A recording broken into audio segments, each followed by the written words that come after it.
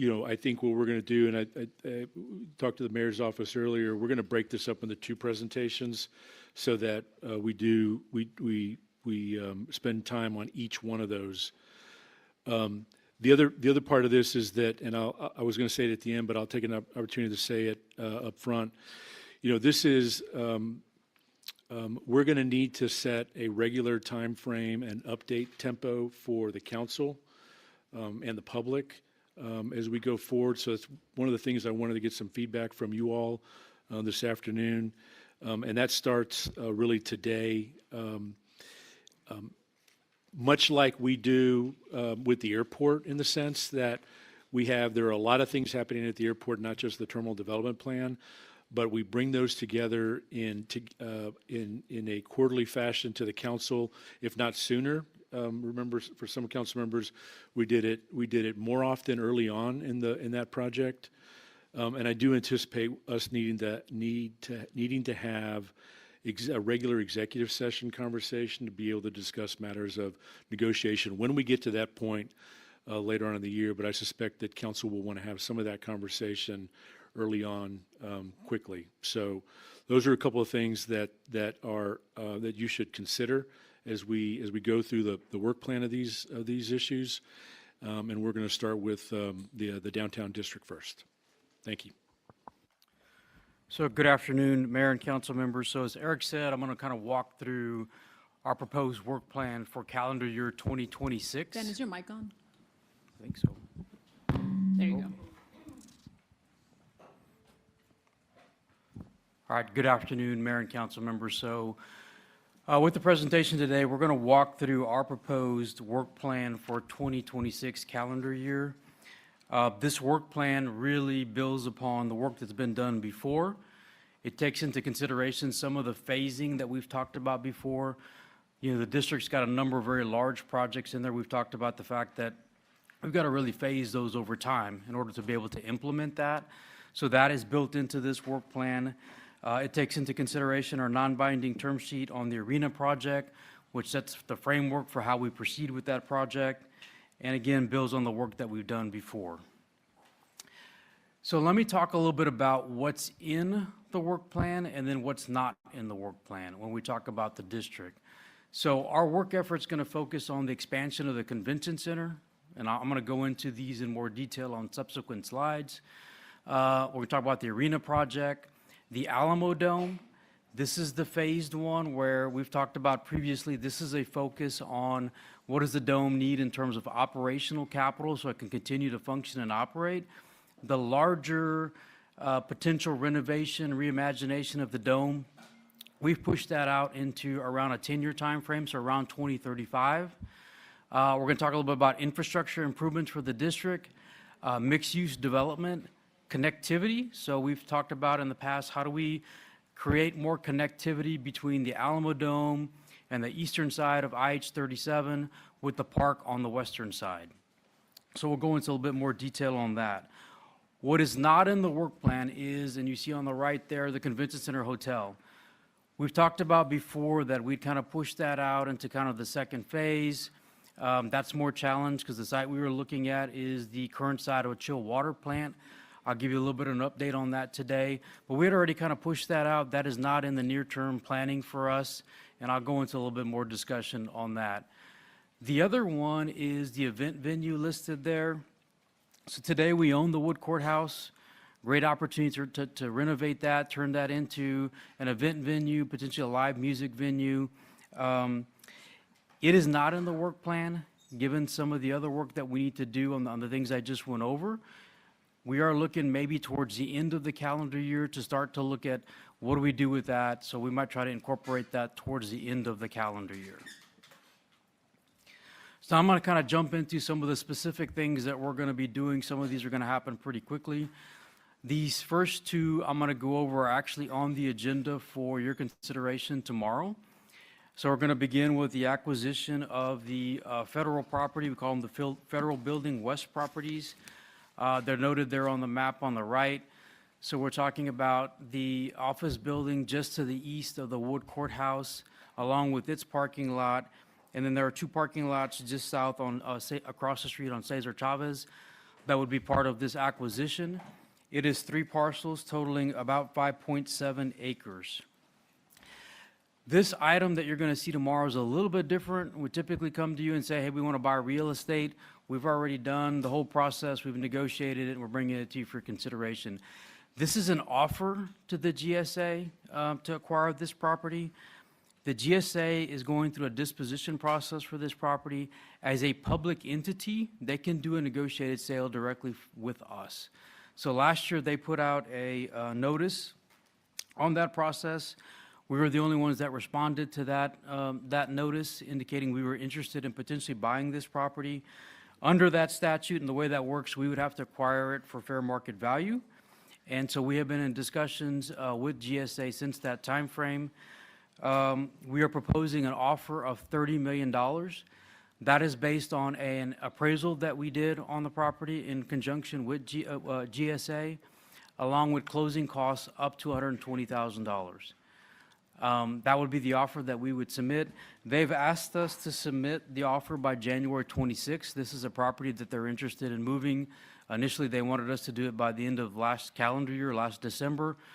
We asked for a little bit of an extension. We were doing some additional due diligence, wanted to complete that before we move forward and made a recommendation to you on the offer. We've completed that work, and that is on the agenda for tomorrow.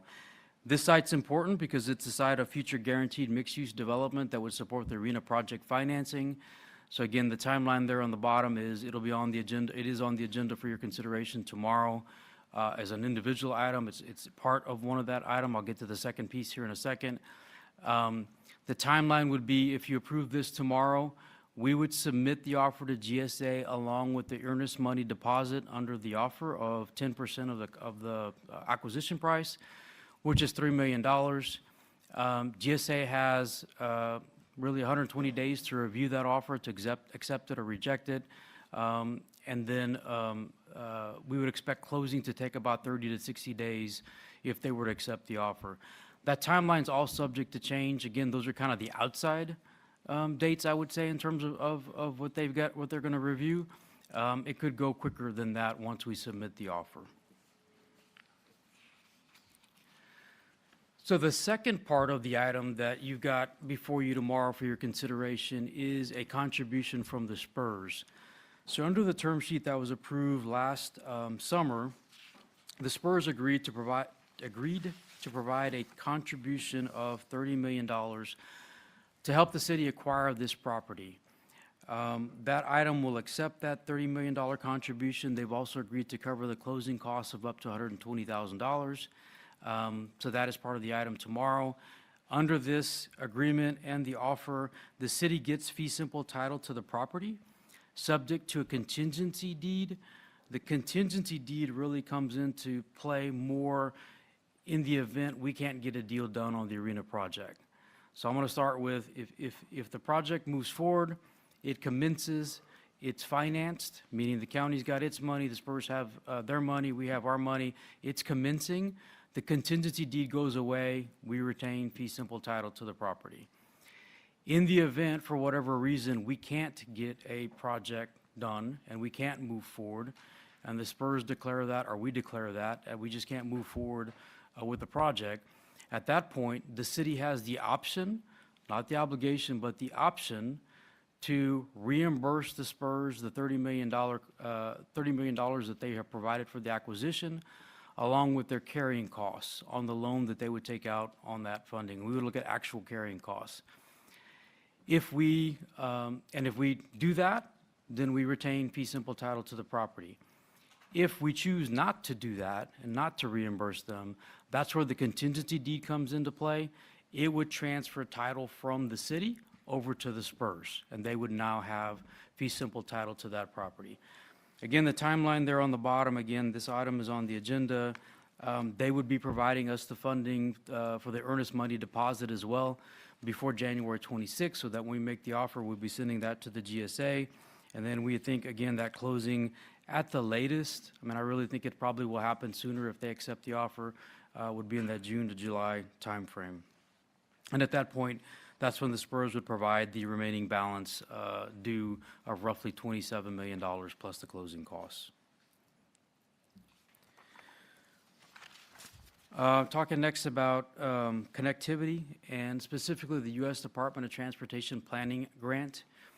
So the city was awarded just under $3 million in 2024 through the Neighborhood Access and Equity Program.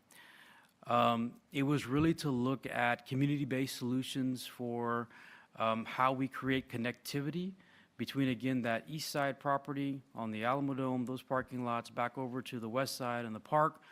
You know, it was going to look at a number of different options, including sidewalks, crosswalks, mid-block crossings, bike paths. Could include larger investments that we've talked about before, like a land bridge.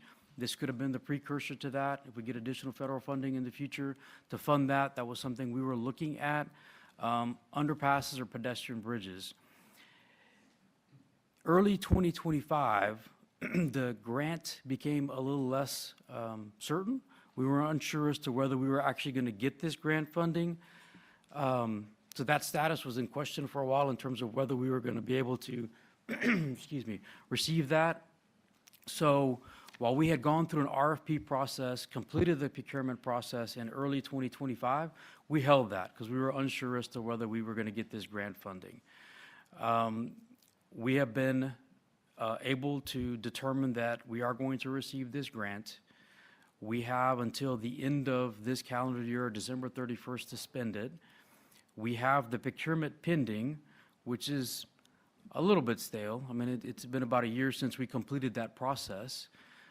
It has this scope built into it, and I should have mentioned, it's a total $3.7 million project because it's $3 million in grant funding, but also includes a local match from us of $740,000.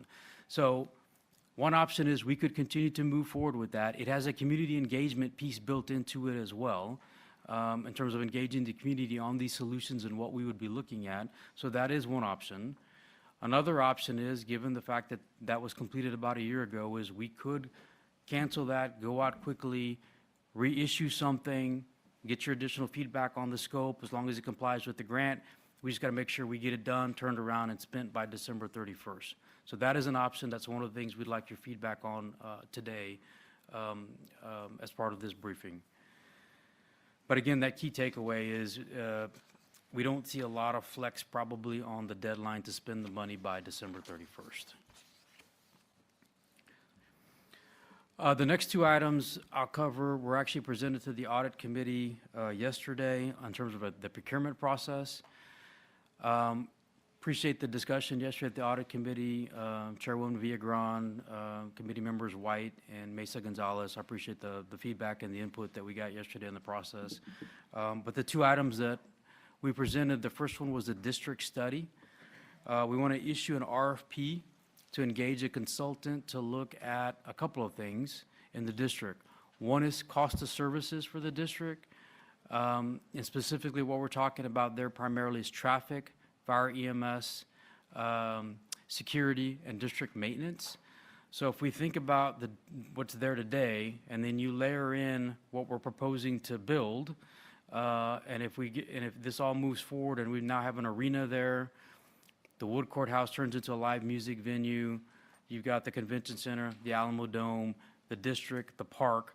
What does that look like from a cost of service perspective for us in these areas? And it ranges. So we could have a day where all this gets built. You've got a small concert going on in the Wood Courthouse.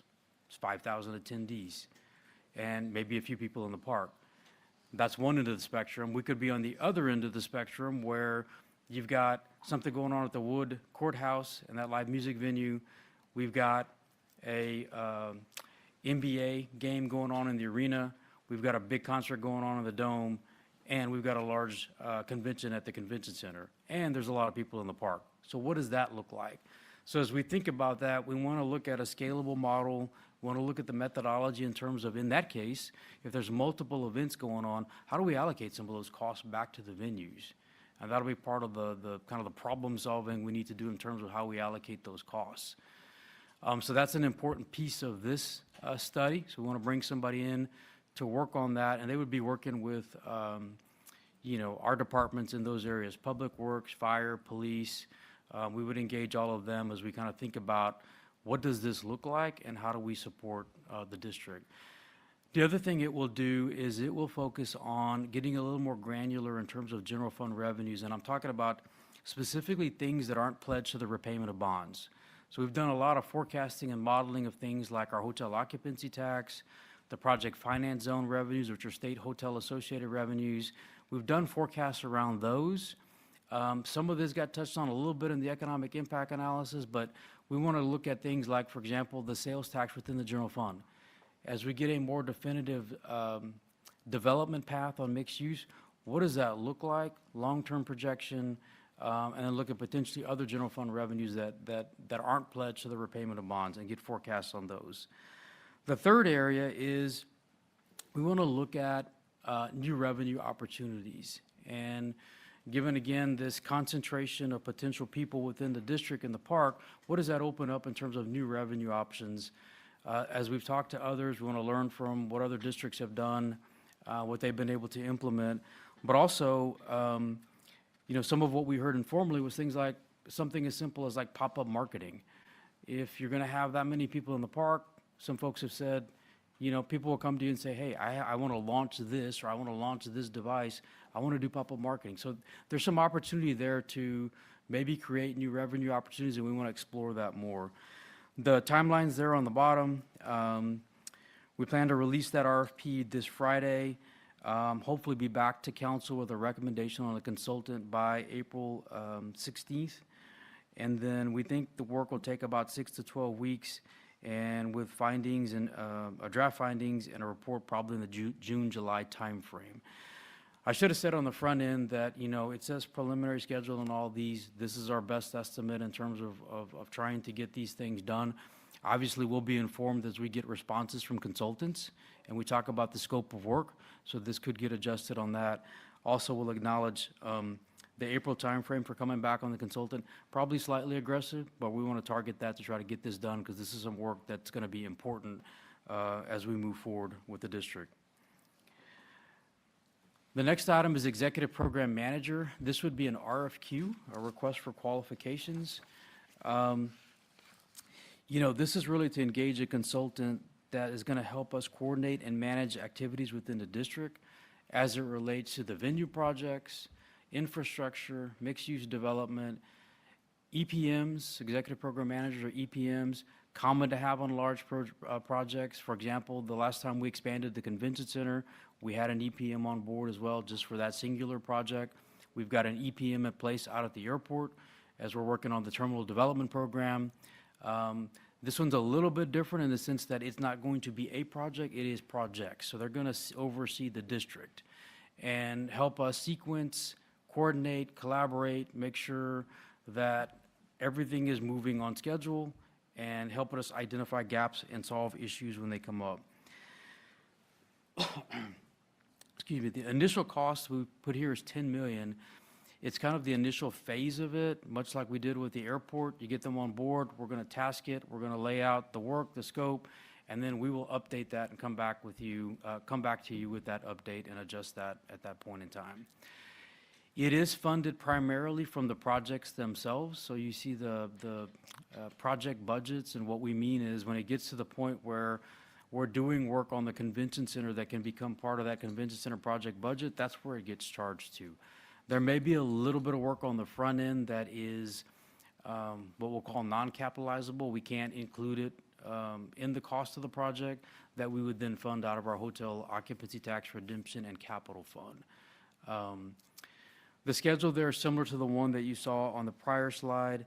We want to release this RFQ this Friday, be back to council in April. April 16th is what we're targeting. And then they would begin their work in April and remain on board with us through the duration of that first phase of projects. Some of the feedback, and we had a really good discussion at Audit Committee yesterday, some of the feedback was around the accountability, managing risk, making sure that we structure the contract so that we can hold them accountable. Clearly, completely agree. Understand that we need to make sure that we have those provisions in these contracts. A little bit complicated. We're going to have to layer this. We'll coordinate with our legal team as we kind of work through these. But think about the EPM as kind of your oversight and kind of at the top. And then underneath that, we'll have contracts for Example, potentially construction of the expansion of the convention center, design for the convention center. We got to make sure all of that syncs and that we have clear lines and that we can hold folks accountable for the work that they need to be doing. And certainly we will work closely with our legal team as we put those contracts together. The other thing we talked about a little bit was the EPM can help us put together kind of the community-facing dashboard. And I know there's a CCR that's making its way through the process from Councilwoman Castillo and Councilman White. We've got a dashboard related to the airport that they helped us stand up, the EPM out there. We'll be able to use that here to help us also stand up a kind of a community-facing dashboard. We can also explore, I know some of the feedback that I've gotten is, will we be able to kind of pull reporting out of there? That's something we'll explore. And really what I mean by that is there's a community dashboard, but could we pull key things out of there on a monthly or quarterly basis and say, here are the major things that happen at a district. We'll push that to you all, and then you all can decide whether you want to include those in your newsletters or communications to your residents within your districts, or we can look at other options there as well. The last part I want to say on EPM, and the other thing they're going to be really important and we really want to work on is the collaboration and coordination amongst the different projects that are happening within the district. Some of this work is going to be happening at the same time.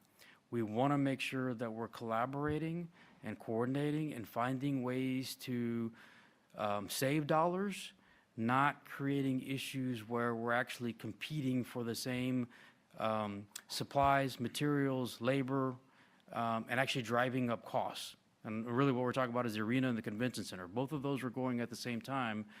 Is there a way for us to collaborate here, for example, in the mixed-use development? Could we order, and I'm just give you an example of things we'll look at, could we order all the steel for all of that at the same time? And does it put us in a better position then to, one, avoid driving up the cost unnecessarily, but two, do we get some economies of scale because we're making larger purchases? It'll be true on labor, it'll be true on other materials, so we really want to spend time on that effort. It's actually in the term sheet with the Spurs. They've agreed to collaborate on that. I know they're interested in it, we're interested in it. Certainly don't have it figured out, but that is something that I think can really work well going forward, and we look forward to those discussions. Acquisition of the ITC property. We have the exclusive right to purchase this property through a memorandum of understanding with the UT system. This would be the site of the arena if all this moves forward.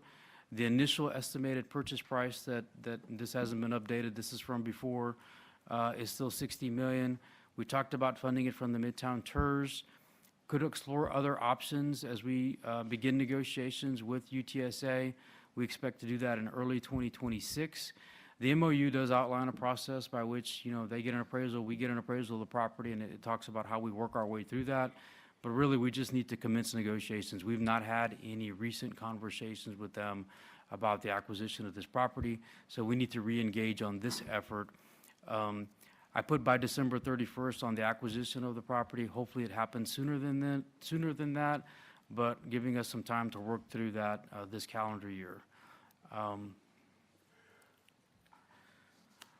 The next is the chill water plant feasibility study.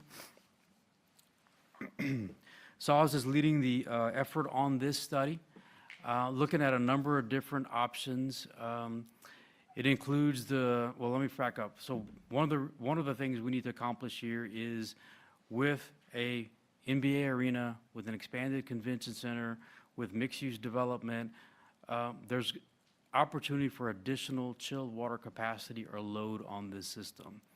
Today, that system, we're probably 70% of that system, and what I mean by that is this chill water plant is like a sub-company under SAWS.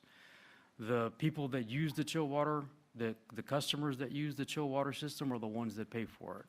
So right now, we're the bulk of that because our convention center and our Alamo Dome are both on that system. They're the bulk of that load.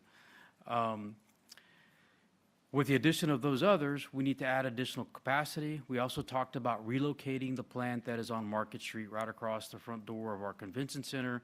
Could we relocate that nearby and then expand and free that site up for the convention center hotel somewhere down the road? That is one option they'll look at. Could we expand and add some capacity at the Cherry Street location? This is the satellite plant that was built near Lot B of the Alamo Dome. And then a third would be, could we look at a satellite location within or near the district where we're just adding the additional capacity we need there as well? I say that because at the end of the day, and we should get, or we are going to get draft feedback from SAWS this month. This whole effort is really to get to a cost-effective solution to getting that additional chill water capacity.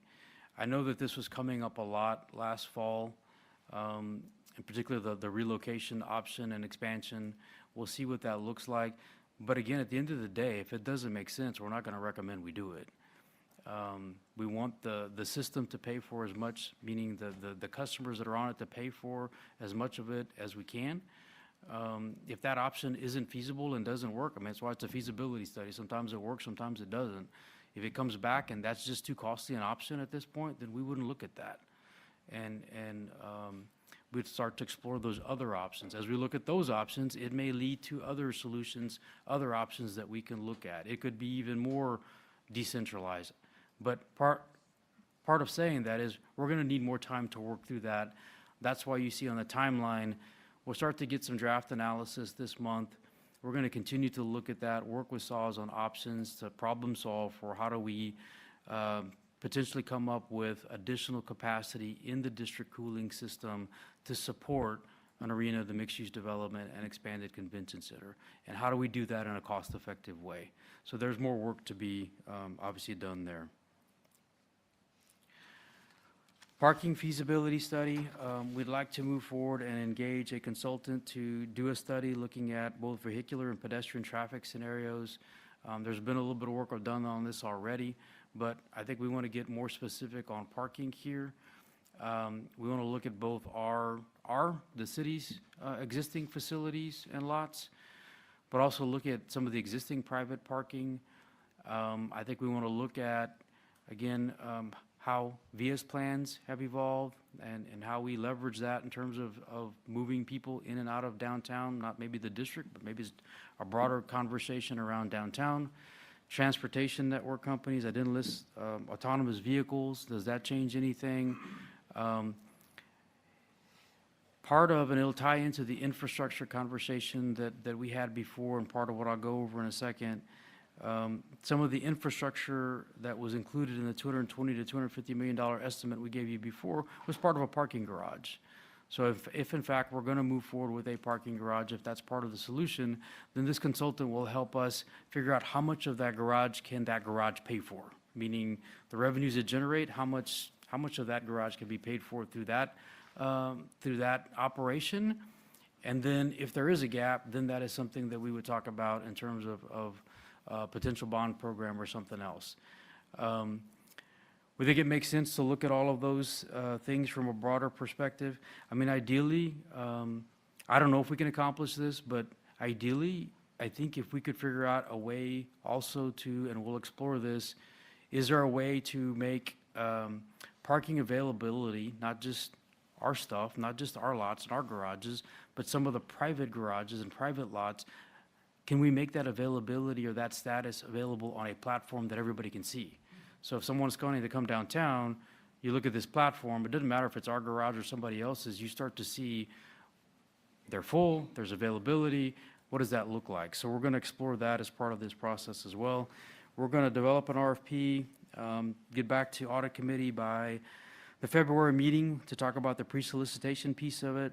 I'd like to issue the RFP by mid-February, be back to council in mid-May with a recommendation on the consultant. We think that work will last about 8 to 12 weeks and would have some findings by September in terms of draft findings.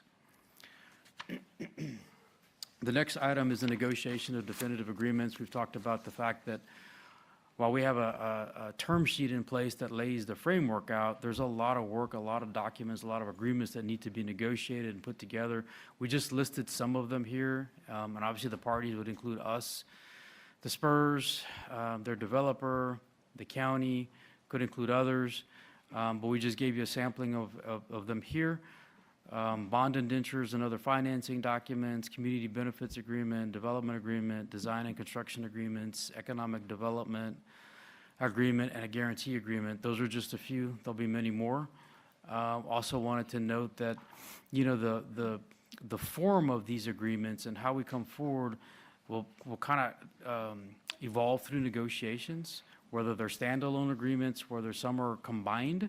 We'll look at the pros and cons of that, work with our legal team in terms of how we should move forward. We put in here that we want to have substantive negotiations complete by December 31st. Again, an outside date. We'll be diligent. We'll be working with our partners here to negotiate these documents. If we can get them done sooner, we'll work on that, but that's kind of the outside date, is to at least be wrapped up by December 31st. Next item is expansion of the convention center. A draft feasibility report was presented to the council back in December of '24. There was some additional work that was done around that. That feasibility study really looks at the end of the day, what should the expansion do in terms of additional square footage for exhibit hall space, ballroom space, meeting rooms. It looks at our market, our competitive set in terms of who we typically compete against. We're going to just work over the next several months with the goal to bring this back to you by September. As the district projects evolve, we want to take those into consideration. We want to look at market analysis again. We want to make sure we've got our space requirements right. We want to look at accessibility to the park. So if you think about the convention center today, it really is front-facing towards Market Street. Very little connection back to the backside or to the park. Do we need to reconsider that? Do we need to look at that? The convention center from a selling the building perspective, maybe there's some opportunity there because of the other venues that are there, like the Wood Courthouse. If that venue does get renovated and it's 5,000 seats roughly, you know, you could have somebody who's got a large convention saying, I'm looking for a general assembly opportunity in a smaller venue that's got a more intimate setting. That building could be perfect. It's right there. So it could be leveraging the assets that are in the park and the venues that we're moving forward with. So we want to take a look at that as part of the feasibility study. But again, the goal will be to bring that back to you by September. District infrastructure, the last time we talked about this, in terms of looking at the vehicular and pedestrian mobility plan and kind of the first phase, what should we think about doing? That first estimate was around $220 to $250 million ballpark at a high level. It included a number of things, intersection improvements, some ramp changes, some ramp configurations over there on IH-37. Some of that was to help the buses get in and out of the Robert Thompson Center. It had a portion of a parking garage in there. You recall it had a large parking garage on the south parking lot of the Alamo Dome, or parking lot A, with a SPUI, or a direct connection into the freeway. We're just going to recommend that we go back, continue to work on that, build off the work that's been done, but continue to refine that. Talk to our partners, coordinate our planning efforts with VIA, TxDOT, other stakeholders. As we bring a plan forward, we want to make sure, one, we understand what the impact of that can be in terms of moving people and cars in and out of the district and out of downtown. But also we want to make sure it's executable. So some of what was in that plan also was leverage dollars. So our match to federal funds or state funds, we just want to make sure that the plan we've got is executable, they're ready to move, it fits within their planning and time horizon, and that we can do that and move forward. The other thing we'll look at is some of the timing of the district projects as we've continued to update some of this. Does that really change how we do some of the infrastructure? For example, the mixed-use development, if it moves forward, what does that look like around the arena? Which phases go first? GSA property, arena, does that affect what we might want to do around Cesar Chavez? So we want to think about that. And then we want to make sure that our infrastructure projects are kind of aligning with what we're doing on the venue side. The Alamo Dome assessment, we talked about the fact that we're really focusing over the next 10 years on just making sure we can provide the operating capital the building needs to continue to operate and be successful. We had a consultant do an assessment. Our team, our staff did an assessment of the building. I mean, they were obviously looking at the building and its needs all the time. Brought a consultant in to look at it as well. We'll get that draft report probably later this month or next month. And that will help us make sure we're planning for that operational capital that we need to put in place. We've talked about in the past creative capital as well. We'll just assess that as we go, as funding becomes available. Are there opportunities to do smaller scale investments in the dome that either have a financial return and/or an enhanced attendee experience? Maybe can we do things around concessions? Can we use technology differently? What do some of those things look like? We'd want to make sure that we're doing things that if a major renovation happens in 2035, you don't have like a stranded investment where we've not really recouped that. So we want to be careful about what we're looking at and what we're doing there. Again, we plan to present some updated recommendations by September of this year. The next one is displacement impact assessment. Based on our TERS policy, a displacement impact assessment would be conducted by our Neighborhood and Housing Services Department. They've already started some of this work.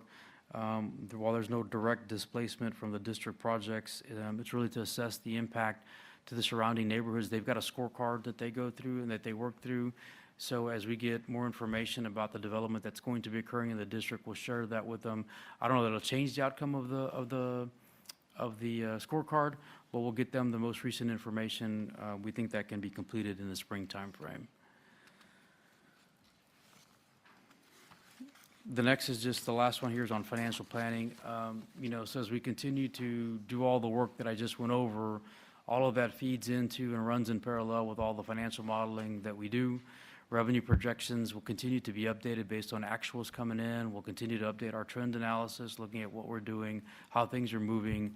Assumptions will change and be updated. So as we get project assumptions, timing on projects, when things are happening, sequencing, all of those things, we'll build those in. So this will be a bit fluid for a while, but they'll be running in parallel as we continue to update those. Information from some of the other studies will also feed into this financial modeling and planning. And then, of course, we're always watching financial market conditions to see if there's anything we need to adjust. This will be occurring throughout the year, and again, will be running in parallel with all of the other efforts that I just mentioned. Mayor, that's my last slide. I'm going to turn it over to Eric, who I think is going to wrap up this part of the presentation.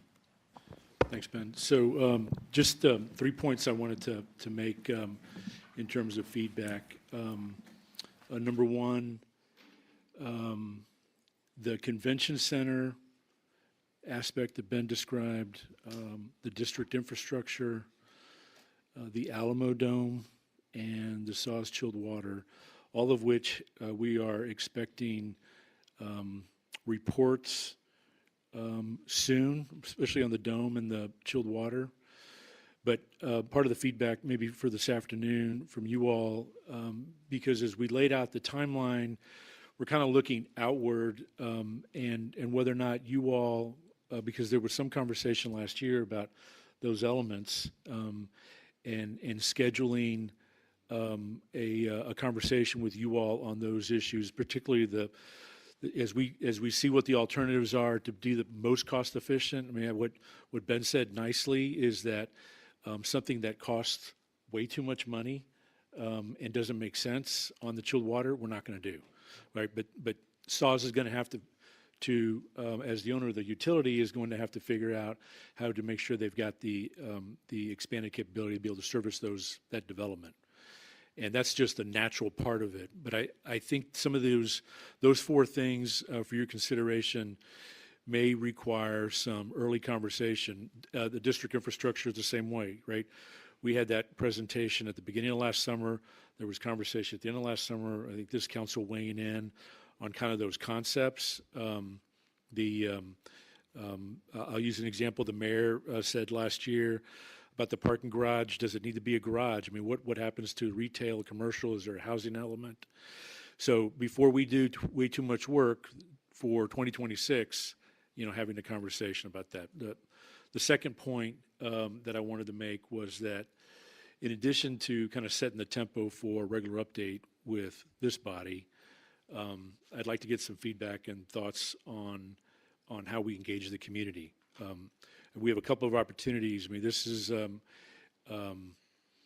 today's presentation is one of them, right? It could be this kind of presentation, and we start that now. We didn't want to. We wanted to kind of get some feedback from you all how we do that, but we also have some opportunities through that now that the U.S. Department of Transportation has clearly told us that we can utilize that planning grant money. That is another community engagement process. So we have some tools that we can use, and I'm interested in hearing from the body on what your thoughts on, and then we can develop a plan and bring it back to you all.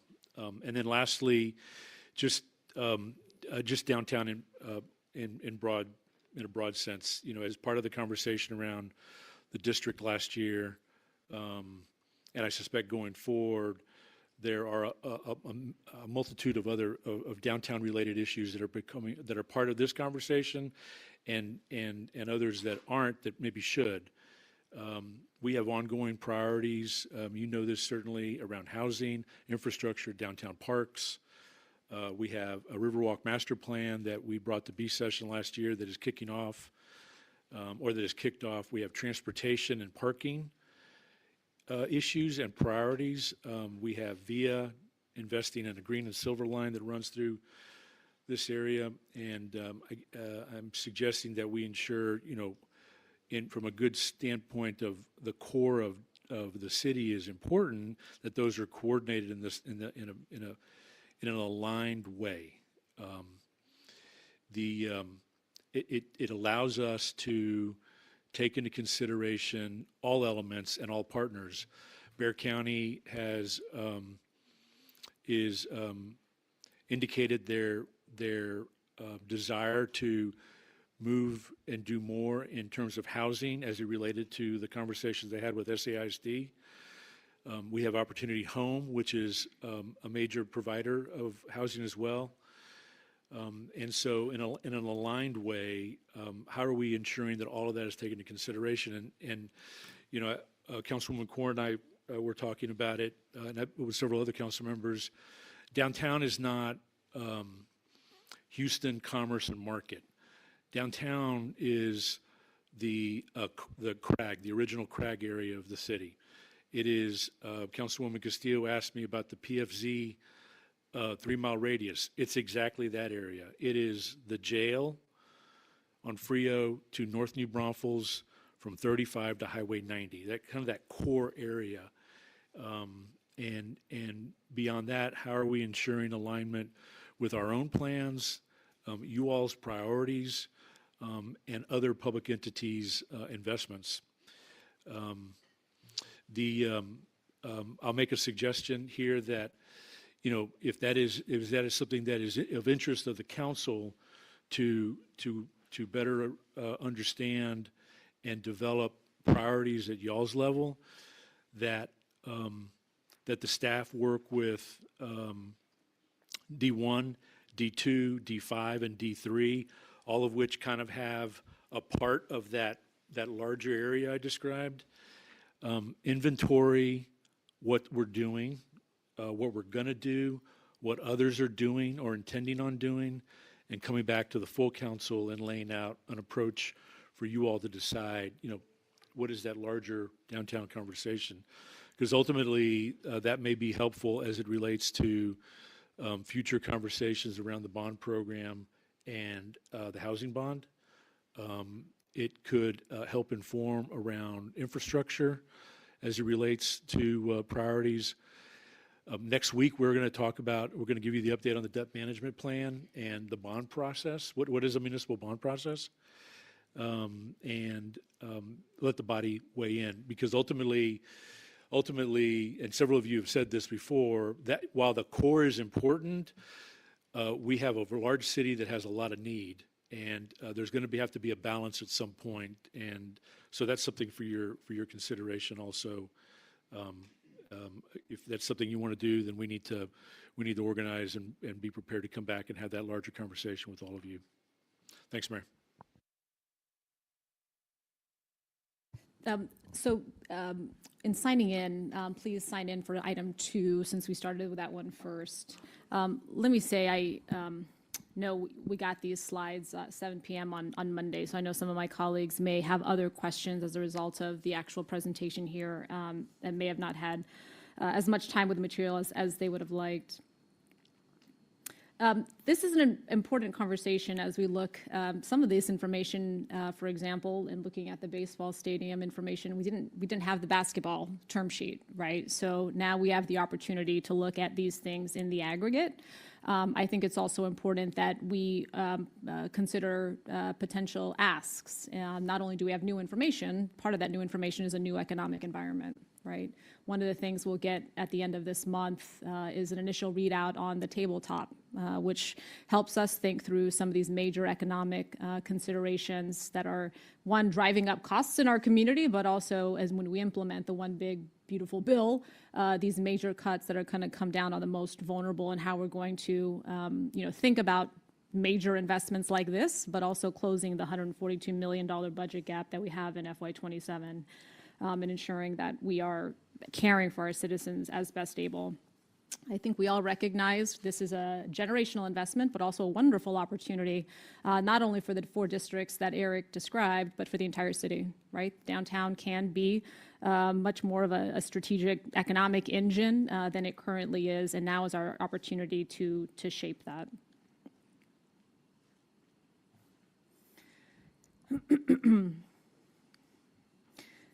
There is, as you've heard me describe, I think there is a need for a downtown master development, so that we are, when we're looking at phase 1 of either of the basketball arena or the baseball arena, that we can have something in mind so that we're not, frankly, just reviewing what we're being offered, but thinking about some of those offers in the context of the downtown that we want and that we deserve. So some of the things that Eric just mentioned, I think certainly would need to be incorporated in that. And not just what we know we need today. We know we need a lot more affordable housing than we currently have, but also for the growth that we know is coming to our community. Right? We're expected to see a city the size of Austin join us by 2050. So now is the time to be thinking about not just, the basketball, the sports entertainment district and the baseball stadium and what that looks like, but ultimately the growth that we know is coming. Okay. Let me go to my colleagues here and I'll provide comments at the end. This is for item 2, correct? Okay. Councilwoman Kaur. Thank you, Mayor. Thank you, Ben, for this presentation, and excited to be talking about this again. As I was listening to you go through the slides, I can't help but think there's so many studies that are going to be happening next year and so much work that is to be continued. So I just wanted to shout out Councilmember White and Councilwoman Castillo's CCR that they put forward that I know is going to come up about a dashboard to kind of show the metrics. And I'm sure you guys will talk about it too in your comments, but we definitely want to be able to track progress and metrics for this area. And then to the mayor's point around like an overall, full context for downtown, Eric alluded to this too. And downtown is not just the area within 35, like he was saying.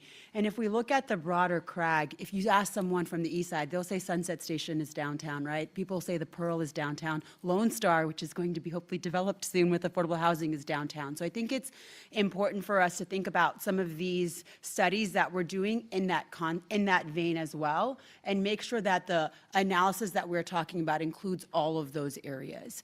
I do think there are a lot of pieces already happening. And so I obviously support Eric's proposition to have us come together and figure out how do we put all these things together to make sure they're all in alignment and that we're moving forward together. But I think my biggest feedback on the presentation today is there are things that we can do now that we don't have to wait for an arena to get built. And I think the first thing we have to start with is parking. The amount of times I hear downtown, oh, there's no place to park, but we have so many surface parking lots, it's insane that we don't really even need them. So I think out of all of the things that are in that RFPs for next year, I think the district study was coming before the parking feasibility, but I actually think we really need to prio parking feasibility. You should be able to, we want to build a downtown where not only tourists are going to naturally come to, because it's where you look up when you come to San Antonio, you come to the Riverwalk, but we want to build a downtown where our residents want to come down to as well, and don't feel it a burden, and don't only come down when there's a big, when there's fireworks or a big show or a big event. And so I think the number one barrier we've got to remove from there is people thinking it's not accessible because of parking. And so I think we have to create an online tech-based system that's an easy app where you can see all available parking to you.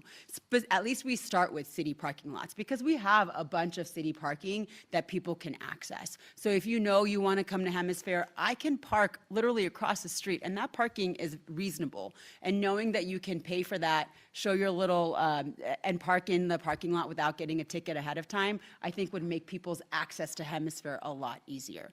So I think the number one thing we've got to look at is parking. And then also on top of that, for my neighborhoods, because it'd be remiss if I didn't say it, is parking enforcement in the neighborhoods. We've been doing it more thanks to Maria and the team in the last several months. We've gotten really good feedback, because there's nothing that's more frustrating to someone who's living in and around downtown than someone parked in front of their driveway, not letting them get out.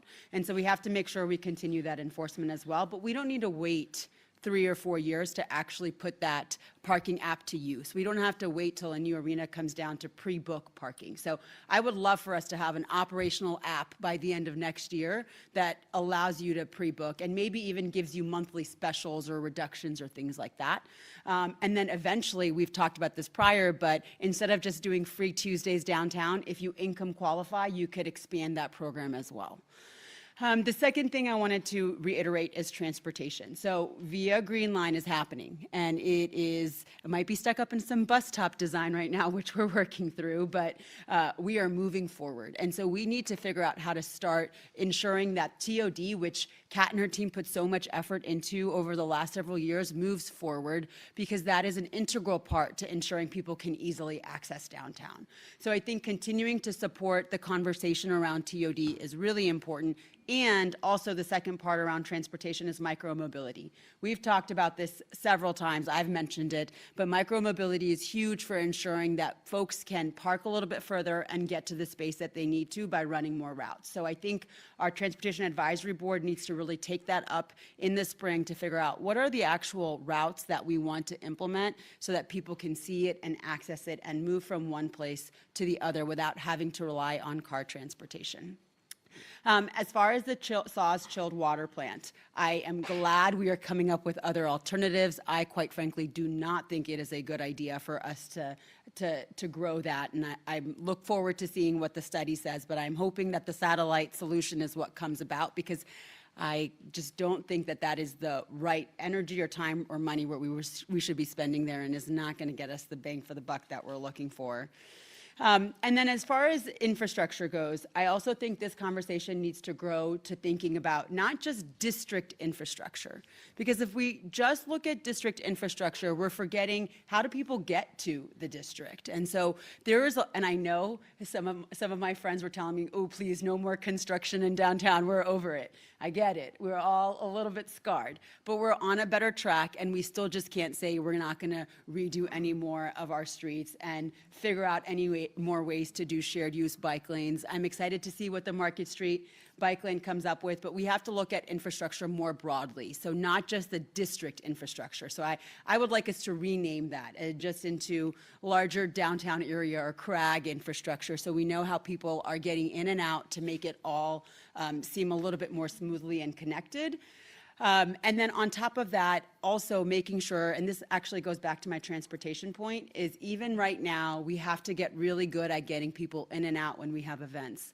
I had calls again from my Lavaca neighbors this weekend that there was a change in pattern for how you could get out from this weekend for the Alamo, the MVP game on Saturday, and it was tough. So we got to get really good at some of these things so that they don't become even a bigger challenge for us in the future. So an updated live website that shows how you can, where the blockades are, how you can get in and out is really important.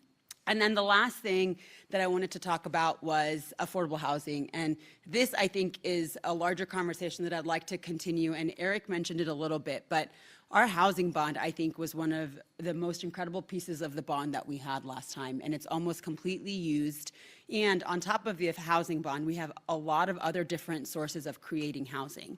Just around the district right now, there are 3 areas that are going to be considered for affordable housing.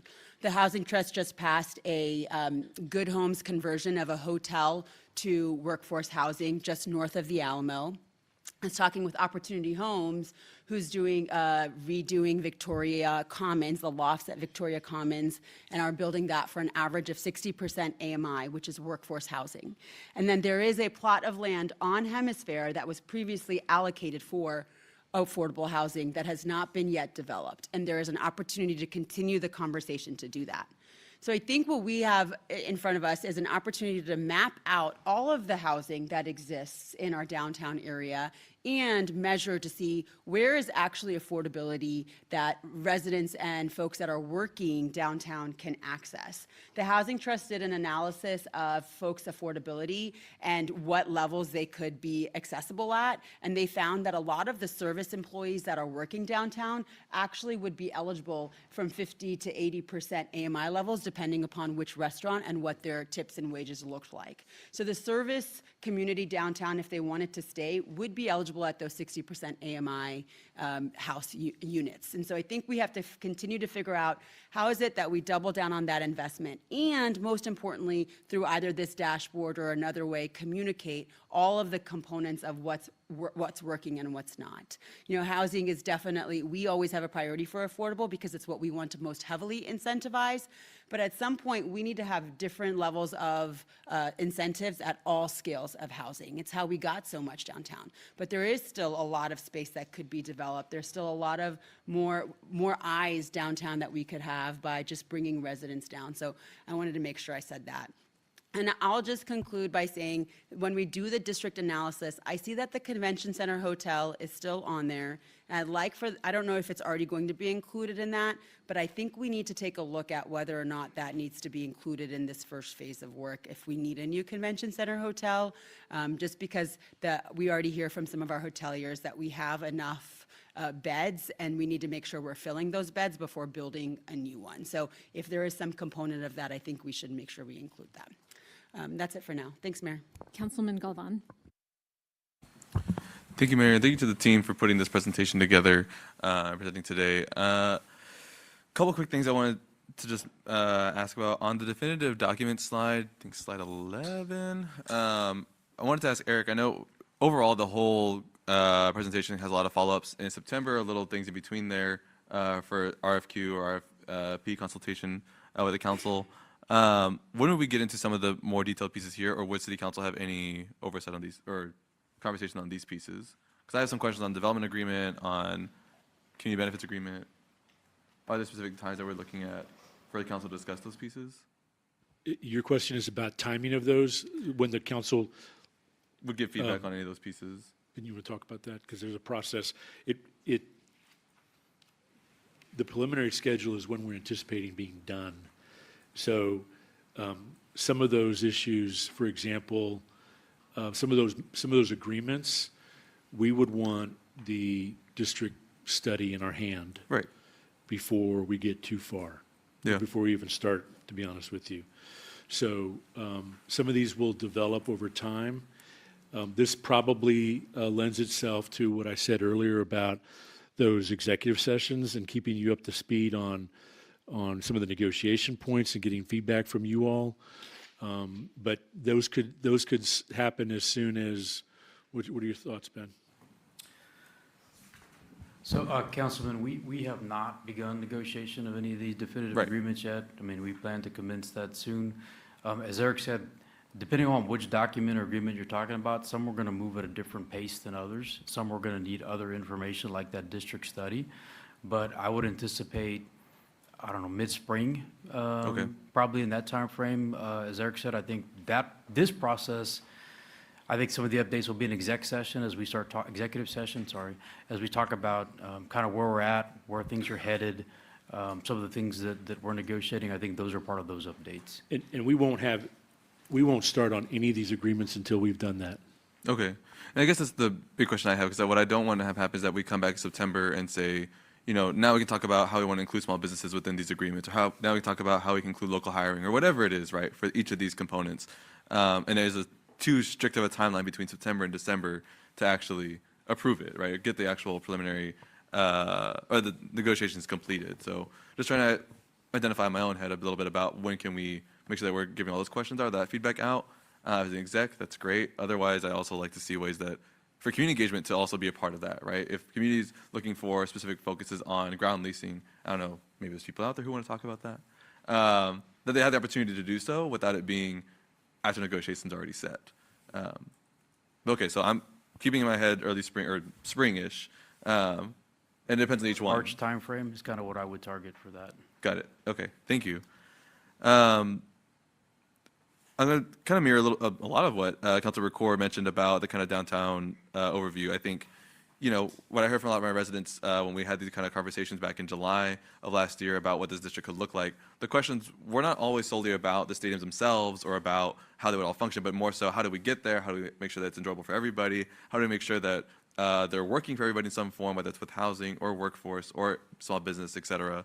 And so I really think we need to have some structures in place, or at least working to create those structures to then deliver on these goals. So I think when we talk about housing, I think Housing Trust is the key player in all of this, right? I think if there's a way that we can make sure that with the next housing bond, personally, I think it was a good way to find a way, it's a good thing to look at how to find a way to make sure that the Housing Trust is able to provide any kind of loans in our own kind of way that are locally administered here to create affordable housing, as well as any other kind of housing, but primarily affordable, that we have a bit more control on, versus kind of waiting to see if the market can produce, waiting to see if someone gets a light tax credit, waiting to see if someone gets this incentive. Rather, I think it's important for us to look at cities and counties that are doing a more direct action here, that is a revolving fund as well, that can we get some support back to continue our housing developments, not only in downtown, but throughout our city. Similar to the ones in Chicago, I think about the Residential Investment Corporation, Montgomery, Maryland as well, with their kind of work there, to just, again, kind of get that focus there and to keep it there. And we have a structure versus saying, we need X amount of housing, how do we get it? I'd rather have the how worked into this, whether it's through this year or later on, but I prefer sooner than later so that we can really deliver on this and not say, this is our goal, but we had no means to actually get to it. That's what I think on the housing piece. On the transportation, parking and such, right there with all of it, I want to make sure that we're able to have enough parking that we need, but I think the parking piece has to come around with Via Park and Ride, any kind of similar efforts that can align with Via Transportation, rapid or otherwise. What I don't want to have happen is that the infrastructure investments we're making downtown become just more ways for cars to get through a lot faster, and then it just becomes the same traffic level or more, right? If it's parking garages on the edges of something of that sort, if it's parking rides across the area that we can maybe focus in on, I think that'll be really helpful for Central Plaza, for Ellis Alley, ways that we can make sure that those are activated more often, so that way our downtown is more focused on infrastructure that's more complete streets, right? So where we can get to Councilor Corr's point, how do we get people from the inner surrounding areas and even external areas to downtown without having to use a car as often? I think that's just the only way that we can really get mass transit through the downtown if we're trying to really focus in on TOD and just larger density in the area. I'm curious to see what ways downtown specifically can generate some kind of specific funding for this infrastructure work. I know, of course, the PID does different things with Centro. The TERS have their own kind of focuses, but I wonder if there's any way to kind of focus in this effort that way it doesn't eat up too much into the larger infrastructure bond planning for the rest of the city. I don't have a full detailed thought on that one, but I think that's just where I'm stuck at. If there's a way that we can find funding specifically for this work, whether for complete street activation, for bus stop whatever it is, those infrastructure needs, I want to figure out a way that we can do that in a good balance without it impacting the rest of the city. For my district, right, who's looking at, yes, I want to be able to go downtown, but also my streets are still under severe damage, or we have big bridges that we need to fix for our drainage. Just trying to balance that out. I would be interested to see what other cities have done to create maybe specific infrastructure funds of some kind for the area. I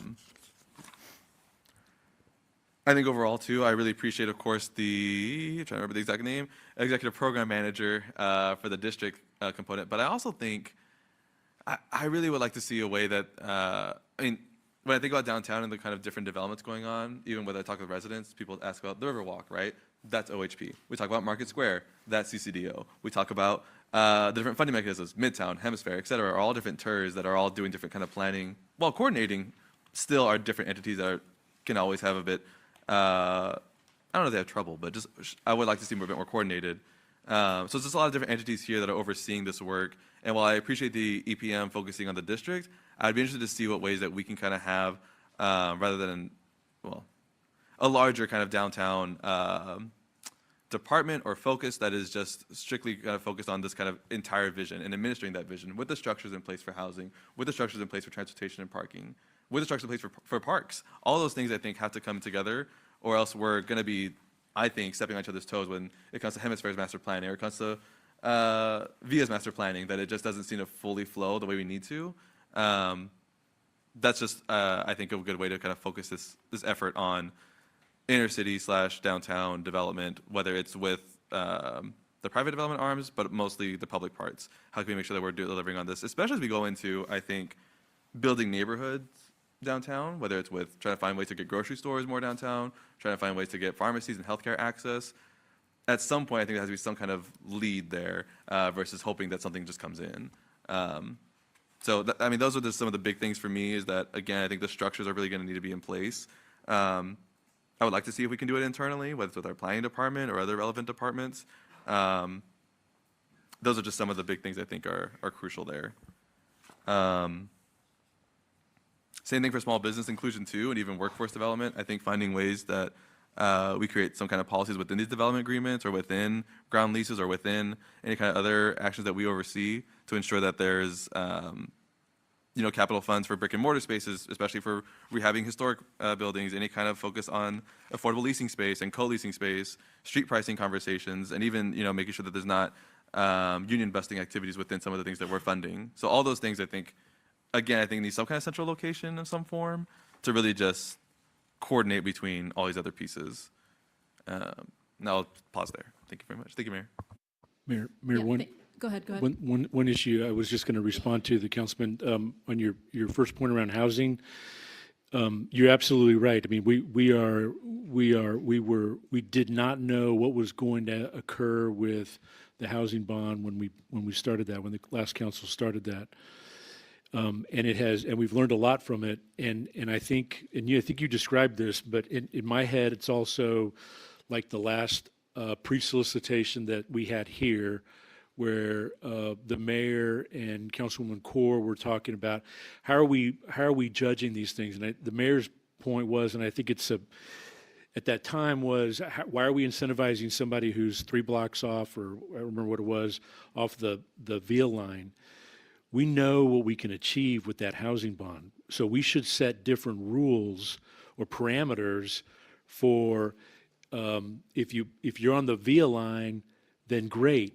If you're 3 blocks off, then good luck. And we know more, and I think we've evolved. And so it's kind of taking that conversation and thinking through not just for the core area of downtown, but broadly what we can do. Because we know a lot more now, and we were able to efficiently get that money into production. But I think we can set some parameters, and it could be tied to TOD corridors, right? And it could be to VIA line and the green and silver. That could be a priority of the cities, because we went through that effort to establish TODs so that it made it easier for development along those areas so that people will use the mass transit. And if we don't do it, then are they going to use the mass transit? And so it is I 100% agree that there's an alignment that we should take a position on as a city and the council to be able to set that framework. In your second round.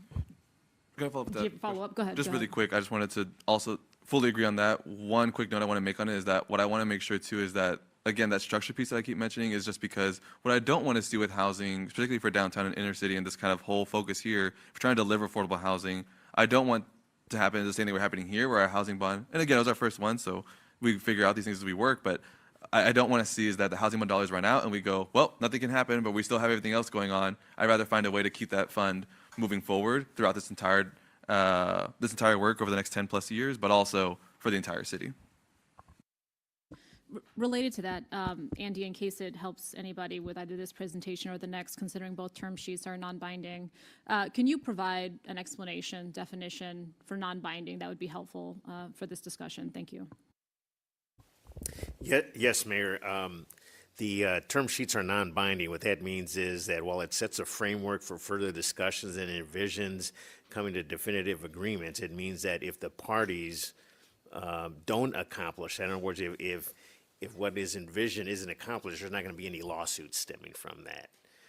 But it does set a framework for continuing negotiations. There's not that hammer of a potential lawsuit if something doesn't occur that is expected to occur. And so that's what a term sheet does. It sets that framework. Councilwoman Villagrán. Thank you, Mayor. Thank you for the presentation. Ensuring that we have a vibrant downtown, we tell our story, has been a focus of mine, whether it's because I'm a daughter of a employee, a City of San Antonio employee, someone who went to high school downtown at Providence, or because of the history with a descendant of the Alamo, or my time at Visit San Antonio. This has been important to me. And so I think when we talk about this, and, I'll call it the San Antonio Sports, Culture, and Entertainment District, or we can call it the San Antonio Sports, Culture, and Entertainment District as we move forward.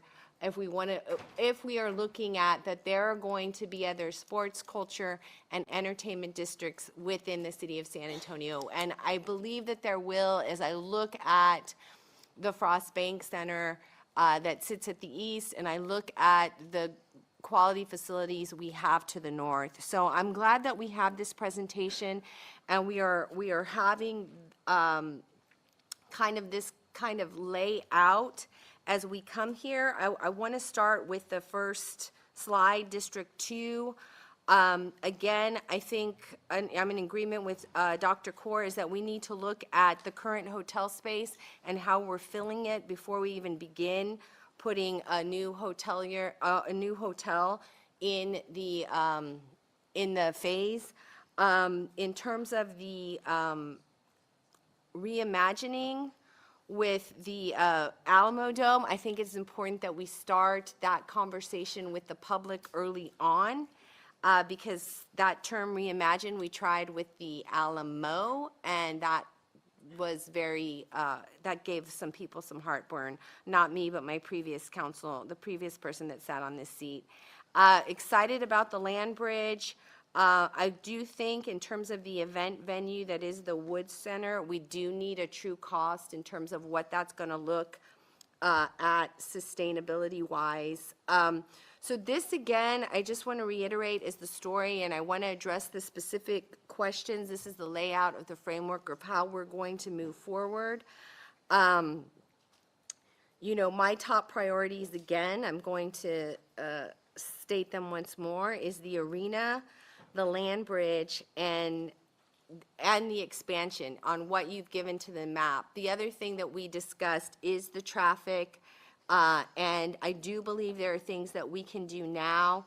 I am interested in any online technology service, but you know this, Eric, and I'll tell you again, I want to begin with the garages we have downtown and the fact that they need to tell us how many empty spaces we have.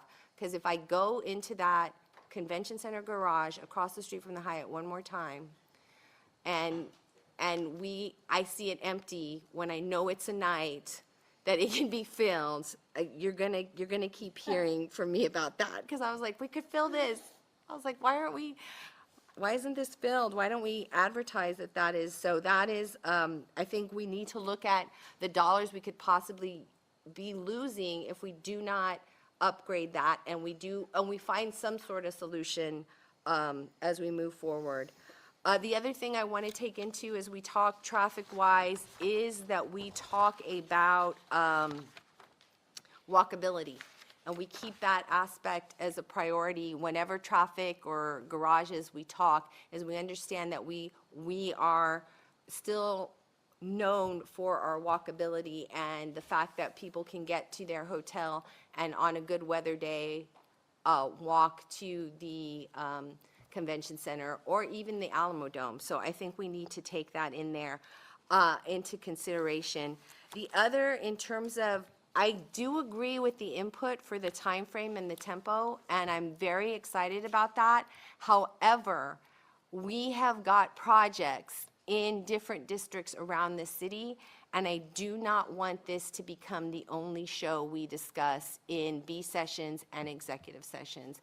8, 9, and 10 have projects, 7 has projects, I have projects deep south. We need to be able to make this more equitable, because I felt like the first part of this or the last part of this budget session it was downtown all the time, and I do not want to see that as we move forward. In terms of the land bridge, I know the effort that was put in, because I sit on the committees about putting that out. I would like to see if the team could go and discuss what we have there, what sort of percentage they're looking at. I'm assuming it's an increase, and if the team warrants, we just need to send it back out for another one. But I do want to have the conversation with the efforts that we put that there. Executive programming manager is key.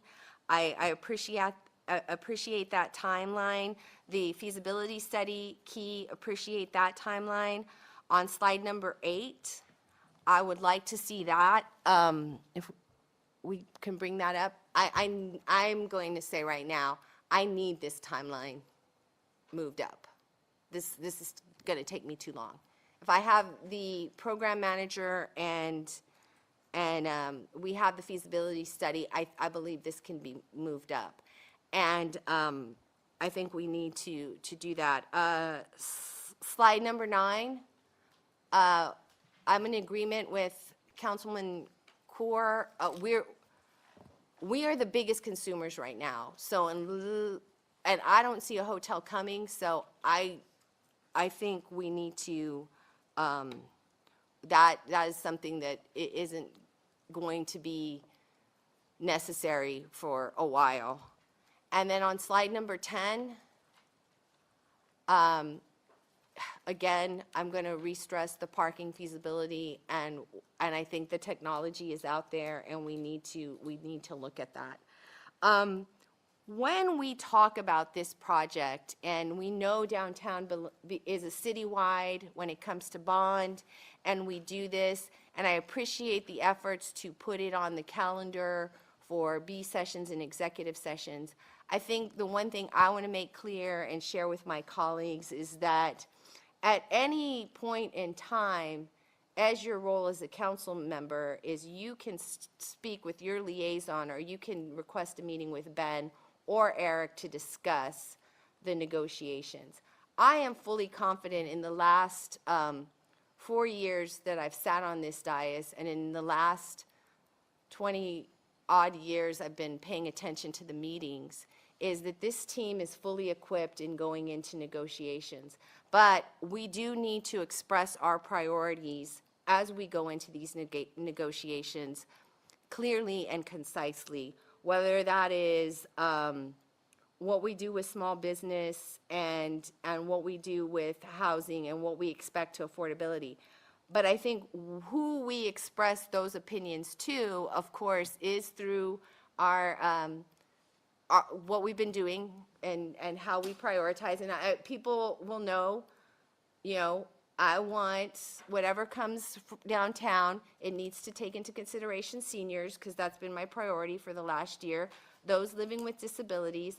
But in terms of specifics, I want us to stress that that is the conversation we have with ourselves, with each other, and with our negotiators, which is Eric and Ben, as they go into that. So I want to stress that we've got the time. I don't think we need to wait to continue to have those meetings and express what we want to see focused on. I think there's a way we do that as we interact with the community.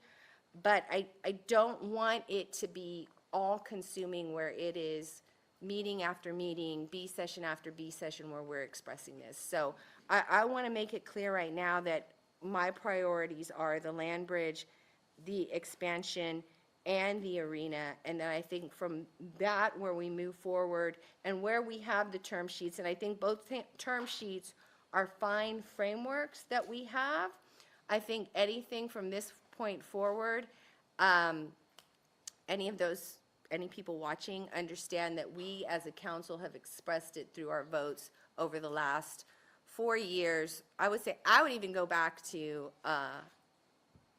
Mayor Castro for the last 16 years about where we want to move this city. And I think the one thing is we want to move this city together and in consideration of all the people and all the districts, and that we're all fully committed around this table that downtown belongs to the entire city of San Antonio, and we want to help our councilwoman as she deals with the neighborhoods day to day, because I have had neighborhoods from you want to be like, oh, you want to come talk? And I'm like, talk to your councilwoman first. So I want to thank you for the presentation and look forward to getting more updates. Councilwoman Thank you. Aldrete Gavito. Thank you. Thanks, Ben, for the presentation. I'm going to start off with the bottom line up front, and that's, Eric, that this looks good, and I want to move forward with this, all this, with all of the slides on here. I think that this is all important work. It's a lot of work, and we need to keep moving forward. Really quick, some feedback on the slides.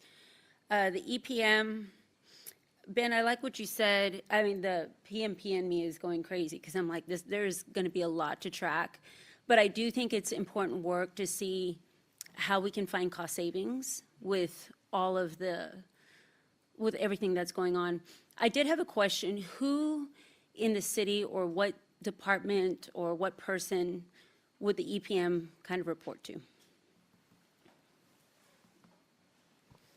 Ben's going to let me answer that question. So, and we talked a little bit about this in December as a group. You know, we're going to have a designated individual or a small group of individuals to oversee this effort. And so we'll need to have that person. And we'll have that person and that group established before this item gets solidified. So we started working on that at the end of the last year, and it's still in development. Okay. But I think what's also important to stress is that it also isn't just one person's job. I mean, Sure. there's a governance structure. Yep. And I don't mean a governance structure like the city council. I'm talking about internally in terms of how you manage projects of this Right. size. Right. You have elements of capital, housing, downtown, public works, the convention center. So it'll be part of a structure that we will replicate, and it's the same structure we utilize that at the airport. Yeah. But that person, that group of individuals will be responsible for that day to day. Right, and yeah, again, you know, the project manager in me is like, oh my God, there are so many moving parts. And I'm fully confident that we're going to find the right EPM partner, but I definitely want that coordination with the city, because I don't know if it was Councilman Galvan or Councilwoman Kaur who mentioned it. There's going to be a lot going on downtown, but there's also a lot going on, or, you know, as Councilwoman Villagrán, as she just mentioned too, there's a lot going on in the rest of the city. And so that will take some coordination as well. And so I just want to make sure that while the focus is a lot of downtown, the left hand knows what the right hand is doing with all of this.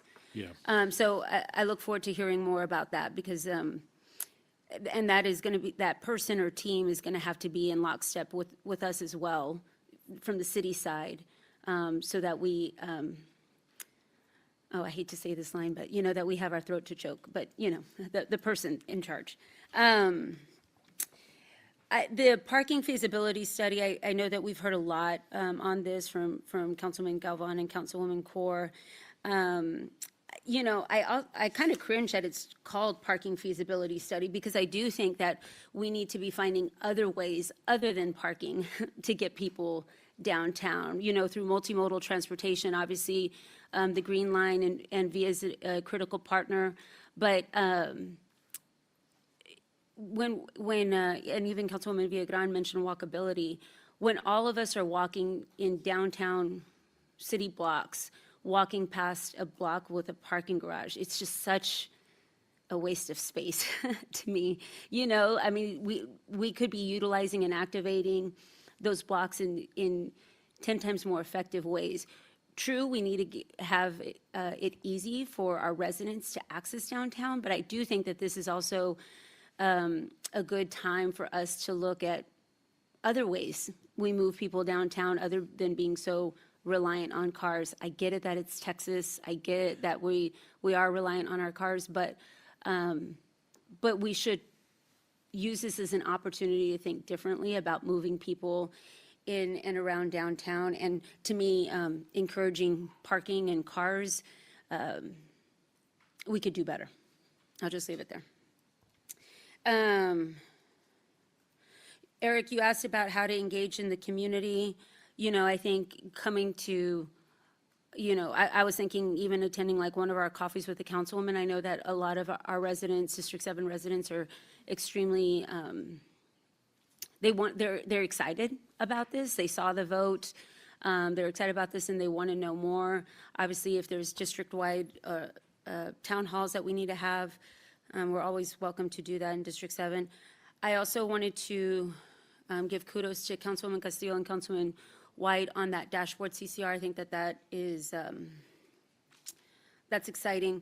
One of the things, and Councilwoman Core talked about what we can do now. We also talked about how construction is so horrible. One of the nagging problems since I've been on council, and I know Councilman White and Councilwoman Core have tried to tackle this, is the construction impacts on our small businesses. And it's only going to get worse. And so I think that this is also an opportune time on going back to what we can do now on saying, how are we going to prevent these negative impacts to our small businesses as we're moving forward on this project plan. I think that what we've done in the past hasn't worked clearly.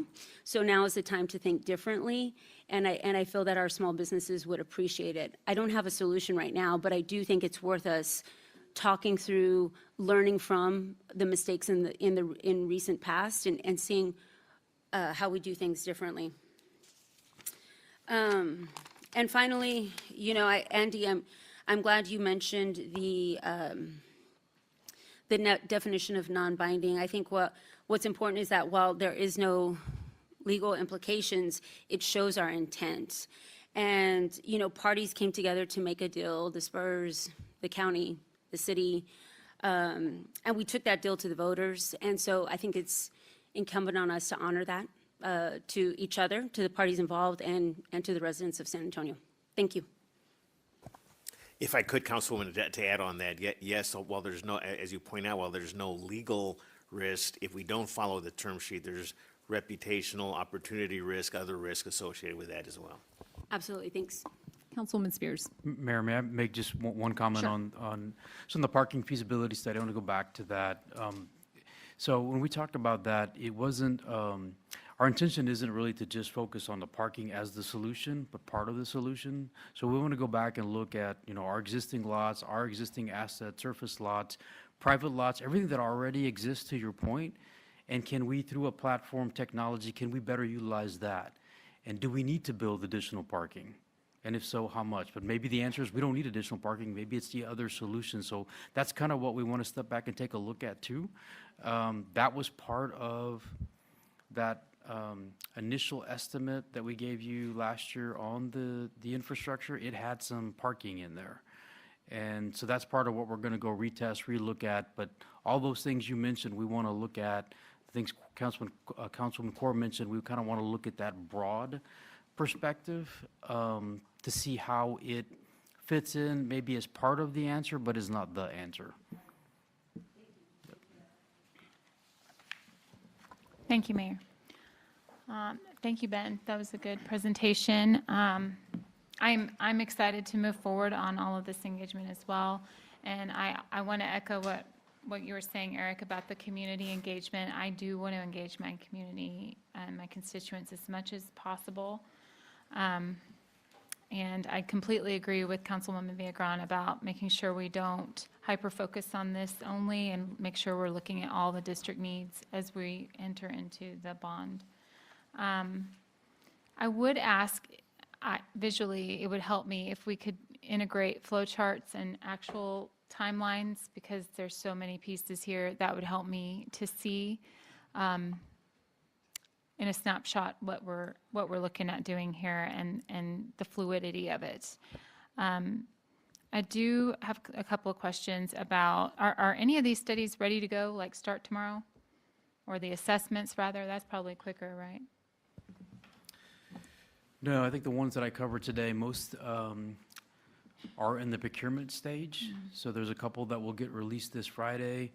The parking one, I believe, goes to audit in February, so it'll get released mid-February. So most of those are in the procurement stage. Would start the study stage probably late spring. So I'm glad we're engaging experts, because these are so many things. We clearly can't be the knowledge base for all of these different components here. But I have concerns about the timing of this. If you look at it, a lot of these are going to end in September or the end of the year. Land purchasing in July. The EPM luckily is likely April.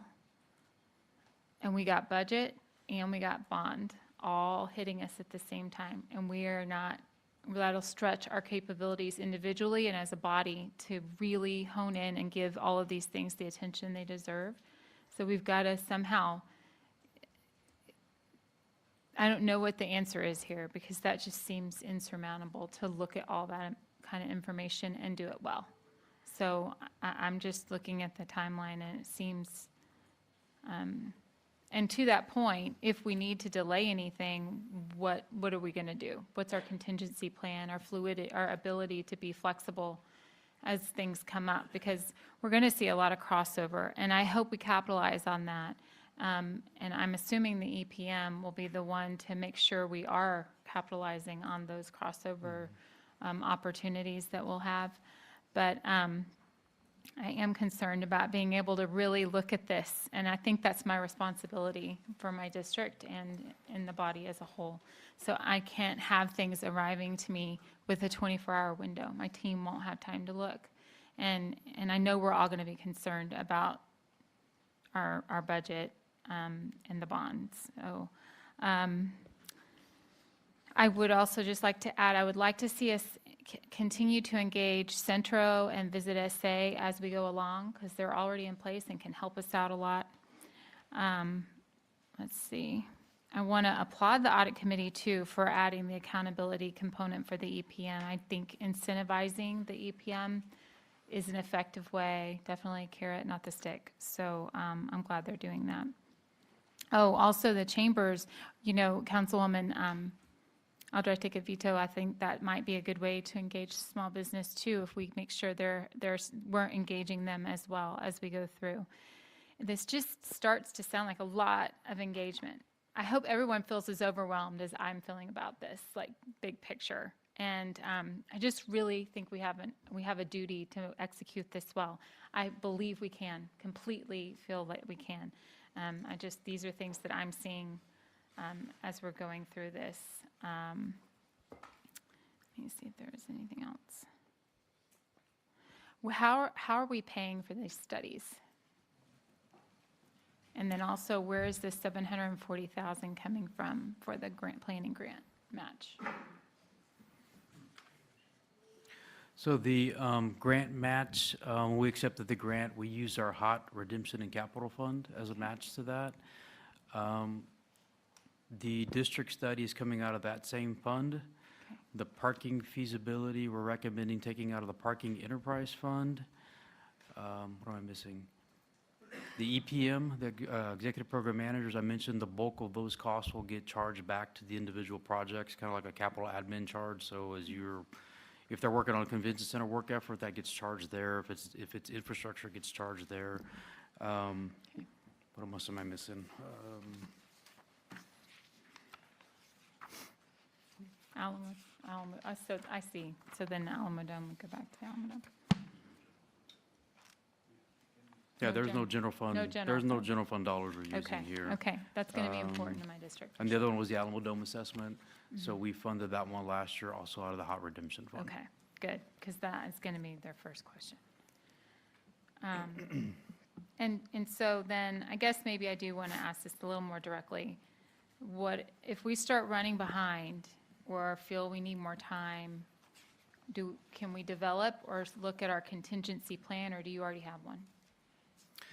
So, Councilwoman, I'm going to go back to slide 2, and I'm going to clarify a couple things and answer your question. So slide 2, here's the right-hand side was a district as it was presented before with all of those venues and all of those work efforts. Hotels come up a couple of times. The stuff listed on the left is what we're going to focus on and work on. It does not include the hotel. So even if the chill water plan, if it comes back, the draft study says relocation and expansion is not an option, it's not feasible, we are not pivoting to go then find another location for the hotel. The hotel is pushed out for us. The dome major renovation is pushed out for us, so that's not part of our work effort.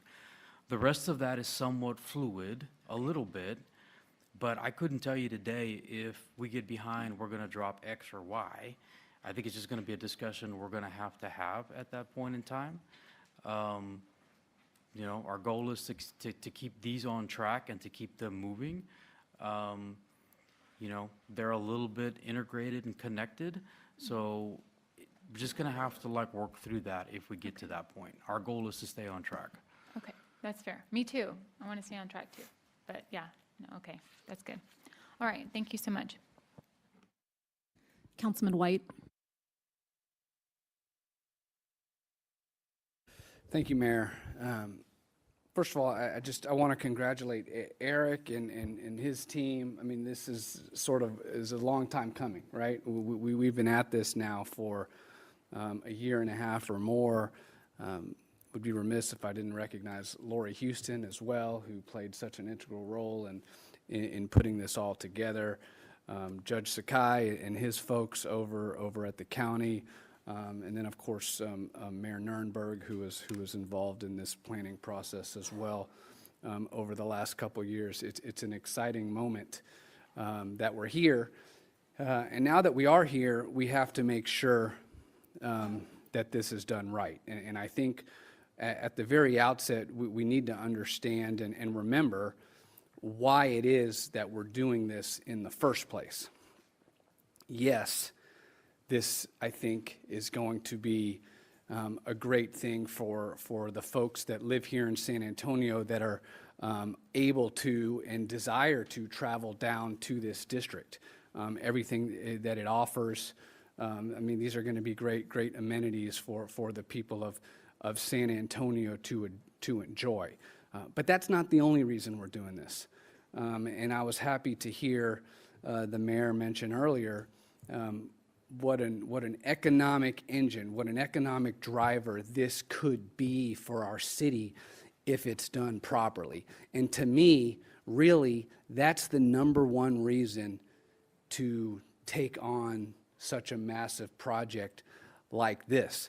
The revenue that could be created if this district is done well, the revenue that it will create for the city of San Antonio to do all of the things that our citizens expect us to do, right, on a day-to-day basis. Number one, keep them safe, right, public safety dollars. And then number two, infrastructure, making sure we have an up-to-date infrastructure all around this city. We know we need more money for streets and sidewalks. We know we need more money for the drainage issues that we have in our city.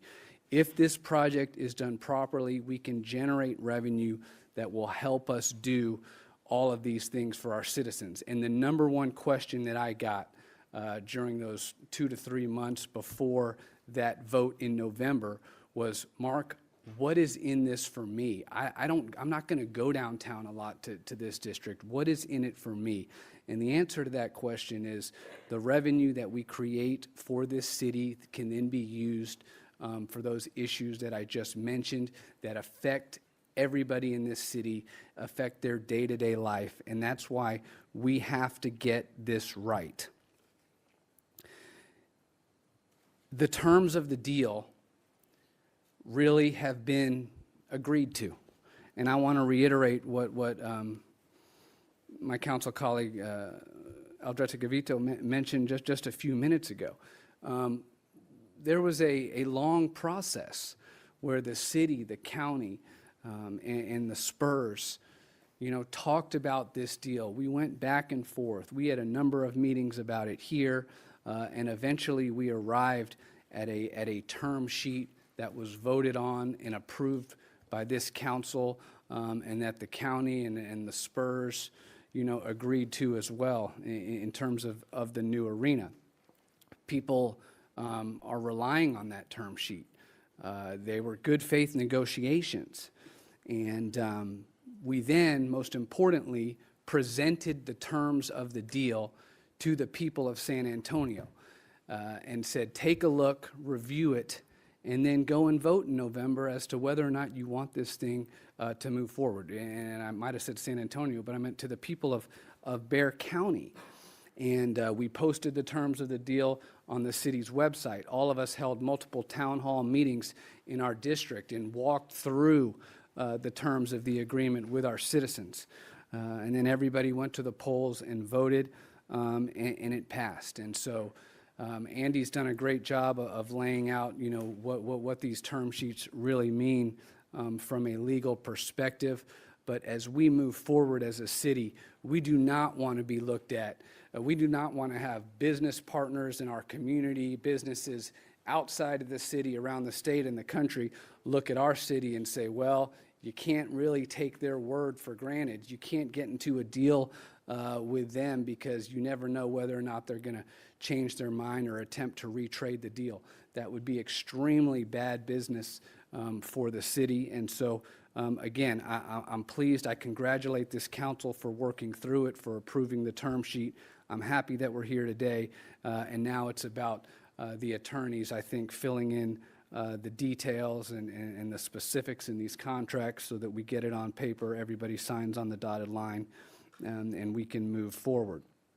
The EPM that we've talked about, I want to thank Chair Villagran yesterday in audit, giving me the opportunity, and I think we all, Councilwoman Mesa-Gonzalez as well, we got a chance to talk about what that contract should look like.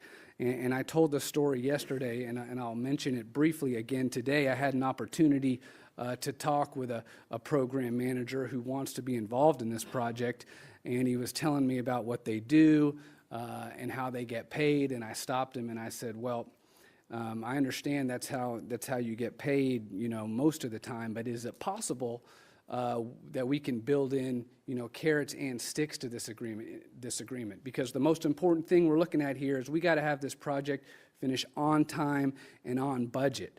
And the way I understand it, this executive program manager is going to be responsible for a lot of that. And I think Ben said during his presentation that one of the roles of the executive program manager was to make sure everything's moving on schedule.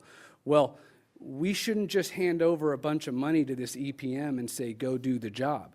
I mean, if these things get done on time and on schedule, they should make a certain amount. And if they don't, if they run behind, and if things are getting out of control on the spending front, if it is part of their job to make sure that these things, again, go on time and finish on budget, they should get penalized, or they shouldn't make as much money if this isn't running smoothly. So again, Ben, I know you and I have already talked about it, but I would encourage our staff, and I don't know how to do it from a legal perspective, Andy, but I'm sure there's ways, because again, this project manager I spoke to, when I brought this up to him, he smiled and says, yes, you can do it like that.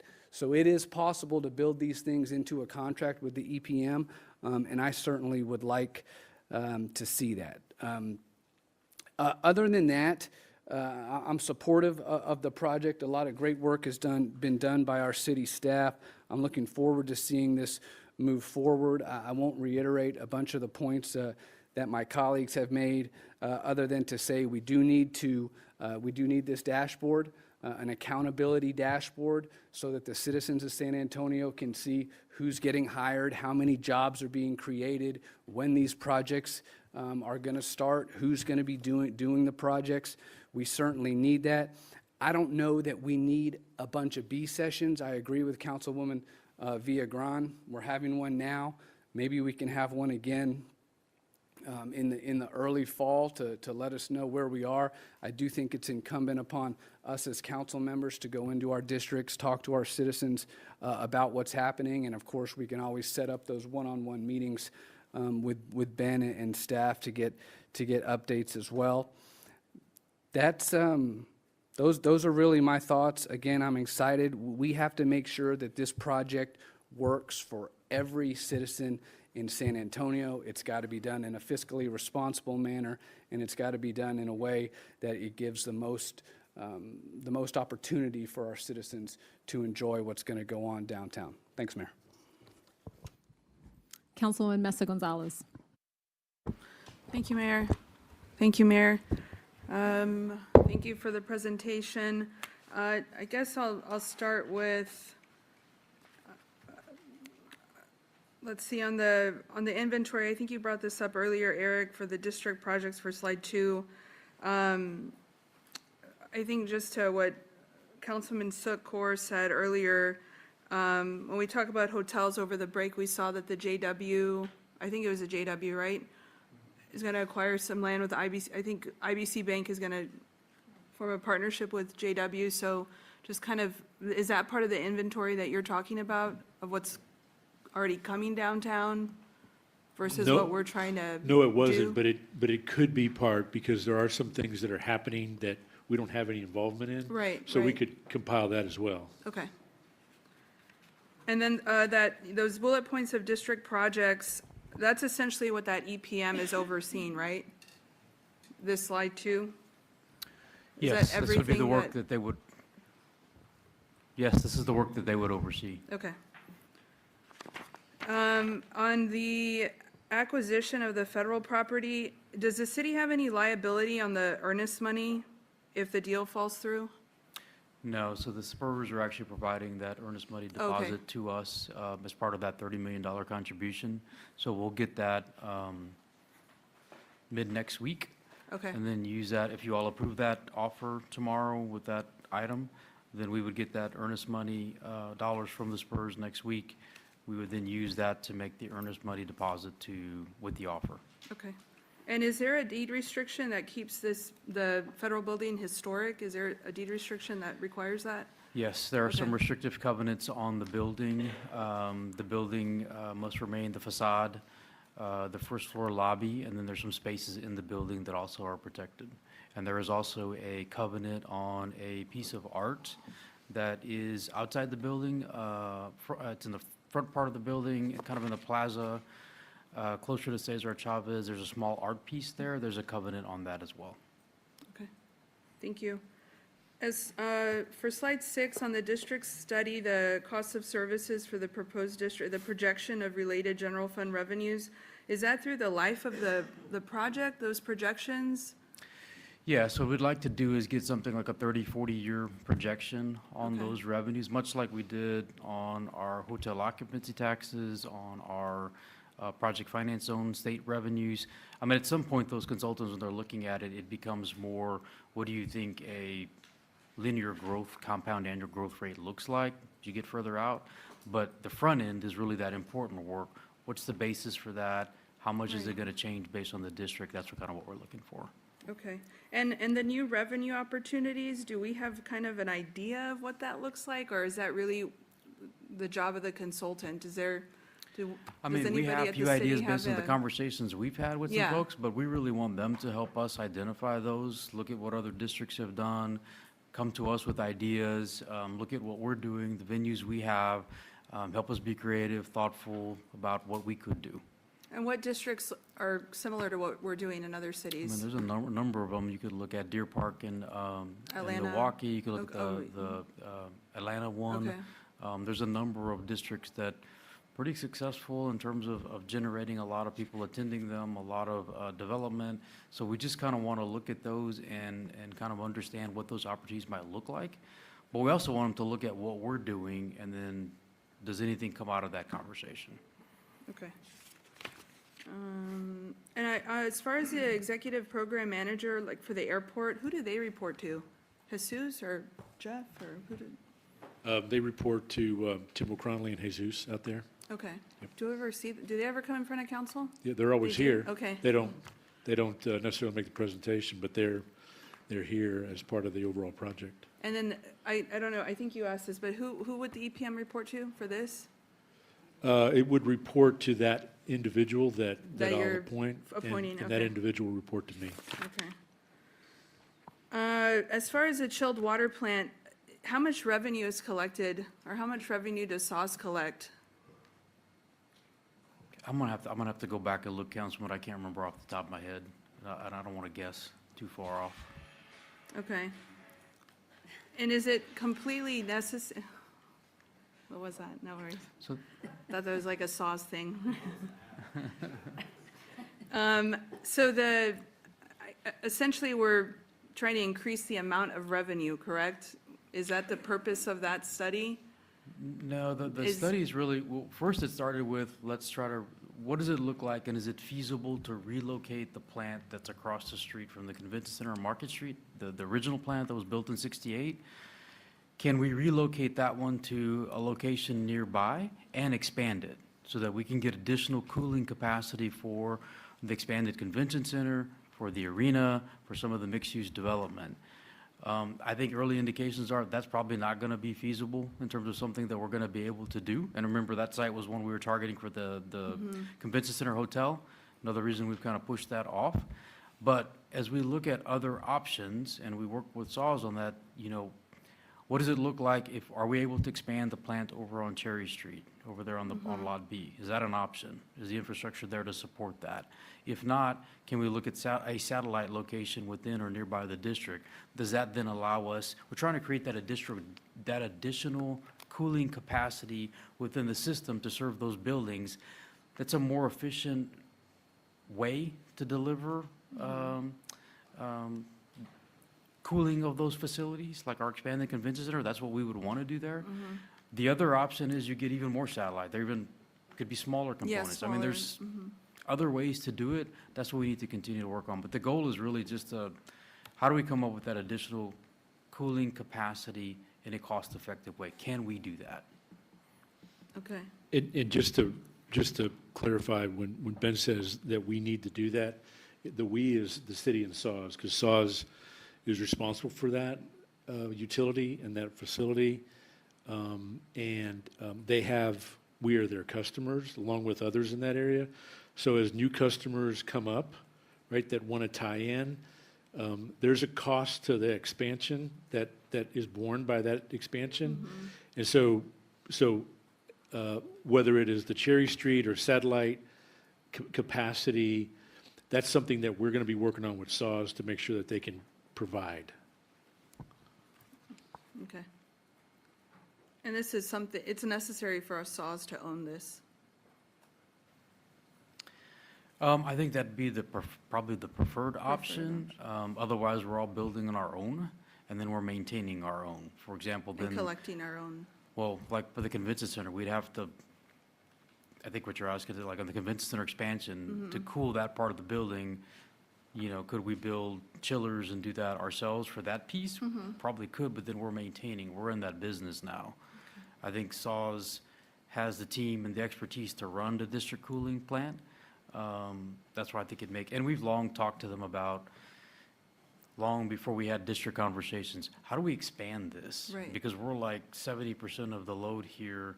The more customers you have on that system, big customers that can use that efficiently like works for us, the more you spread your fixed costs, usually the better rate you end up with. And so that's what we're trying to get to as well. And SAWS has, in history, has also evaluated whether or not it made sense to outsource that operation. Can you talk about that? What? Well, other cities have outsourced those central type of operations. SAWS did that last, Ben, help me, 4 years ago? Yeah. About 4 years ago. And so they periodically have looked at whether or not, because it's not, I mean, their core functions are sewer and water. Right.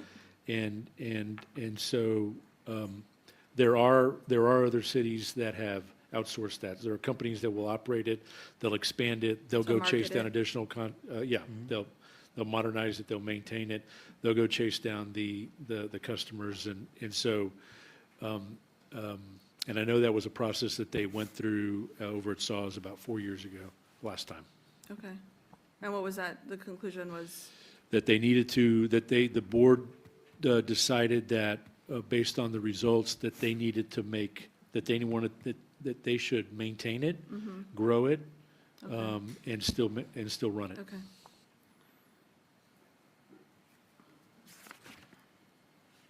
I think my last two really, I mean, when I saw parking feasibility study, I was like, well, I bet I can tell you what it's gonna come back with, right? That there's, that it's gonna stress the system essentially. So I think knowing that and I'm assuming we're all just prepared for what we know is gonna come out of a study like that, right? So, not necessarily wait for the study to tell us what I would assume already know.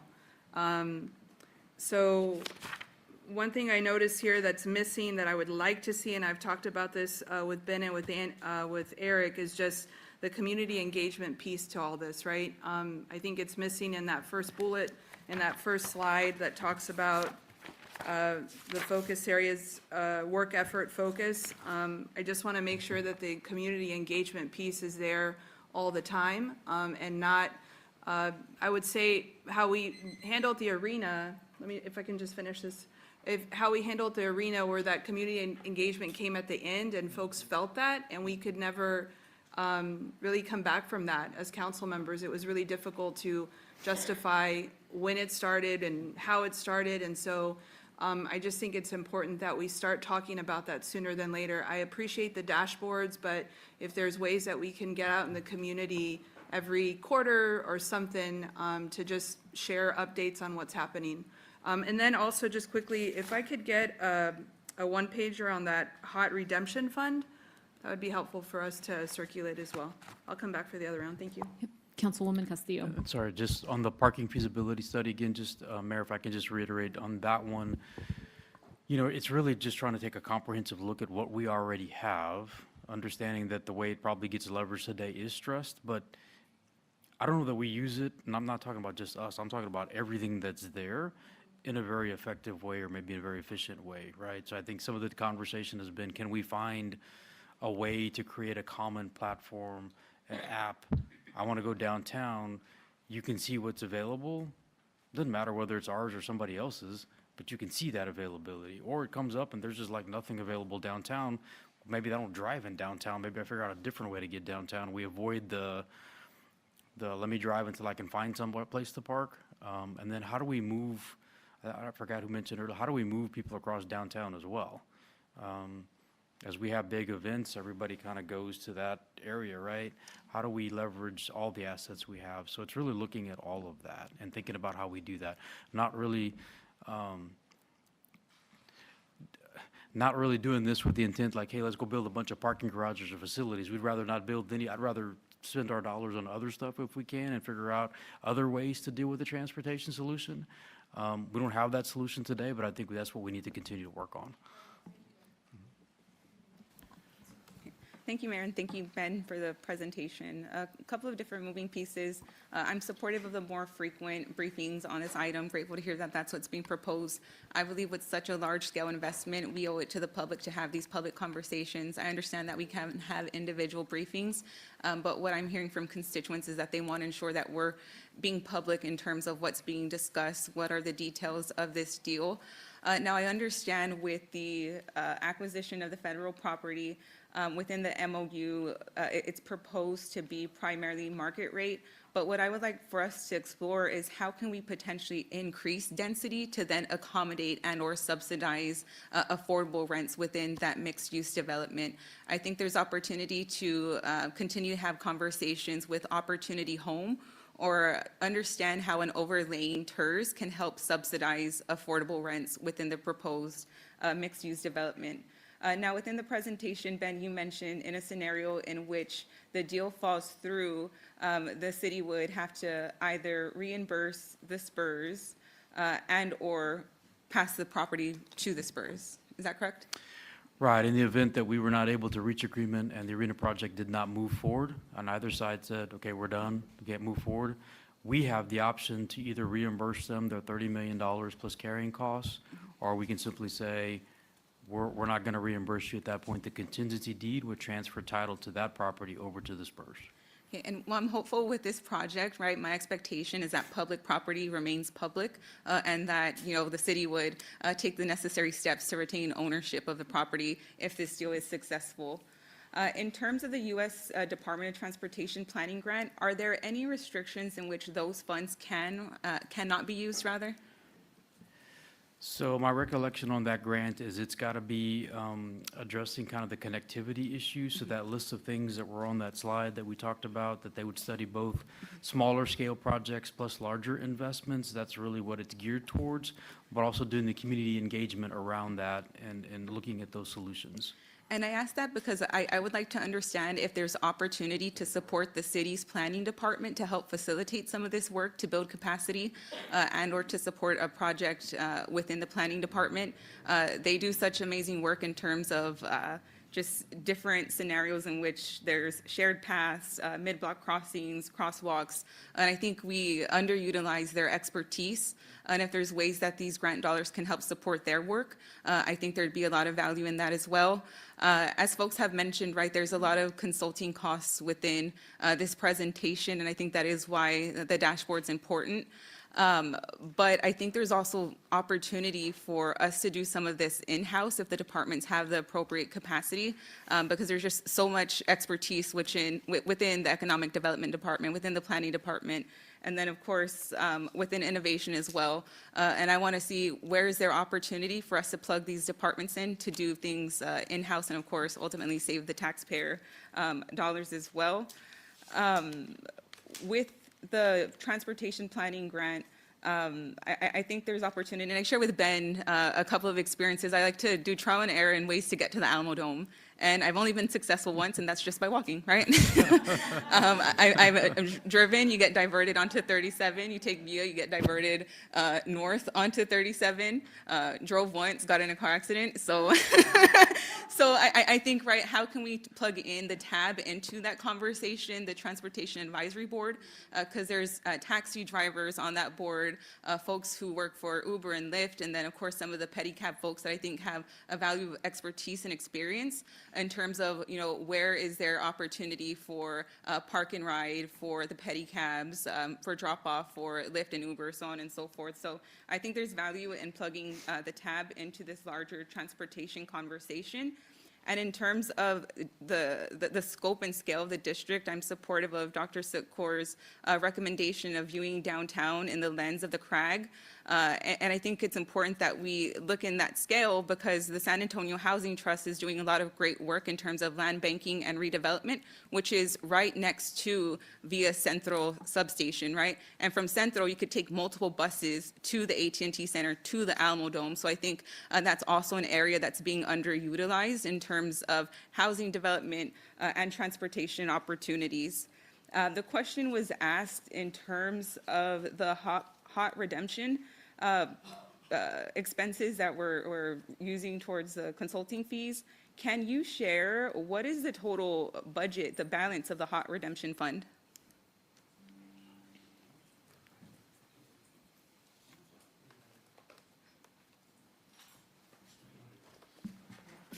Yeah, so the Hot Capital and Redemption Fund is essentially something we created in the financial policy in 2012 when we did the last expansion. And it allows dollars to flow into the hot fund, the 7% hot that we use primarily for operations, a little bit for debt service, the 2% hot, which is only can be used for debt service on an expansion. All of that flows in along with convention center revenues, Alamo Dome revenues, and then it flows into there. Anything that's residual gets captured in this redemption fund. It's kind of a contingency fund where we cash fund a lot of capital within the convention center of the Alamo Dome, try to avoid issuing debt on these kind of $10 or $15 million projects. It's also used and had been intended to be used to go defease debt. So you all had approved 2024, 5, early 5 maybe, us going in and redeeming and cash defeasing some debt. We have not pulled the trigger on that, so there's about 40 million in there that's reserved for that we took through prior council action. Outside of that 40, there's about another 40 or 45 million that's available in that fund. Okay, that's helpful. I appreciate that clarification. And the point was raised earlier in terms of like some of these consultants and the studies and feasibility studies is often what I found is some of these consultants just re-examine studies that we've already hired consultants to evaluate, right? And essentially they give us the same recommendation. So I just want to ensure, as Councilwoman Mesa mentioned, particularly with the parking feasibility study, what are we going to see different, right? I understand now we have this proposed large-scale development, but I would be disappointed if we spend the proposed amount to get the same results that we've already put in the work and have been told are the recommendations. So that's something that I hope that we can set those expectations. And I understand the question was already asked in terms of the negotiation of definitive documents. And I think that's the value in having larger public meetings, right? Of course, within each of our council districts as the council members see fit, but as a body, because this is where we get into the weeds, right? We know this project has an opportunity to be an economic driver for not just downtown, but the entire city. But it's going to take ensuring that we get things right within these documents. And we owe it to the public to go doc by doc on what we're negotiating in terms of this project and each of these documents that will be negotiated and agreed. And I think there's opportunity, again, to negotiate and buy down rents within this larger scope project. And of course, taking that larger CRAG perspective of downtown to see what is the inventory, not just what type of affordable housing we have, but also where do we have expiring affordability that we should have in the queue to prepare to continue to buy down those rents to ensure that we can keep downtown affordable. Lastly, in terms of the SAWS chill plant, what will the decision-making process look like? I understand if it's too excessive, that staff, of course, won't recommend that. But as we go through scenarios, who will be the decision-making body? Will it be SAWS? Will it be council? Will it be done administratively on what expansion and or relocation proposal gets approved? You know, at the end of the day, it is a district cooling plant owned by SAWS, so ultimately it'll be their decision in terms of how they move forward.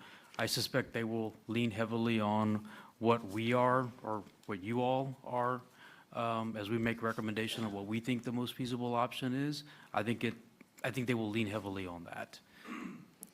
Okay, I appreciate that. And then lastly, right, I think it's been said a couple of times in terms of downtown does belong to the entire city, but we need to ensure that we don't continue to leave the far south side of San Antonio out of the conversation and opportunity for infrastructure and housing developments.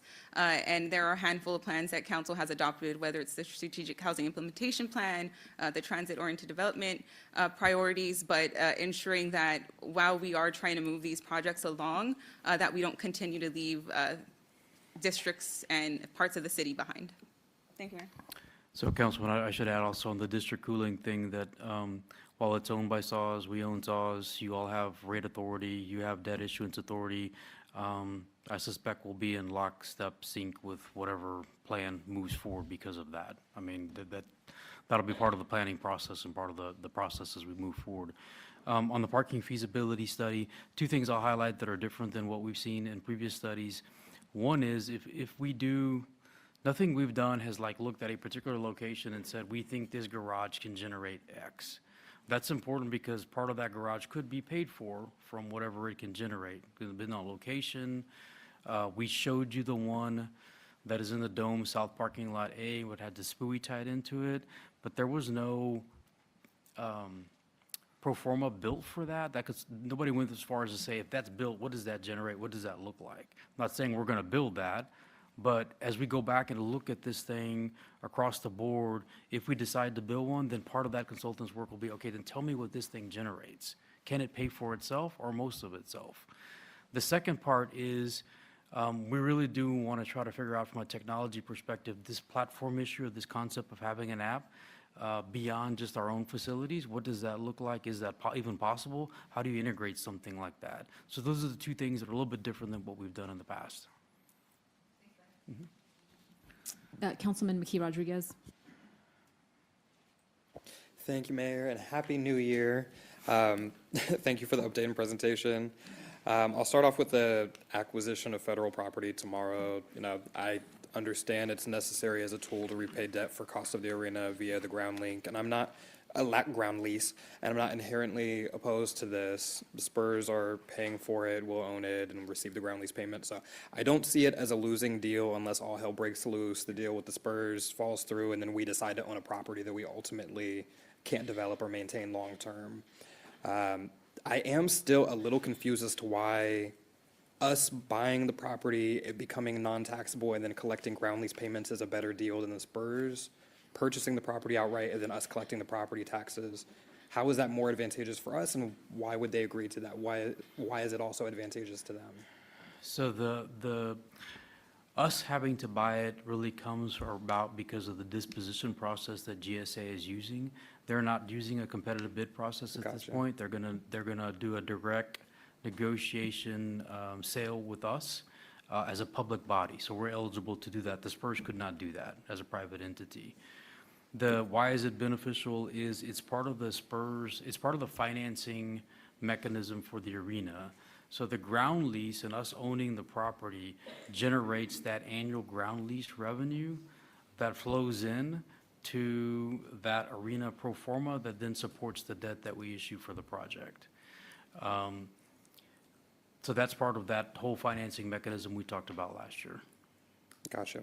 The property itself that was going to get built on, the mixed-use development, that will be taxable either way. Even with the ground lease, with us owning the property and ground lease, it's still taxable property. Gotcha, okay. Regarding the land bridge or other Councilman, connectivity. were you asking in particular, though, if the Spurs had an opportunity to purchase it themselves, potentially at a different price than what they would pay via an agreement with the city? Is that what you're asking? That's not exactly what I was asking. I'm asking why that hadn't been considered, and it sounds like just through the disposal process, it's prioritized for cities and municipalities and public entities. Regarding the US DOT grant, the land bridge or other connectivity project, I would say it sounds like we need to expend all the money by December 31st of this year. We do need to very quickly engage Government Hill, Dignity Hill, and Denver Heights, as they're likely to be most impact in addition to some of those District 1 neighborhoods. What I'm concerned about is what happens in the event that TxDOT decides they don't want the project as we've designed it, and we see something similar to what happened with Broadway. And how do we get them on board and to hold some sort of stake in whatever happens there fairly early on? Because I would hate for us to, find hundreds of millions of dollars to build a land bridge, and then we start working on it, and then TxDOT says, oh, no, well, we don't like that you've done this, and so we're going to take back money, and now we have a. Yeah, I think that's very valid input. We've connected with TxDOT on the grant. Obviously, they're aware, and we're going to stay connected to them through the process to make sure that we work to a place where they can be open to what we want to do. And I think we're there at this point, to be honest with you. There's open dialogue, and we'll continue that. If I may add, though, Councilman, as we saw with the Broadway project, which you brought up, that we have very limited legal recourse against TxDOT. I would like to, as quickly as possible, as I said, engage the community on what they would like to see, because we've discussed a land bridge, and that could be cute, but the community may prefer something else or have even more creative ideas. And the idea that a rainbow crosswalk could cause us to lose all of the funding associated with a project like this brings me great pause, because it won't stop at rainbow crosswalks. It will absolutely be something else in the future. And so I worry about this major project that is meant to impact both my district and District 1. Also saying that, we've been working on a railroad crossing elimination in my district for I don't even know how many years at this point, and that's gotten us nowhere but design. So it's going to take so much more to coordinate with TxDOT and fund and build a whole land bridge, and where do we even get that money from? And so I'm saying all that to say that, again, quickly as possible, engage community, see if this is even the path that we're going to take, but connectivity is the primary goal. Regarding the executive program manager, I was looking at the slide with Sook for yesterday's audit and accountability meeting, and it looks like we're hiring them for a non-renewable one-year contract. Are we not planning to work with this person or entity throughout the entirety of this project? Because I don't even think we'll get the start of construction in a year, let alone anything that impact, you know? So guys, what we presented to audit committee was a 2-year contract with 3 one-year renewals, so it's a 5-year term. The expectation is that they would be with us through the duration of this first wave of projects. But we'll reset that once we have them on board. We kind of go through the task and the scope, and then we'll reset that. But, I mean, the expectation is that they would be there at least through this first wave of projects. Okay, I'm happy to hear that that's not in the slides that I saw that either of us saw for that meeting. It could have been wrong on the slide. Regarding acquisition of ITC property, I want to focus here on, one of the reasons that we restructured the Midtown TERS was because we have a number of city assets, including the zoo, Whitty Museum, Brackenridge Park, and the Botanical Gardens, that are city-owned facilities that have been in disrepair, have deferred maintenance, and those needed to be taken care of, and that they were coming to us for bond dollars. And it was largely done to allow for more district-specific properties to be funded through the bond and remove some of the competition that these 4 really large projects and properties pose. And so by acquiring this property through the Midtown TERS, are we again redefining the purpose and scope of that TERS? And do we have any indication that the property acquisition will reduce the capacity needed for future projects for these city-owned properties? Yes, but we're going to have to work through that issue. Their potential is impacts. But Ben said it in his presentation, there may be other things that we can do as we work through that negotiation issue with UTSA to include land exchanges to be part of that. And I know that's a sensitive issue What do you mean land exchanges? with UTSA. But like, I don't know. I'm just saying that there's more, there may be more things other than money in order to get to that $60 million. But to begin that Gotcha. negotiation and conversation with them, then we can run down those paths. And frankly, that would be something that we would keep you all updated in an executive session briefing, because it's regarding land acquisition. We want to get some feedback from you guys in terms of how we do that. I dislike this largely because what I'm hearing from this body today and what I've heard in other scenarios is that everything is a done deal. We've promised all of this, and if we go back on it, blah, blah, blah, blah, blah, so we have to do this in this way. And so even if we do have to restructure the Midtown TERS or redefine what its scope of work is, what we're opening ourselves up to is that these 4 properties, which ask for tens of millions of dollars for their projects, and we find it places, we found it in this TERS, they're now going to be competing for very limited bond dollars alongside our fire stations, our police substations, libraries, parks, community centers. And so where do we draw the line, and how many times are we going to keep restructuring all of these different systems to accommodate for the sports and entertainment district? Because it's not just this, right? But I appreciate it. I wonder, is there another funding mechanism? I appreciate that you'll be looking at means to reduce the cost, but the funding mechanism, I think, for me is the biggest concern, because those are also properties that are in my district. The chilled water plant feasibility study, I'm glad to see that you've heard feedback on the costs associated with the relocation of the chilled water plant. I look forward to more information on what's realistic. I agree with Councilman Core. I think relocation would be fairly silly with all of the needs that exist. Skip through parking feasibility study. I do hate when I travel somewhere and have to park and walk miles to get to a venue. I think we all value convenient parking options. And that we do need to prepare for the world that we want, which would be a world that relied more heavily on public transit, bikes, walking, and some of our micro-mobility options, while also acknowledging and navigating the existing conditions that are driven by a world that has centered and made cars mandatory and absolutely necessary. I agree with Councilman Alderete-Cavito. I hate to see a usable space become a parking lot or a garage, so I would hope that the RFP includes efforts to encourage park and ride services of the district, potential expansion to added levels to existing garages, whatever it is, as little additional concrete as possible horizontally. And it sounds good that you're not necessarily looking for new lots or garages, but more so, I guess, how do we better work with what exists today? I would say that as a part of this, we should be looking at cities that have revitalized their downtown and how they manage the need for parking while making other forms of transit as easy and intuitive as possible. I think that's what stops people most of the time, is if something doesn't feel natural or feel intuitive and that they will easily be able to get back to their car to get home, they're going to avoid it at whatever cost. I certainly will. But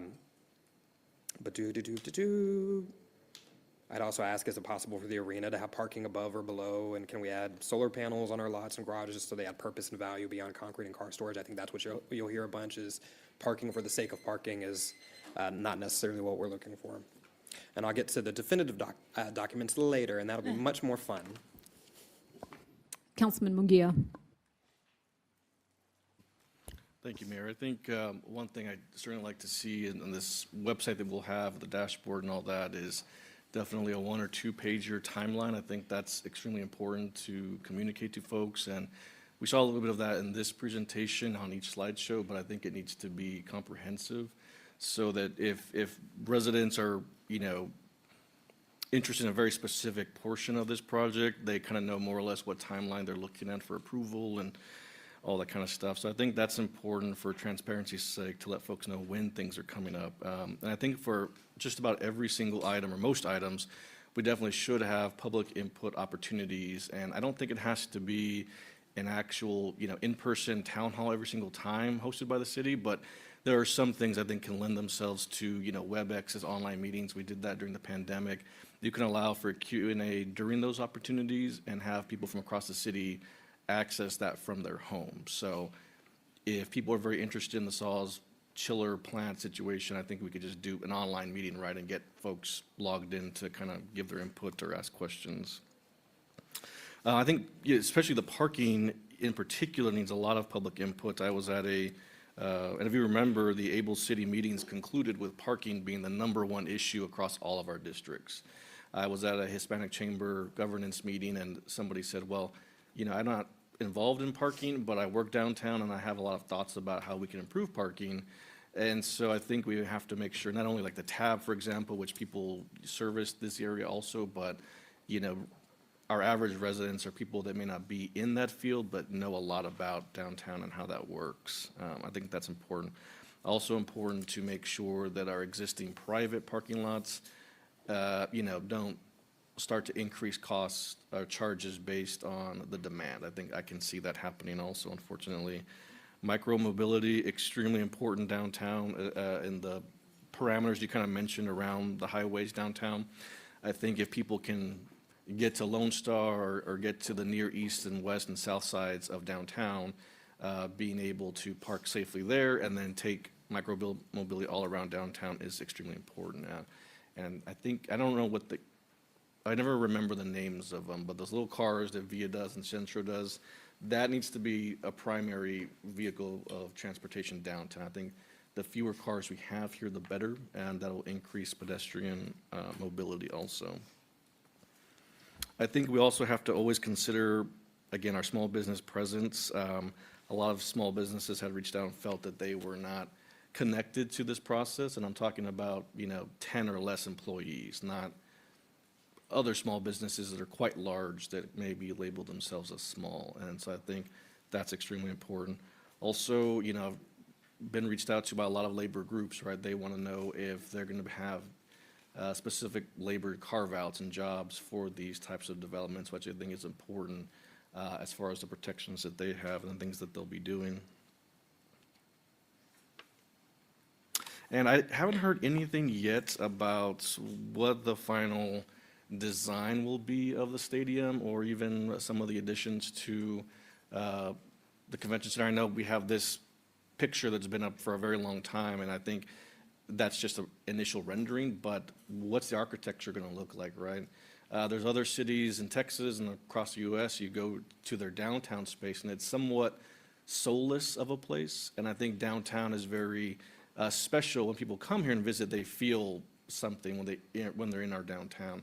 I think that has to do with the architecture, the nature, and the, you know, Latino culture that we emphasize here. I think the convention center is a good example. We have a huge mural back there, and we kind of added some things of a cultural touch, and I think that's extremely important. How will, basically, this stadium shouldn't be plotted anywhere else in the United States, right? If you see this solely in a picture, you should say that's a San Antonio Spurs stadium, and I think we have to have a lot of public input to get that right also.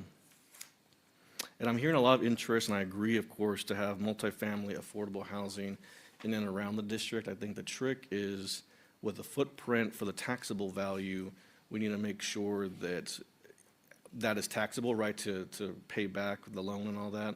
But also, how do we do carve-outs for affordable housing, even if it's a taxable property? So again, right, the housing trust, they're non-taxable, but how do we partner with a private development to put some set-asides, right? That could even mean, you know, the housing trust, we've discussed even doing our own voucher system there, which would basically buy down rent for certain AMI levels. That is a way to maintain a taxable market rate development and include specific carve-outs for affordable housing. And I think that's certainly worth looking into. Within the footprint, of course, you know, non-taxable multifamily around the footprint also is very important. And, you know, something a few of us folks have said, I think it's worth noting, especially for me and where I'm at. We're approaching now, I would say probably we're closer to 2 decades of downtown versus the decade of downtown. And I don't know if that was the intention at first, but the ball's been rolling, right? We're 2026 and we're in the middle of it. And we're talking about more plans for that. And I think downtown is vital to the city, of course. It's very important. A lot of residents go there. When I was a kid, I thought it was a different town. When we would come from Valley High to downtown, it was so different and great. But we're getting to a point where, you know, the downtown corridor, but the space between downtown to 410, right, is some of our oldest housing stock across the city. And we haven't really ever developed a plan for that donut, if you will, right, of the city. We haven't taken a look at the parks, the libraries. You know, we're doing a lot of master planning for downtown, and that's great. But what about the rest of the inside of 410 that is pretty, is an older community? This first year of my term has certainly been dominated by downtown, and that's not what my residents really voted for me to do, right? This really didn't come up in block walking, right? This is something we have to deal with, and we're here, and it's important. But we need to have a focus on other things, right? So I would say most of the city knows more about 1 mile of Alamo Street versus the 5 of Zarzamora in my district, in District 5, that has to be reconstructed. I mean, it is a failing street. And you have Palo Alto College, you have A&M San Antonio, you have Toyota, you have JCB, you have a UHS coming up. You have a lot of multifamily over there, a lot of private development all along Zarzamora. You have South Park Mall, 35, 410. It has not garnered any attention, right, to the level that Alamo has gone, for sure. I do agree we need to be on top of this, and you have B sessions and briefings, but, you know, since I've been here, we haven't had a briefing on Port San Antonio, which is in Districts 4 and 5, and that's very important to the city of San Antonio and to the United States government, really, right? And so we haven't had conversations about these other parts of the city that contribute a lot and maybe not get a lot of attention from the rest of the city. So I think that's important to keep in mind, and I don't know that I would have another in any time soon town hall in District 4 about the Spurs Entertainment District. I think at this point they're tired of hearing about it in my district, right? They're like, what about the dogs? What about ACS? What about, you know, Ray Ellison? 410 has a lot of issues. There's literally an access road where cars are running off the road into people's houses in my district, in the neighborhood I grew up in, right? And so that is an extremely important issue, and I don't think we've even approached TxDOT to tell them there are people crashing out of your right-of-way into people's houses. And it's a miracle that no one has died in any of those accidents that I'm talking about, but the luck's gonna run out. And so I think we have to get this together, right, have some good standards for development. And then we need to have development by right when it comes to downtown. We have 4-year terms, and we're treating this like we're gonna be out of here every single year, looking at every single project. We have to allow some development standards to exist that we all agree on, of course, that we believe in. But we need to have 1 or 2 years of just, these are the parameters, do the development downtown, right? We have the housing trust, we're gonna approve projects, no doubt about it, but we have to let the development kind of go, right, at some point with what we believe are our values for that. And then start to focus on some of these other parts of town that have, to be honest, been neglected in our city. I know next year we're gonna have a really good conversation about the bond. That also worries me about the investment from the bond that we will be making just in the downtown core. So I've talked to some of my colleagues about that, and we'll have a good discussion about that next week. But I think the rest of the city's watching it, and they're asking for their needs to be met also. So we have to work on this, we have to get it done correctly and right, and then we've got to focus on our other districts also. So thank you very much. Councilman Galvan. Thank you, Mayor. Just wanted to wrap up a couple quick points. I think one of the big things on community engagement, I definitely want to see ways that we can continue to kind of come back to our districts in some form. I do hear the conversation, though, about making sure that we're not harping too much on this for our residents to where that everything else is pushed aside. And so I'm trying to balance that, too, in my own head, just because District 6, of course, doesn't connect to downtown at all. But I think the biggest thing from our residents that I hear is how is this going to impact the rest of our community, right? And for the folks who are engaged in this and who are invested in it, I think have opportunities still to continue to be engaged in the downtown development. It's going to be very important for them, especially for folks who are concerned about ways that our tax dollars are being used in some form or fashion to develop a downtown that works for everybody. And so I think just the scale investment's important to think about here. Of course, the impact it'll have on our larger infrastructure work will also be important. And so I think that's something that still is important to me to figure out how we can have conversations in our different areas, or at least even if it's downtown, open houses in some form for residents to plug into. I think that's just important to continue to have for people who are interested, just because I think otherwise we are doing a disservice by calling this a generational, transformative, citywide engine of some kind, and yet pulling back from the community conversation on it. So that's where just my thoughts are on that one. I do think it's important to still come back around for that community engagement. I also think so too with CBA, if there's any kind of conversations we can have there about the community engagement in that piece of whether it's direct oversight in some form with ordinary residents or some kind of representation for residents to be a part of it. I don't know what that would look like. Maybe it's an advisory board of some kind. Just something I think is there to, again, create that that trust, hopefully, by going forward on this project. We are doing right by our city.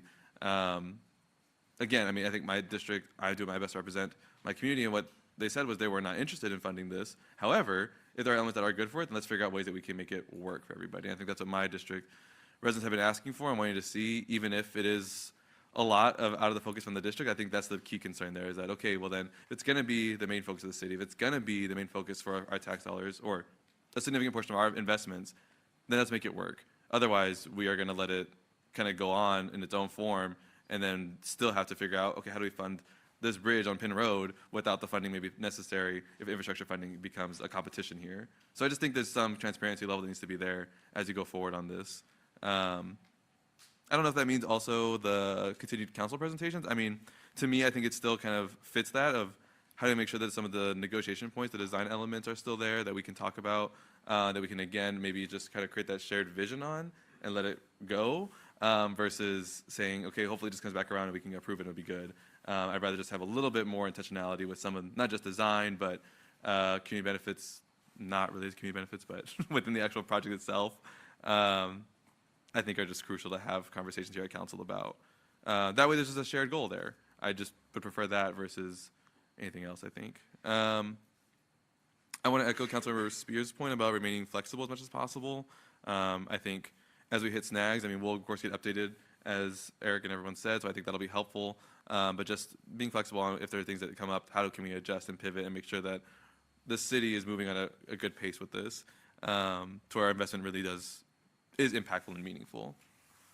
Last thing I wanted to note was on the studies and all the kind of other pieces there related to the kind of, well, I think on the study portion, seeing what we can do in-house is always crucial to me. I think if we can save any kind of cost there, as we're looking at continued cost struggles, finding ways to utilize the experience we have in our city is important. So I want to thank Councilmember Castillo for raising that point. I also think just being cognizant of the cost that we're looking at here, whether it's for studies and or for the TERS contribution for the acquisition and or for infrastructure, we're looking at $60+ million, more and more, $1 million for studies alone.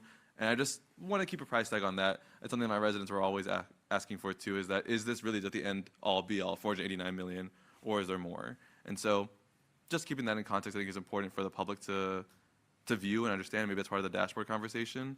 But those are just the main points I wanted to lay out there. Thank you, Mayor. Councilman Mejia Rodriguez. Thank you. Now the fun, right, is what has irritated me the most about today's meetings. I've had no interest in coming to the dais today and rehashing the debate of the arena itself. None of us were not here doing that. And many of us are also not saying that we need to throw out every single one of the terms on the term sheet, and we can all understand how that would be harmful. But I also don't want to see us as a body being disingenuous, and the terms in the term sheet were non-binding, and we all said that at our town halls, implying quite explicitly that they can be amended. And so if you don't want to change those terms, I would much rather you just say that, but don't try to absolve yourself of the responsibility to get the best deal for our constituents by now acting like they were the ones who approved the contract, by saying that, oh, we took this to the voters, when we didn't. We did not take that agreement or the term sheet to the voters, and none of the terms in the term sheet were included in the ballot language, because then they'd become binding terms. There is still room for give and take. I understand that if we're asking for something additional, the expectation is that we'd be having to give a little bit to come to a final agreement that may be better than what we originally thought possible when approving the term sheet. Remind yourselves that 47.86% of voters voted against county funding. We have a responsibility to bring those voters along, and disregarding that fact over and over again is not going to help us as we move forward over the next several years on this project, on this district.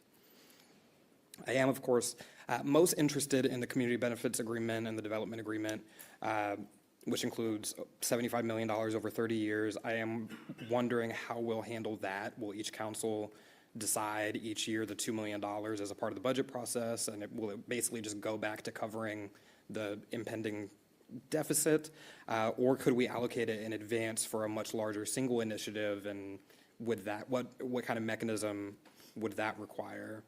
The development agreement, we're going to own the land that the development takes place on. We're essentially co-signing the projects that happen on the sites that we will own, and much like Grand Hyatt, we could be at a point at somewhere long down the line, whether it's 50, 60, 70, 100 years from now, where we operate a hotel.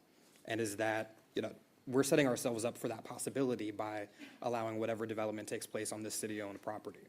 And so I think that, I get into a little bit of what I think community engagement needs to look like on that, but I would like to convey publicly, as it relates to the final negotiations, the value of naming rights of the Spurs Arena will not come from the fact that the arena exists in isolation. We see that right now at the Frost Bank Center. The value comes from the fact that we are building and investing nearly $1 billion ourselves in a larger sports district that makes the name of the facility much more visible. If no other element of revenue sharing is possible, I think that's where we need to draw the line.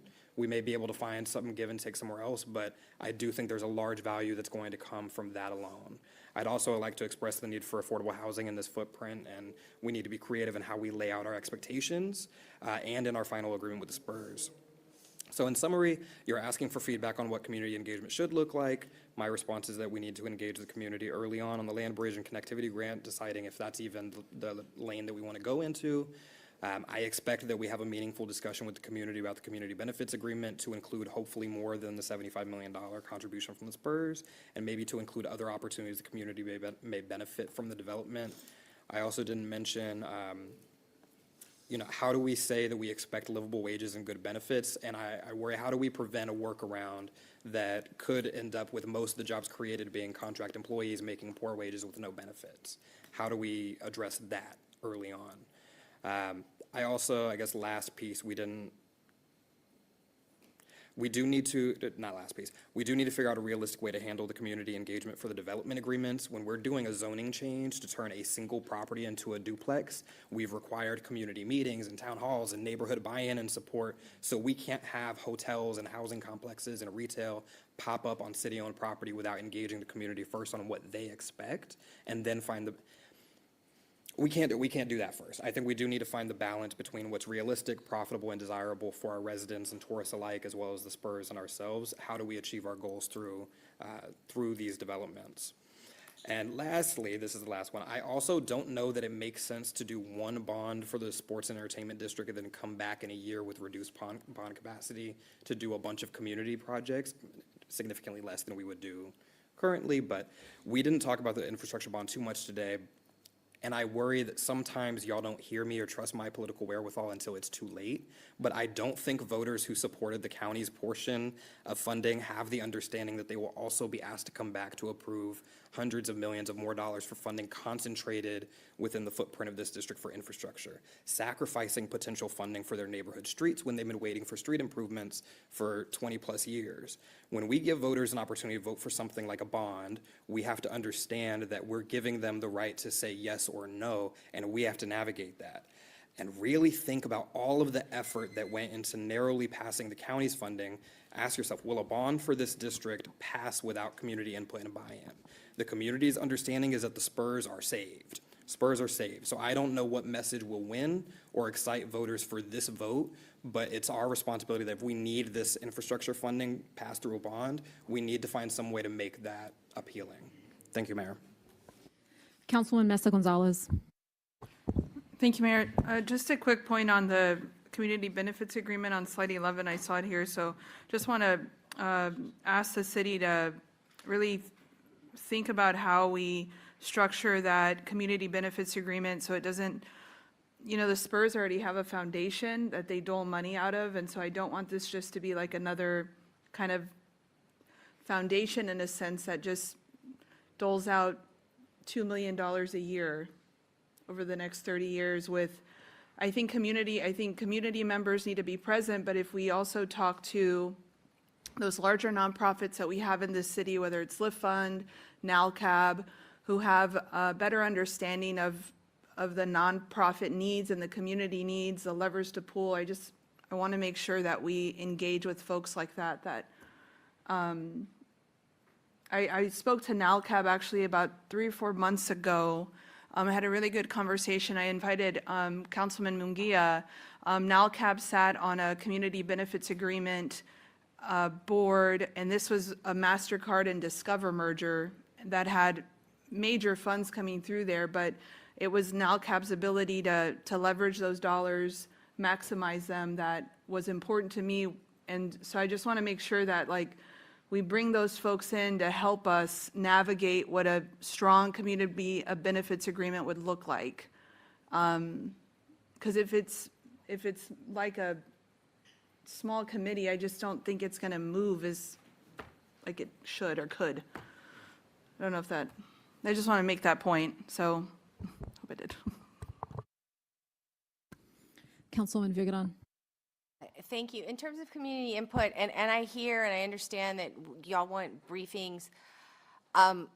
In terms of where my community is and how this is going to impact my community, it is going to be different from those that do not touch downtown. And while I don't directly touch downtown, Shallow District 3 is close enough to downtown that we are going to be impacted, and their questions is going to be different. So in terms, Eric and Ben, of community engagement, that is where I want a team, and Lori did a great job of this, of going into my neighborhood associations and talking with the neighbors within that district to address that. And again, geographically, District 3 is the largest, so the concerns that happen in the Highland Park, Highland Hills area is going to be different from the concerns that happen in the Harlandale, McCullum, Mission Del Lago, Monteviejo area. So I really hope you understand that my conversation with that is I do not want to tell my residents they have to come to me downtown.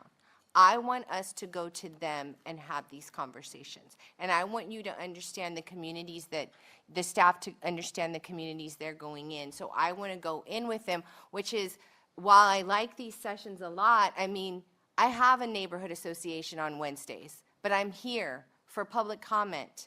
This is not conducive for me being in the district to send the message. So this is where we're going on the back and forth. And Eric, can you clarify with me, because I was a little concerned, are we having 2 bonds this year, or is everything going in one bond for 20? Because that's what I don't, when did we talk about that? And if we could get the timeline for when Bond 1 and Bond 2 are coming? So we're going to talk about the debt management plan next week, but I think the way I took Councilwoman McKee Rodriguez's comments were, if the city decided to do that, right?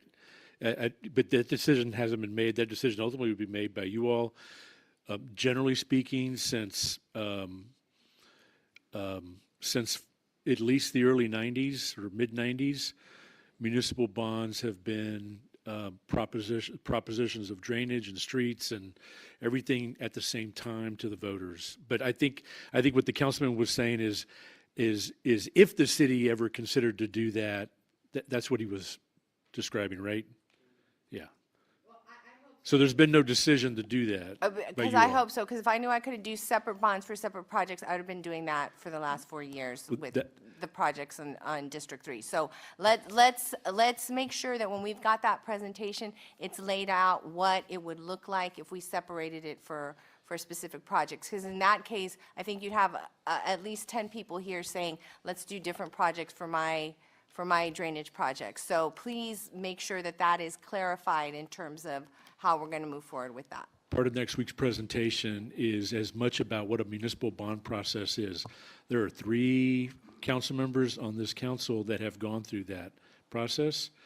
It is designed to inspire and engage the community along the way of project selection, debate and policy debate at the council Yeah, level, know. and the selection in order to inspire And I was one of the 3. confidence. I was one of the 3, Eric, but what I'm telling you is this is what happens. Conversations start where our community is being told there's going to be a special bond, and we need to come back and be clear that there is not going to be a special bond. It is going to be one, if it is going to be a special bond, that would happen after our 5-year 2027 bond. So, Councilwoman, I don't want to argue with you on this issue, but the city manager and the staff will not recommend to the council that we segregate out bond processes or projects because it's not a best practice. But I think what the councilman was describing a what-if scenario. We would not recommend that, nor will we next week or going forward in the future. Okay, thank you. I appreciate that. Councilman McKee Rodriguez, yeah, go ahead. Thank you, and I just want to be clear, I'm only sharing information that has been shared publicly. I'm looking at a June 4th, 2025 TPR story, up to $250 million estimated cost for sports and entertainment district. Infrastructure upgrades, getting that infrastructure funding is contingent on city voters approving an infrastructure bond, which San Antonio leaders said they hope to call for this November. So it's something that we've previously decided not to do, but is very much still possible and has been discussed. And so it's not some crazy hypothetical that Jalen made up. Thank you. Eric, do you want to say something? That was not the staff back then. Yeah, so what I think what you may be talking about is the question I've continually asked is, we've talked in previous presentations, I think May is when you initially laid it out, Eric, that the first infrastructure bond needed for downtown would be between 220 to 250, and that's what Ben referenced today. That would be, as you have described, potentially part of the infrastructure bond, correct? Right? Yes, ma'am.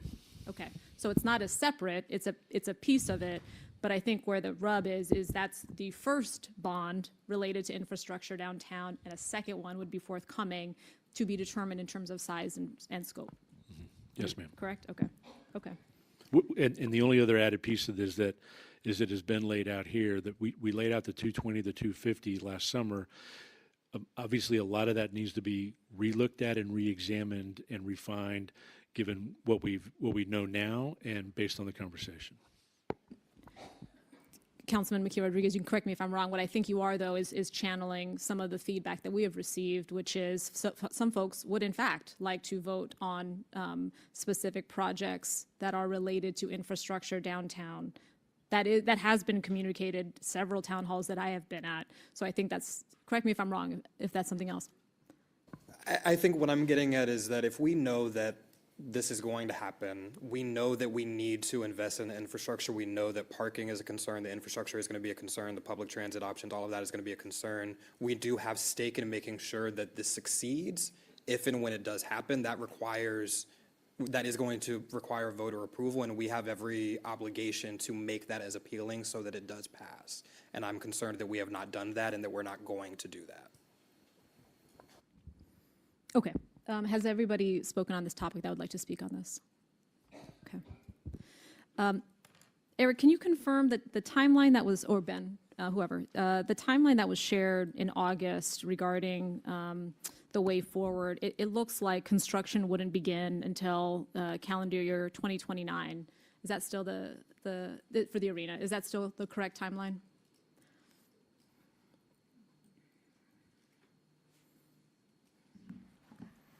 Mayor, I don't recall the specific construction timing. The arena would be complete in the summer of 2032, based on the timeline we were working Yeah. off of last summer, but I don't remember the detailed design to construction piece. I thought construction was like 36, 48, so probably 28, 29 would be somewhere in that timeframe. The Yes, chart ma'am. that was presented in August was calendar year 26 included 4 items: negotiating project agreements, league approvals, stakeholder engagement, and community learnings. Calendar year 27 was pre-work, programming, and design continues. Calendar year 28, design continues. Calendar year 29, design complete, construction begins.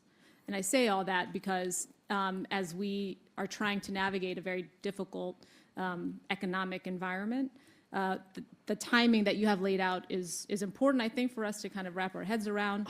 What I want to make sure, though, is that we are affording ourselves as much time as possible so we can make good decisions as the environment is changing. So there is kind of what's been laid out in the presentation, but and you'll have to confirm each of these things, what actually is required so that we can take into account changes in the economic environment, whether that affect our bond capacity or some of the other things we may ask for. So if you would, though, then please, in writing, reconfirm the timeline to the council. Again, this is us just being, as fiscally responsible as we can be, not only as rates are changing, but as the economic environment is changing. Reiterate, as you've heard here, a consolidated timeline, not only this project, but as well as the baseball project. So we're all very clear in terms of when action is going to be required and how we can incorporate sufficient public engagement.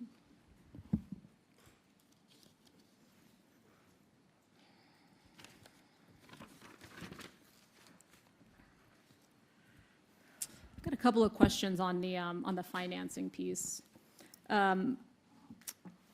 Frankly, it touches on some of the comments that have been made here and really gets to this point of balancing our infrastructure needs across the city with the infrastructure that we know we need for a revitalized downtown.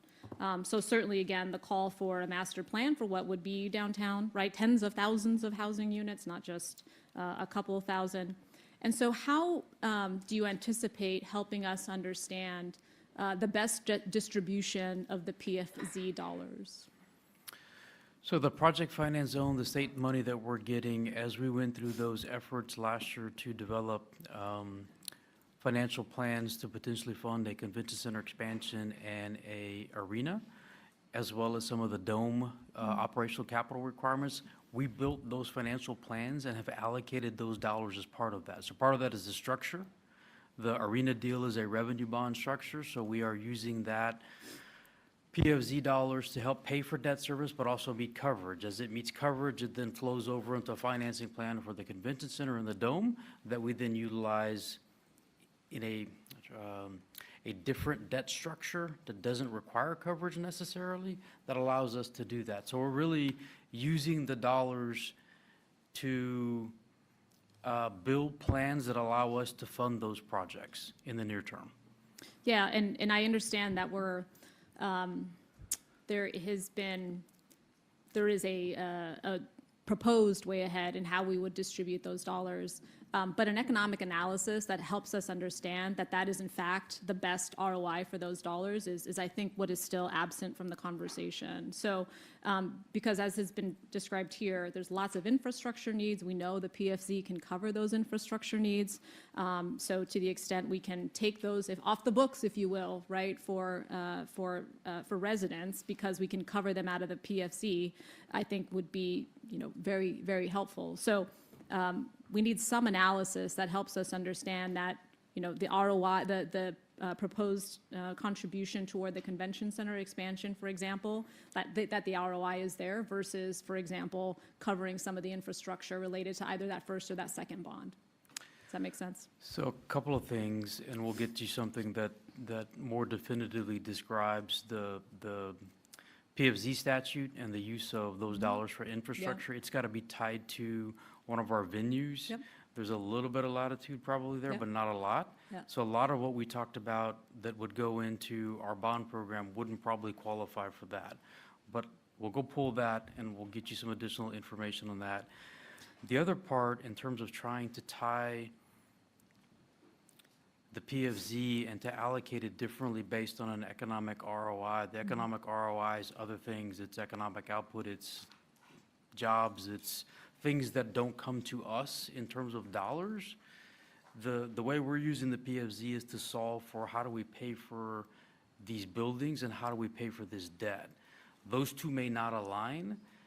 Yeah, but and I think- let me stop you, because the only reason we would pay for those things is because we understand there's an ROI, right? We wouldn't pay for something that we didn't see some benefit from. And so however whatever the model that you're using helps us understand what that is, that's what I'm looking for. Not just right? You wouldn't just divvy it up based on not understanding that that is in fact the best use of that money. So whatever, you can answer it later if you need some time to think about that. So I think I guess like, from my standpoint, the PFZ was set on a complex. We went back to the state, said we want to have the flexibility to spend dollars in this complex. All three projects at different levels contribute an economic ROI. So the goal was to get all three of them done over some duration of time. Yeah. The dome became more challenging just because of the other two and because of the size of the dome renovation. So Yeah. that one pushed out. But the goal has been always to try to get all three of them done, the first two being the arena and the convention center. Yeah, so We the didn't- ROI that you're describing, though, hasn't been shown to this body. So it'd be helpful to lay out the anticipated ROI that you are expecting based on the distribution from the PFC.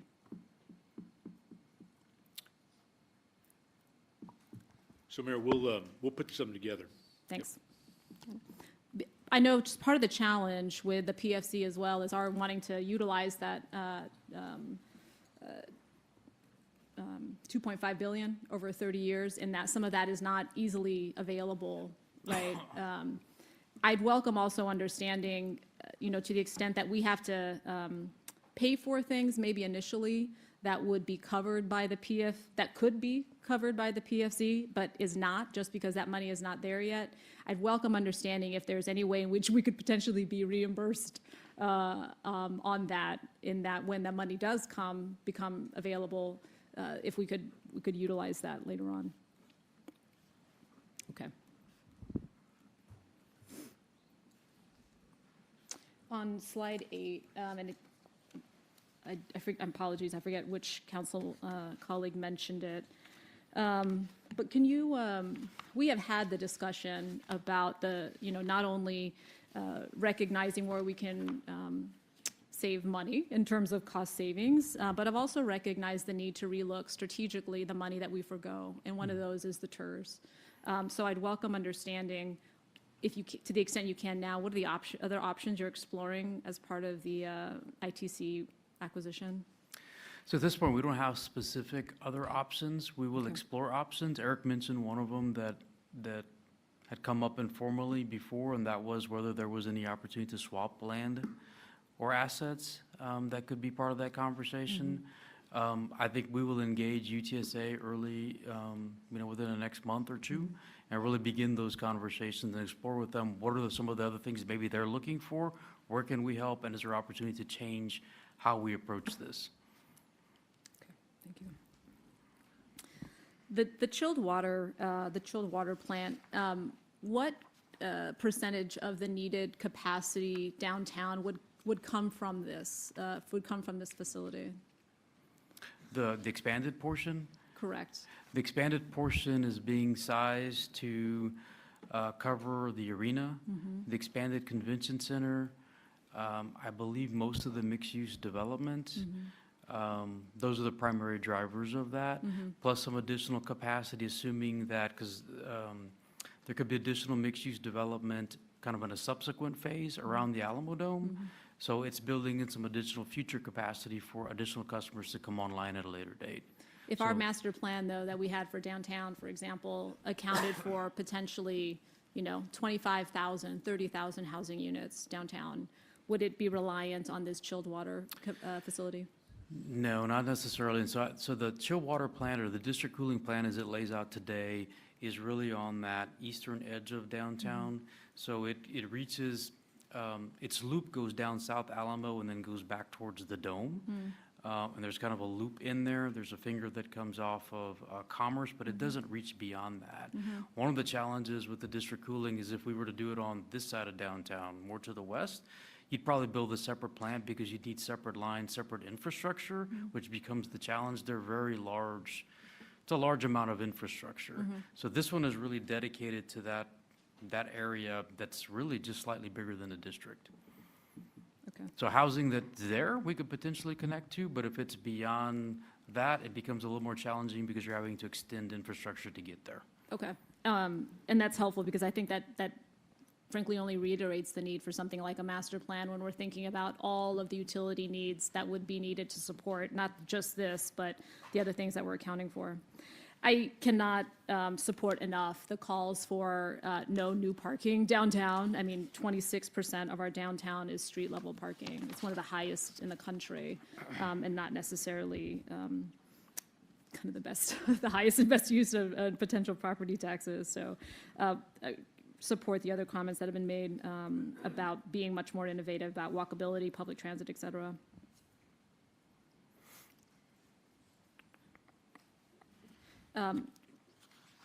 Eric, just to confirm, you said the first or the bond amounts related to downtown infrastructure, that would be part of next week's bond debt management plan, or? No, ma'am, we're going to talk about overall the debt management plan. We're going to give you an update based on, you and the council, an update based on those change in assumptions we talked about in August. We will not have an updated downtown number or anything else, but we're going to talk broadly about what our capacity could be based on changing some of our financial assumptions. Okay, so going back to the first number then, 220 to 250, that's still being potentially what the first bond number is? It is likely that number will go down, Mayor. That likely but will go down. We need to work with TxDOT, and we need to relook, as Ben said in the presentation, the parking garage. The parking garage that Yep. was included in the 220 assumed no revenue. It was an initial estimate, but it assumed no revenue would be utilized to offset the cost for construction. Most times, if not every time the city has built a parking garage, we build it based off the revenue generated. We don't build it out of a general obligation bond. Got it. What would be the timeline then, based on when we could understand what the second bond, infrastructure bond, would need to be for downtown development? The second infrastructure bond. Yeah, there's always been in the May presentation, there was the first bond of Oh, 220 the to 250. subsequent phase? Yeah. I think as we update the first phase by September, as part of that, we can then look at and give you an update on what we think that subsequent phase looks second like. one We would can be- roll that in there as well. September, okay, Yes, thank you. Got it.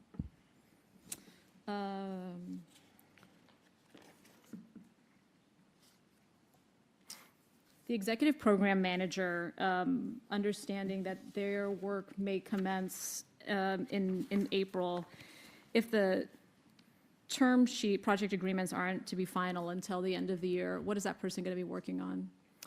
So they're already going to be working on looking at all of our plans around the expansion of the convention center, the infrastructure projects, the sequencing of those projects, looking at the utilities, looking at all of those elements that we need to do to move all of this work forward. They're going to develop very detailed plans around those projects so that we can look at and identify any gaps and make sure we create appropriate schedules for those projects. And that's absent, the arena is there to be plugged in, but there's all that other work that still needs to happen as well.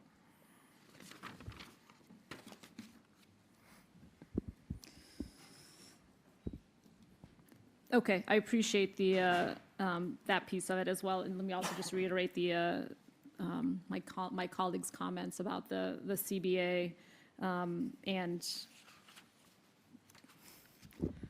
the opportunity to certainly improve that. Okay. Can you talk a little bit about some of the historic preservation efforts? If that's something you need to come back to us with, that's fine. But if you can speak generally to where that is in relation to this work. The historic preservation on the office building that we're acquiring, is that? Anywhere in the area. I can talk about the office building. I don't know if I can talk about the broader. We Let can me ask also Shannon prepare Miller to come something up broader. with- I think you're asking broader than just the federal building, right? Oh, correct. Yeah, Right, yeah. Yep.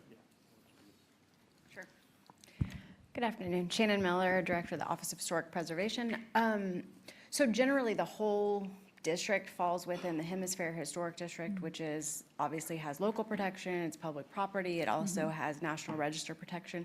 So there's a lot of different levels of review that will have to take place throughout for buildings that are existing, designated historic currently, and/or just because they're public property. So by virtue of both, there'll be design review requirements throughout the process.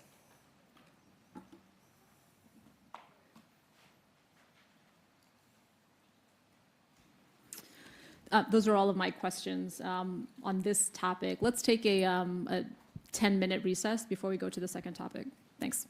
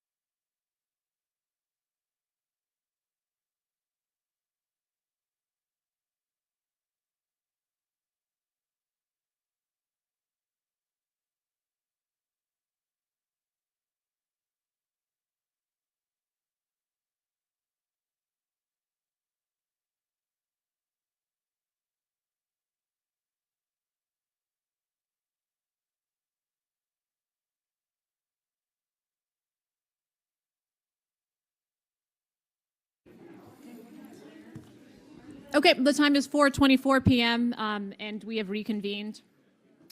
Eric, over to you for the next topic. Thank you, Mayor. Ben will go through the next part of the presentation. This project was a little bit further along, but there are still a lot of work efforts that need to be done this year to include the definitive agreements with baseball and Western Urban, the developer. Ben? So Mayor and Council, in the interest of time, I'll try to be expeditious here and try to get through this fairly quickly. So beginning of the presentation is a little bit of background on what was approved in September of 2024. So a little bit on the summary of the project. Again, this is a new downtown ballpark that would have about 4,500 fixed seats, total capacity for about 7,500 attendees. The estimated cost at that point in time was $160 million inclusive of land, and it's going to get paid for from team equity, team revenue, tax assessment revenues from new taxable development that I'll talk about in a second. It would include new private development, hospitality, and multifamily that would be constructed in 4 phases, and that projected taxable value would be about $1 billion. The timeline we have been working on is to have the ballpark open in time for the season beginning in 2028, which would be around early 2028. The ballpark would open April of 2028. Here's the proposed development that I mentioned, mixed-use development. There are 4 phases listed there. Phases 1 and 2 are guaranteed at $575 million combined. The remaining phases 3 and 4 are not guaranteed, but as part of their development plan around the ballpark. You can see the ballpark site there highlighted in, I guess, orange at the intersection of North Flores and Kingsbury. And then the 4 phases of mixed-use development are color-coded there, and you can see those outlined there on the graphic. One of the things I mentioned in the term sheet is that phases 1 and 2 are guaranteed, but phase 1, not in addition to being guaranteed, it must be ready to proceed before we would do a bond financing, meaning it's got to be designed, it's got to be financed, it's got to be ready to move forward at the same time as we would issue bonds, otherwise we don't move forward. Phase 2, design has to have commenced. That's another condition of us moving forward with the bond issuance. That has to have begun before we would move forward with a bond financing.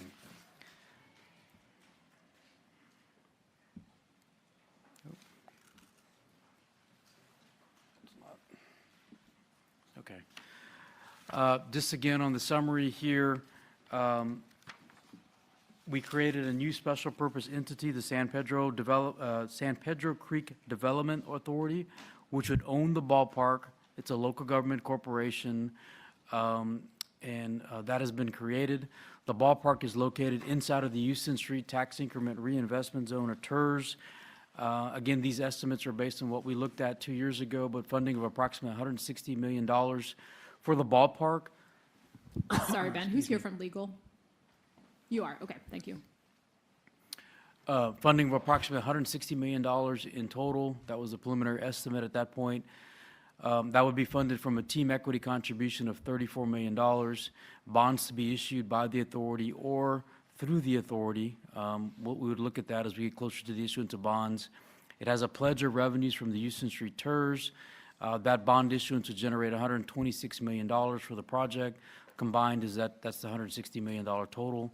Once we get to guaranteed maximum price on design, team is responsible for any construction overruns over that guaranteed maximum price, or GMP. This is just kind of a graphic looking at the ballpark funding again and how we get to the $126 million. And again, these numbers are preliminary. But the team payments, there's $1 million of annual rent for the ballpark over the ballpark term, over the lease term. Apologize. There's a $2 ticket fee that also goes into repayment of debt. There's the guaranteed new development phases 1 and 2 that would generate incremental property tax revenue in the Houston Street TIRZ that would also be guaranteed, as well as assessments that would come through a municipal management district that's been created. That boundaries of that municipal management district, or MMD, are essentially those 4 phases of development that I showed you. So it just circles the developments that are part of this project. There is a smaller portion that comes out of our existing city and county Houston Street TIRZ capacity. All of those combined sources generate that bond proceeds of $126 million. When we ran this 2 years ago, essentially the split between the first two boxes on top, which is all new revenue, about 86% of the debt service coming from that, about 14% coming from us in the county out of existing Houston Street TERS capacity. I mentioned the guarantees, so there'll be guarantees on phases 1 and 2. In addition to the guarantees, we have security behind the guarantees. So the team, the Missions baseball team will provide a 2-year line of credit that's got a value based on the upcoming 2-year period, the value of the risk that will be defined in the agreements. There's a subset of team owners that are going to provide an additional line of credit as security to that guarantee, and then that level of security or guarantee decreases and adjusts as that development happens and as that taxable value is realized. Those requirements to maintain guarantees, or in this case, liquidity or security for the guarantee, decreases over time. The local government corporation that was created, again, it's going to own the ballpark. It has no resources or assets on its own. Everything it's going to get is going to come through the agreements that are negotiated and put in place. So it's largely procedural, administrative. It'll be controlled again through these definitive agreements that we will negotiate. Its big responsibilities are it will own the ballpark.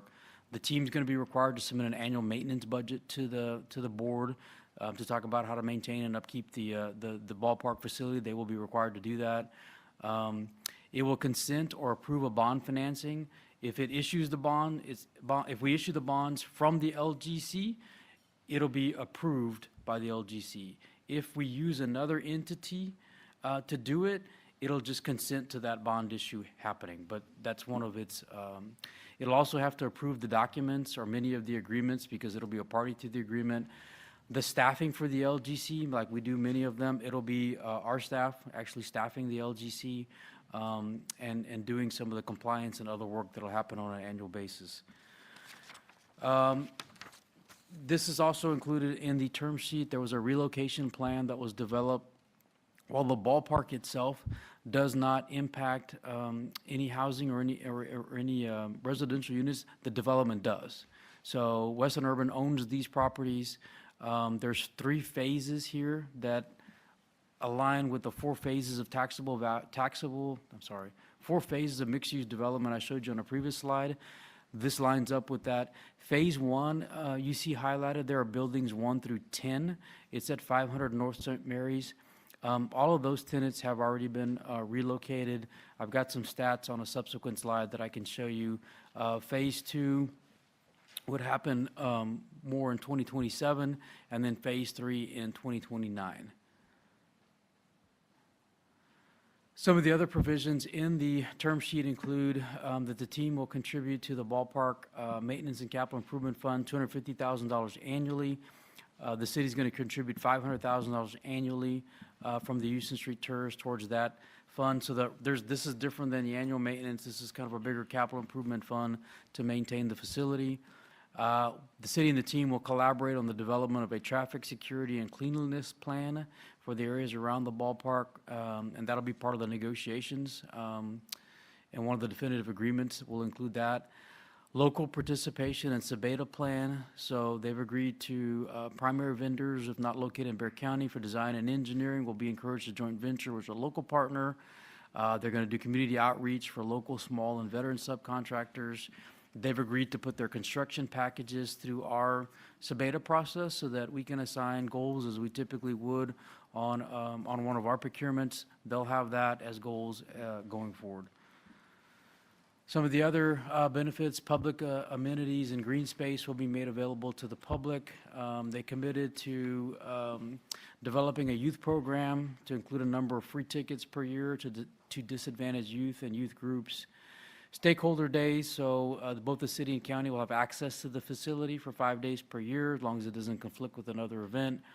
Stakeholder advertising, we'd be able to do public service announcements, us and the county, using some of their signage and some of their digital signage. We'd be able to push out public service announcements there. They also have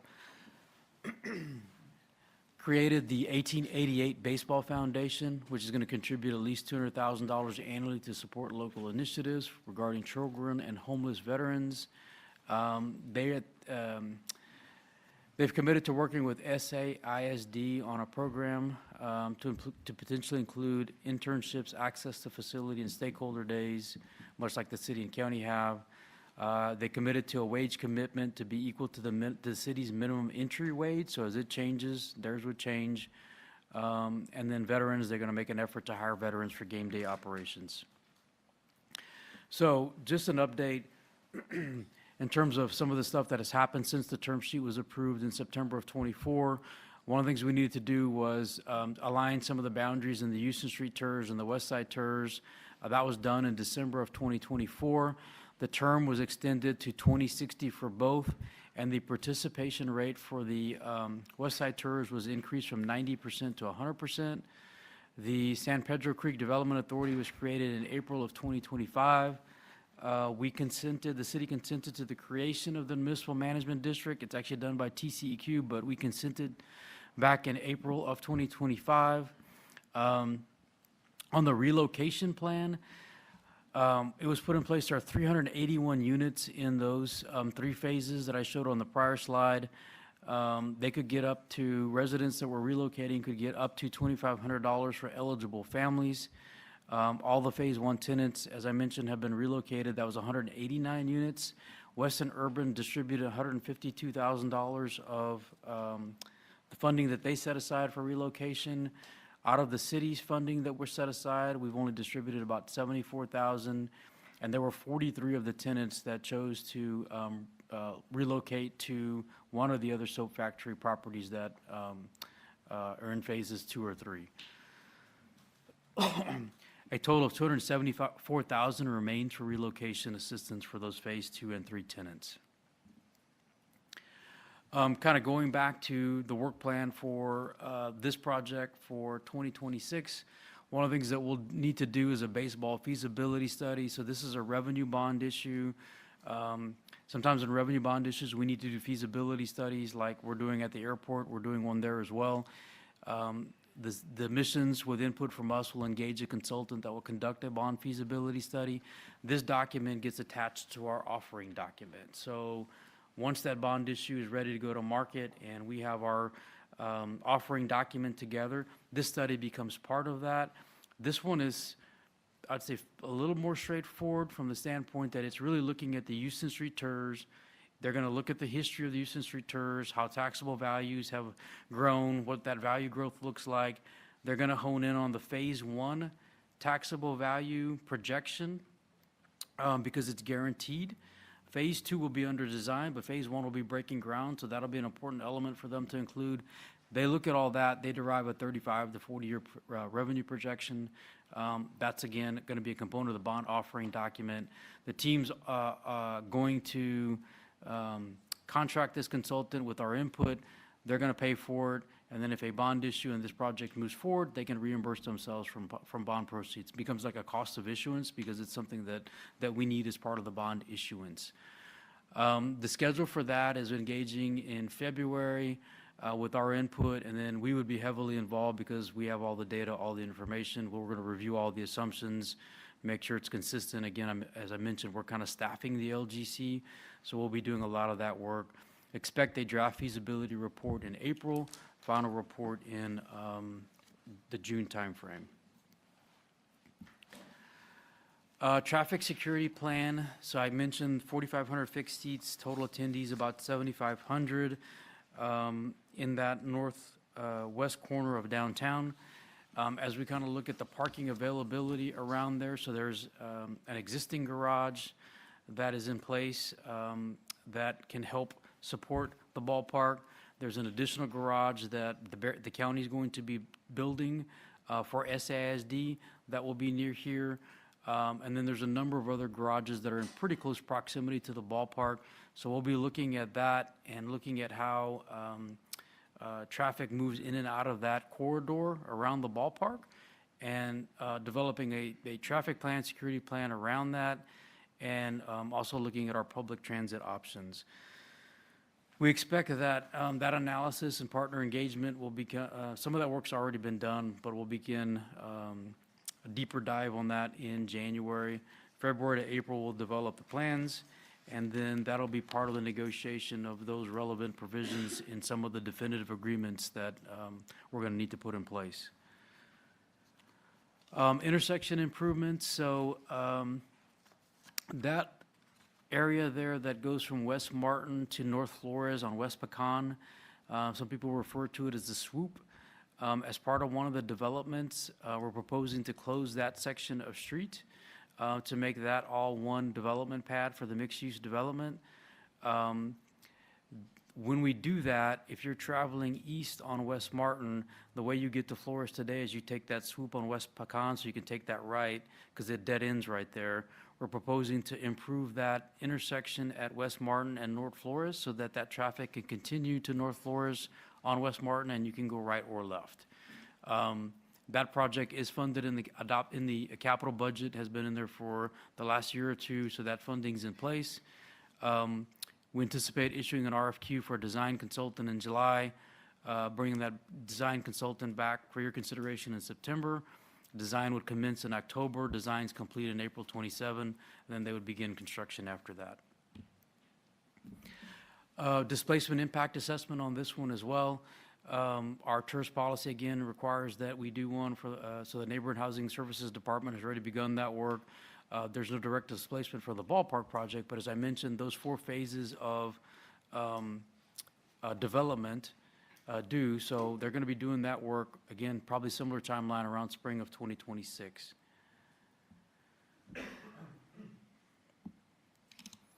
Negotiation of definitive documents, again, the parties here, San Antonio Missions, Weston Urban as a developer, Bear County, and some others for the baseball project.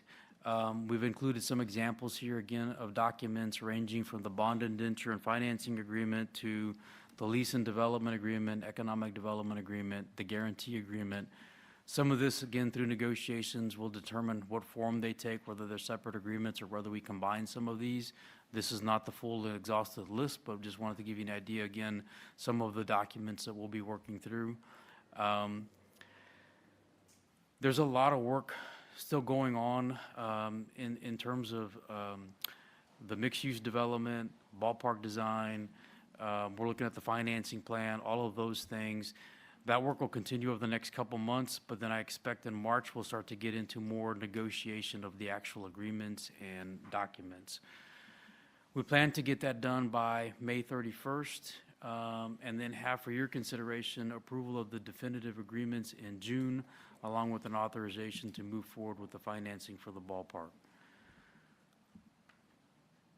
The bond financing, so some of the work that we're continuing to do is on a project like this, you're going to have tax exempt debt and taxable debt.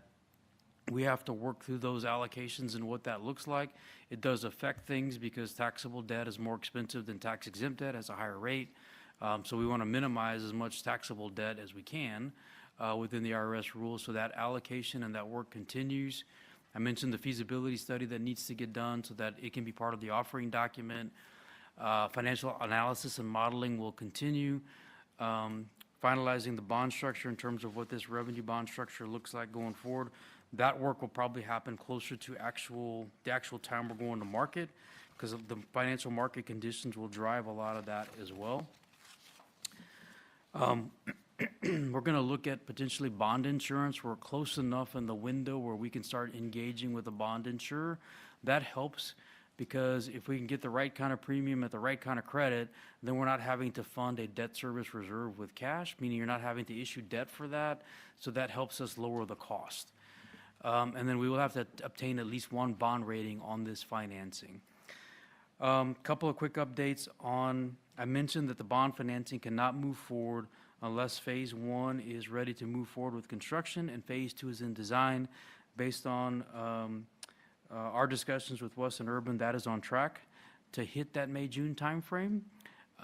He still has a lot of work to do to get to that point, but it is on schedule to get to that point. Again, we would not issue unless we had confirmation that those two things had been achieved. The ballpark is the other one that is under design. I'll share that there's work to do there. They're working on design, they're working on updating costs. I'll say early indications are that it's probably outside of the estimates that I just went over from 2 years ago. So I don't have anything else to share because they need to do a little bit more work on that. And what does that look like? What does that mean? So that'll be part of one of our future updates that we'll come back and talk to you about. So again, the timeframe here is really January through May. All of this work around the mixed-use development design, the design of the ballpark, it's got to get to a closer to a GMP, and then we've got to negotiate the definitive documents to put it in a position where we've got all of that aligned and ready for possible approval in June. That keeps it on track to then hit that opening date that I mentioned in the spring of 2028, the ballpark. If the documents are approved in June, probably within 30 days, we'd be out in the market doing a bond issuance to fund the project. I wanted one more. I wanted to touch on real quick the Nelson Wolff Stadium site redevelopment. So we'd also talked about what do we do with the current stadium? If this ballpark is built and they in fact relocate downtown, what do we do with that site? And there's a couple things highlighted on this slide and maybe a little hard to see on that map, but on the lower right-hand corner, that is, for the most part, our property. So Levi Strauss Park is there, the Ron Darner Community Center is there. Just to the west of that is really some vacant land right now that's going to become a Phase 1 2022 bond project that I think is around a $7 million project. It's a first phase of a park master plan. So kind of what's listed on that slide or shown on that slide is the bigger master plan for this regional park. That 2022 bond allocation will fund the first phase of that. So we've got a park master plan and a park development happening there next to the community center and the Levi Strauss Park. At the same time, in that upper left-hand corner, Rodriguez Park, the county's making a lot of park improvements in that area as well. Not all of that is funded that is shown there, but they've got subsequent allocations coming there. And then that little square there on the far upper right-hand or upper left-hand part of that is actually city-owned property that we could make available that's in a floodplain that you could put fields on as well. So that could be something we coordinate with the county, not funded, but from a planning perspective, there's a lot of park amenities in this area, a lot of investment going in. The Creekway is right there as well. So there's a lot of opportunity there. When you look at our site, between the Levi Strauss, the Ron Darner Center, and the Park Master Plan, then you have Nelson Wolff Stadium, the surrounding parking lots. You have that footprint that we have to work with. And the, where it says Flasher Equipment, a private equity firm owns that property, leases it to them. What we're proposing is that we engage with them to kind of see what are your plans? How might it fit in with what we're talking about here? But what we would like to do as we move forward with this redevelopment opportunity is to engage a consultant to help us work on a concept plan, working with Councilman Galvan's office, engaging the community, really talking about what are the possibilities look like for this area and for the ballpark and a repurposing of the ballpark, and come up with a proposed plan in terms of how to address that.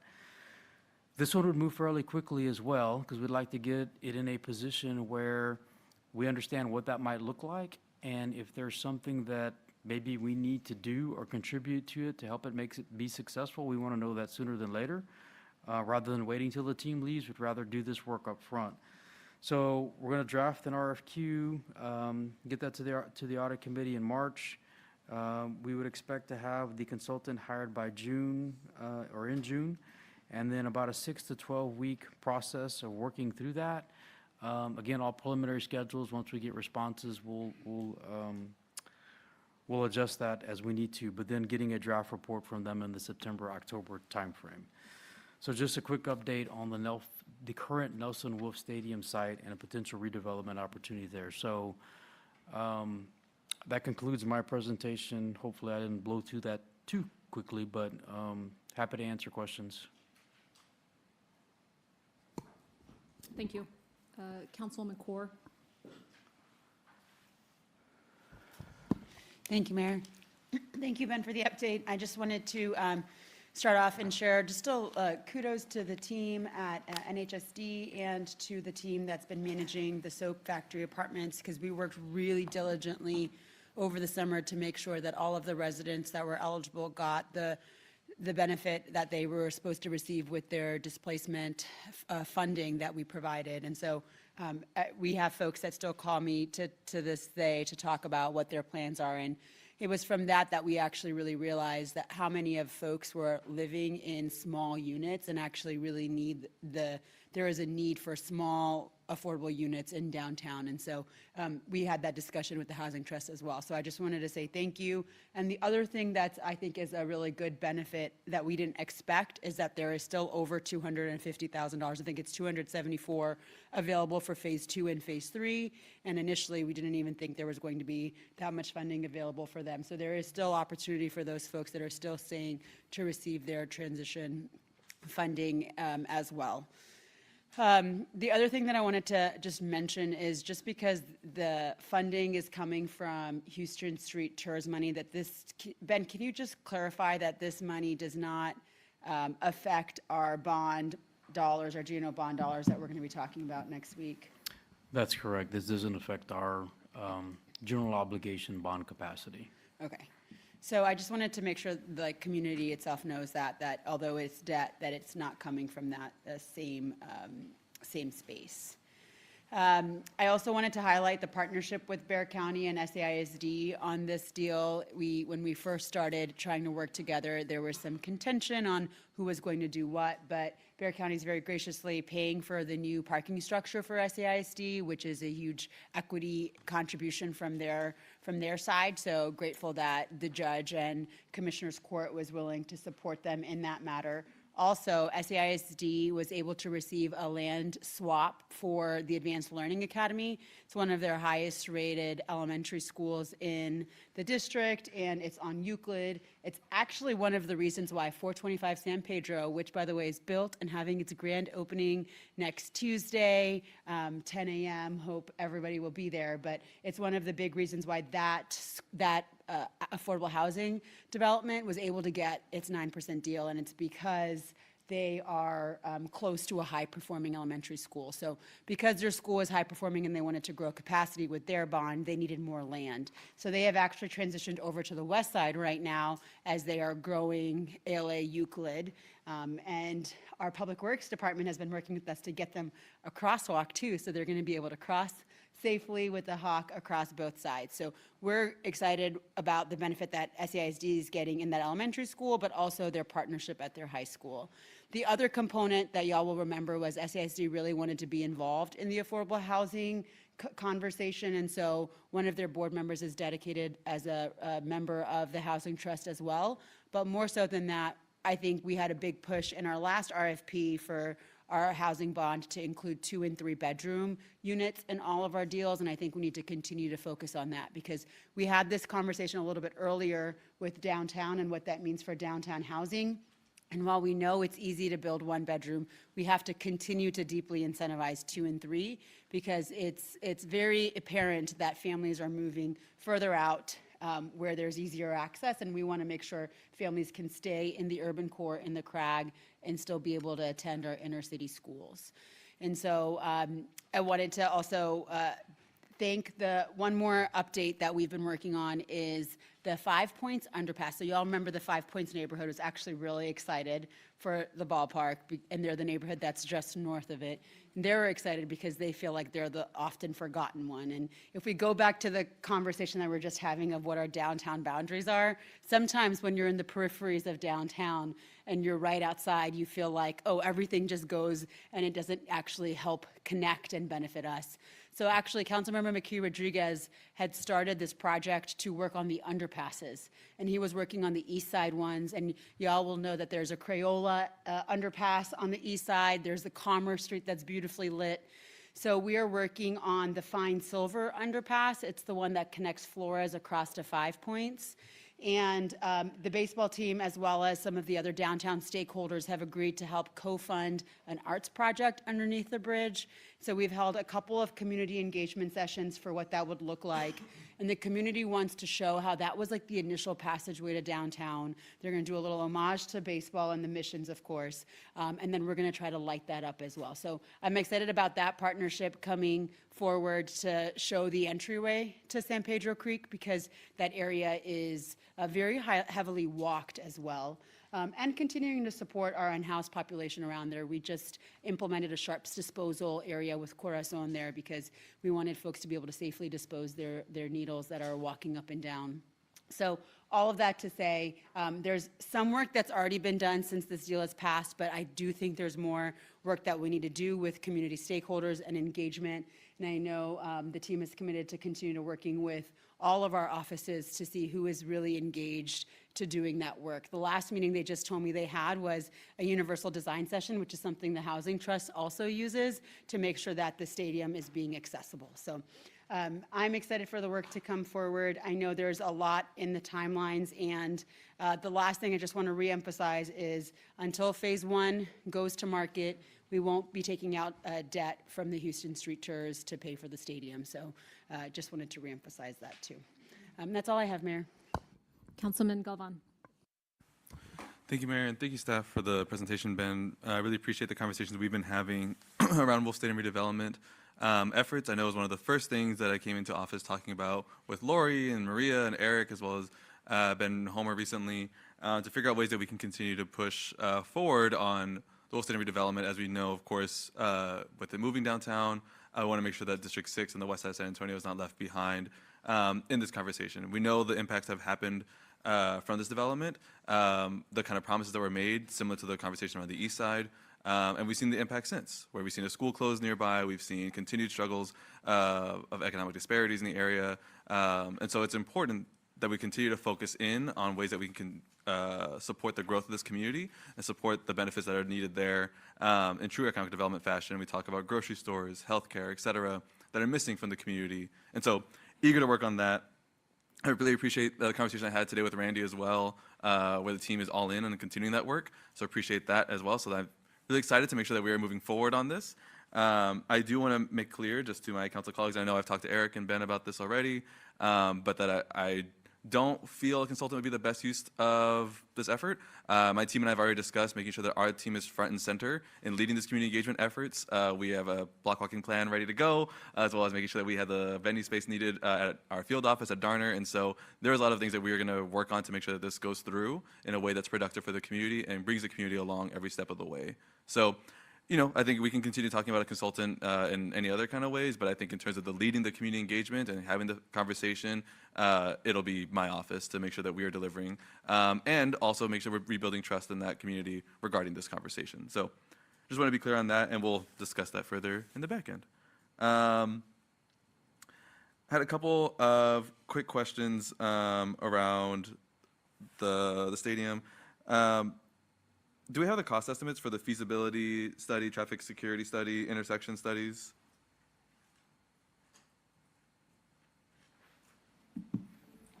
So the traffic security, we're not hiring a consultant. We're going to work with the team, and our departments will take the lead on that, and we'll work on that internally. What was your other one? The feasibility study? Oh, the bond feasibility study. If I had to guess, probably in the 75 to 100 range, somewhere in there. Got it. And then the intersection? Oh, no, we talked about that one. The intersection is funded in the adopted capital budget. Right. I'll have to pull the dollar amount for you. I think 5 to 6 million, somewhere in that range, but I'll get you the exact number. I'll follow up with you. Okay, got it. Again, just want to make sure that I'm keeping note and it's transparent to residents about what things are coming out of our budget and or similar funds for this efforts. Appreciate that. I think generally around this particular project, similar thoughts on the downtown development overall, making sure that we are investing in housing solutions that work for the community and are affordable, finding ways to make those structures available to maintain this, or to administer this and deliver this is important to me. The inclusion and focus of local hiring and good quality paying jobs at this site is going to be critical, I think. So excited to see how those negotiations go forward within the development agreements. I think those are the biggest points for that one. Of course, transportation continues to be a key point there, and so that'll still be the same conversation around larger via conversations, park and ride conversations, parking, et cetera, and complete street needs as well in the area. I had a couple questions around the relocation components. One of the big ones I wanted to just ask about was, do we know how many residents received relocation dollars? I know I saw the 43 moving into the phase 2 and 3, but how many tenants received relocation dollars out of the total number of phase 1? Councilman, we have that breakout. We'll email you and the rest of the council. I think Veronica had to step out, so unless Ben can find that sheet here in a second, but we have an accounting for each of the individuals. Okay, great. Does that accounting also include where they've moved to since? No, of course, we don't necessarily physical address. Only the ones that we know that moved to the other parts of the development. If those that went out, Okay. we don't know where they're at specifically. Okay, I see. Well, that's helpful to know. I mean, I think it's just something that stays in my mind about, as we're talking about developing downtown to be for everybody, that if we are facilitating, and I understand the displacement study says we did not displace directly, but that we are facilitating pushing people out of downtown for different developments, I wonder where if they're still in our city, and if they're still within the CRAG, still within the 410 loop, or where they're at in general in our city. Are they in places that are just as affordable as that one? Of course, understanding the issues that were going on in Soap Factory in terms of the maintenance. All those things are important to me to just make sure that we are, as a city, staying committed to our goals of making our downtown and our inner city a place for everyone to afford to live in, enjoy, and prosper and raise a family. And if we're not doing that, then that's just something for us to keep in mind. Also, thing on relocation services, I know we mentioned the 240,000, the remaining amount. Is that the team contribution, or is that city relocation funds that are still available? It's a combination. A combination? The majority of that is city. Okay. Sounds good. Do we know how much exactly? Pull up that slide.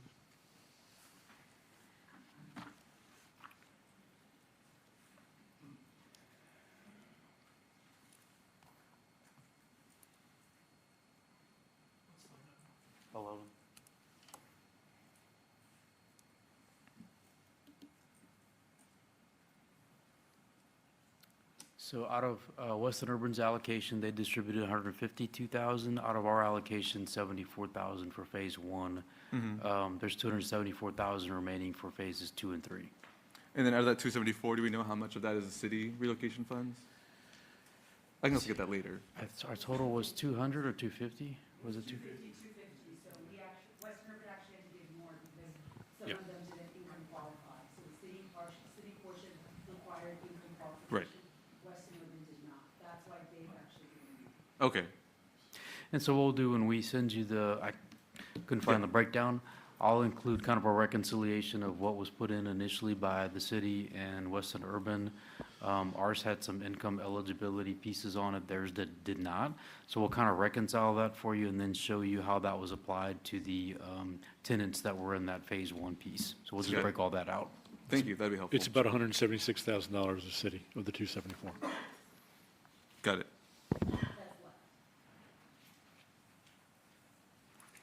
Okay, that's helpful. Only last comment I wanted to make on this point was I want to thank Councilor Corr's kind of overview of the community benefits that have been provided beyond what was displayed today, the work SASD put in. I want to specifically shout out my Chief of Staff, Sarah Sorensen, for the work that she did while on the board to advocate on behalf of SASD, along with other trustees, to make sure that this effort was going forward to support the school district, the needs that they have, as well as the families in the area as much as possible. Yeah, thank you so much.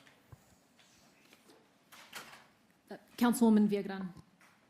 Thanks, but I'm going to make this as brief as possible in terms of our days, the community days. As soon as we can, and I know it's a ways off, but if we could get what our stakeholder days, what we're thinking about using them for, if we need to designate them for a festival or something like that, because I know what I don't want them used for. The other thing is programming. When we go into these agreements. I know part of the appeal of going downtown is when it was off-season, that they could program in and around the ballpark. And I want to make sure that the programming aligns with what our priorities are, is to bring our community from the west side out to do something affordable, something outdoors, something that activates them, and not just the west side, but all of San Antonio, but in particular, the west side and that walkability aspect.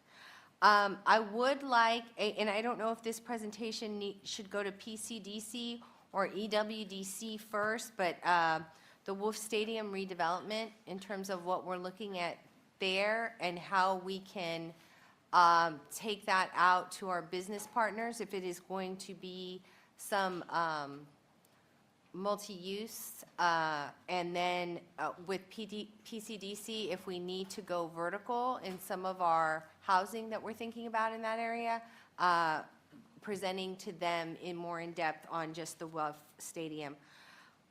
In terms of the community assets, what I think the ballpark can help with, and I've talked to the owner group, owners in particular, is that safety, security, technology piece.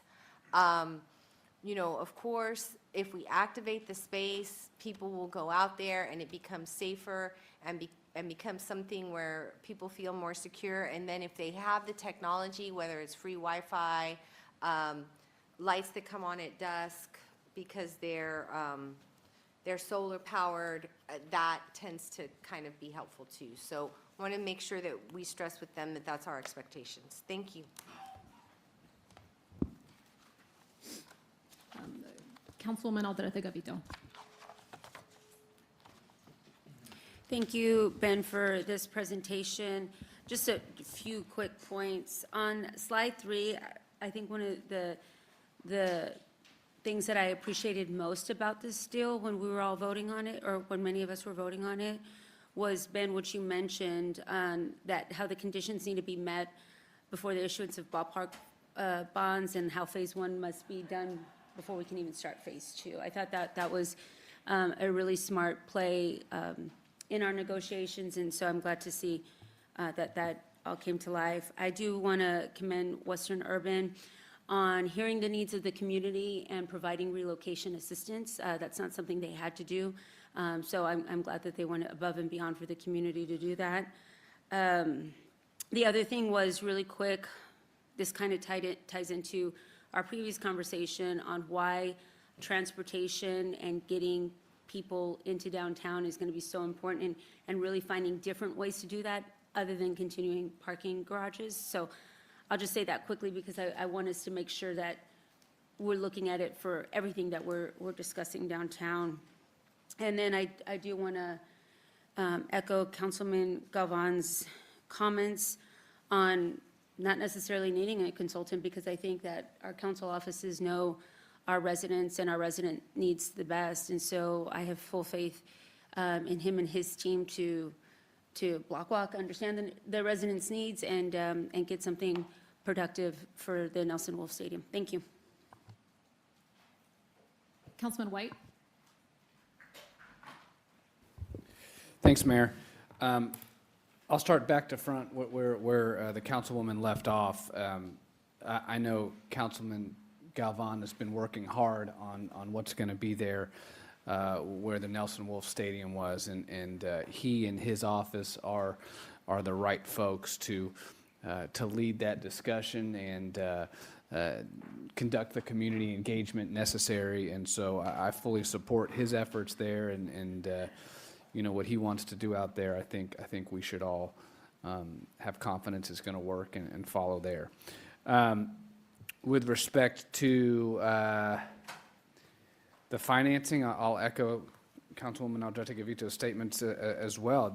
I called this, it was sort of a unicorn of a project, this one. The financial structure that Ben and his folks were able to put together on this one was really solid, and that's why I supported it and why I believe this council did.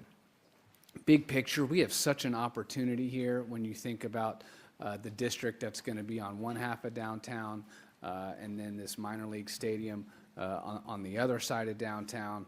Of course, we know about the airport, the new terminal that's coming as well. I mean, our city, over the next 6 to 7 years, has such an opportunity to progress and grow into something where the economic development that we see here becomes much, much more substantial. And again, the purpose of that is to create a revenue stream for our city that then we can use to enhance folks' day-to-day lives, to get those streets fixed, to make those neighborhoods safer, to take care of those drainage problems. And so I'm really excited about this project. I think city staff has done a great job here. Thank you to all of our partners. I mean, this is a great example of a public-private partnership that's going to end up really working out for our citizens. Thanks, Mayor. Councilman Munguia. I'll also compliment my colleague for doing public engagement without needing a $1 million consultant. I think we should all take a lesson out of that. I also, with regards to Nelson Wolff Stadium, I would also challenge us, and of course, the community input's going to be very valuable there, to also look at the regional connectivity of Leon Creek. I mean, that's one of the few places of Leon Creek in the entire city that's not actually really well developed. And of course, I'm right across the highway on Highway 90. I have Camargo Park in my district. That is a Leon Creek connection. The Leon Creek connection from Camargo Park to Pearsall Park, where Leon Creek continues, there has been a design project that we talked about in the last bond.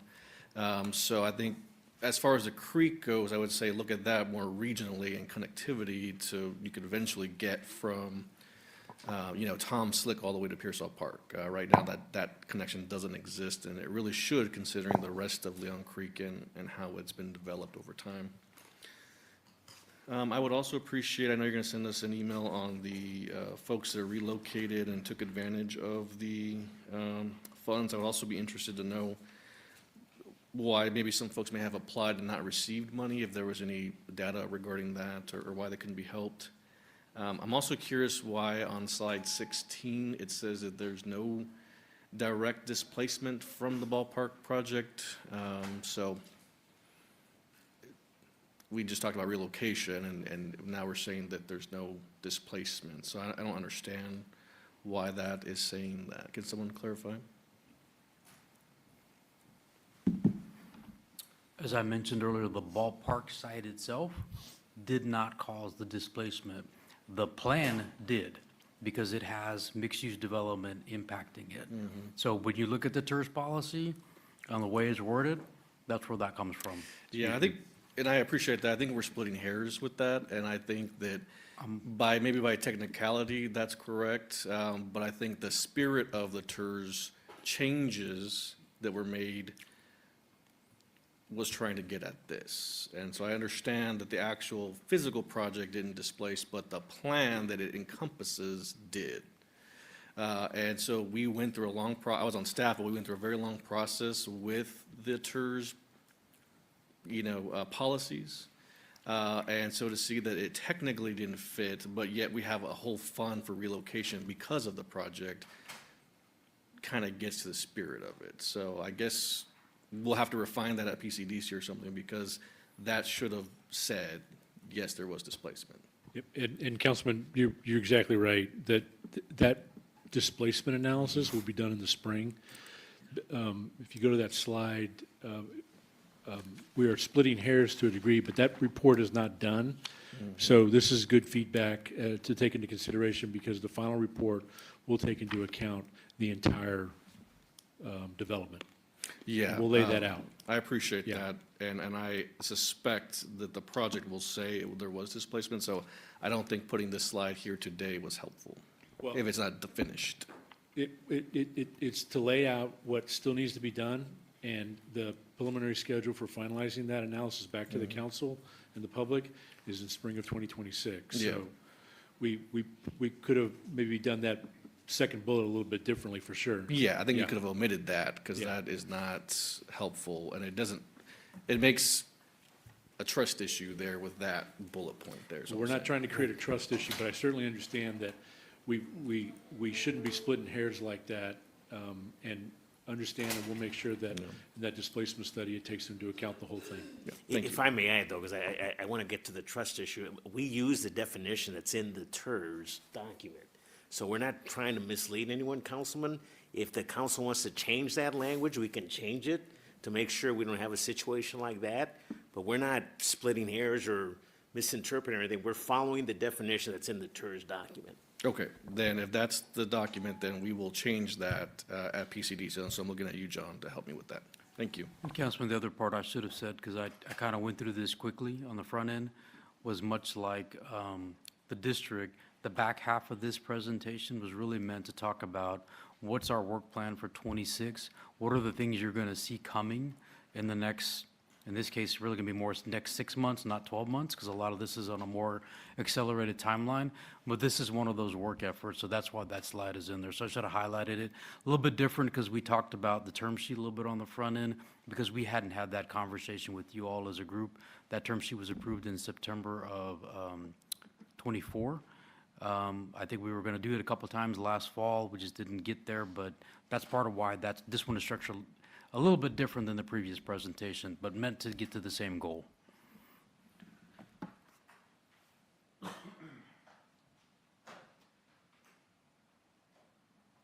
Councilwoman Mesa Gonzalez. Just wanted to acknowledge the site redevelopment plan, just supporting Councilmember Galvan's community engagement plan with his community. I mean, I think this is kind of that slide that you can't unsee, and that, you know, the stadium is going away. So making sure that we just spend all our really time and resources to make sure that community doesn't feel that longer than they have to, honestly. So however it can be helpful, let me know. Thank you. So maybe if I could just touch on that point real quick, because I know it's come up a couple of times. So that slide 18, if you would bring that up.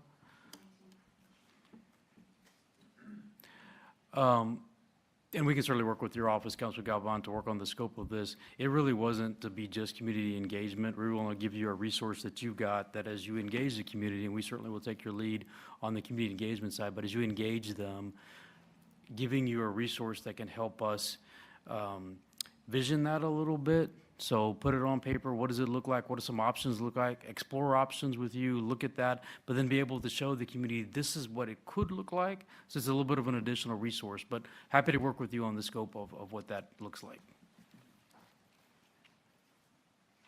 Councilwoman Castillo. Thank you, Mayor.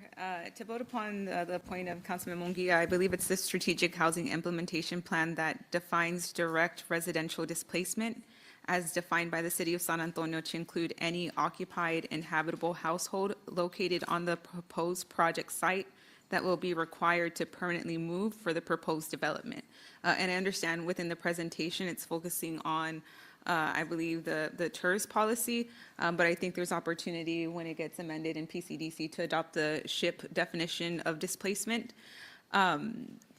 Going to the Nelson Wolff Stadium site redevelopment, I'm pleased to see that there is a robust preliminary schedule. I think oftentimes, whether it's the South Side, the Harlandale community, or Edgewood, oftentimes those are some of our communities that get left out of economic development.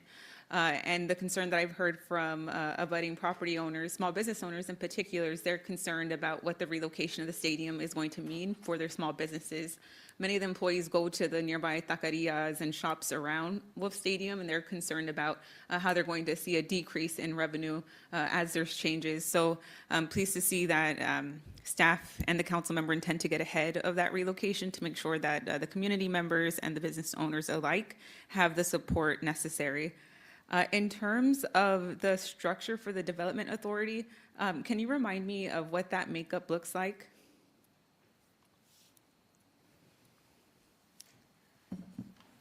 I'm sorry, Councilwoman, your question was on the LGC? Yes.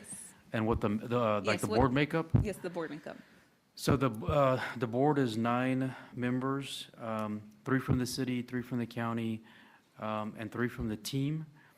Ours are the mayor, the city manager, the chief financial officer for the city.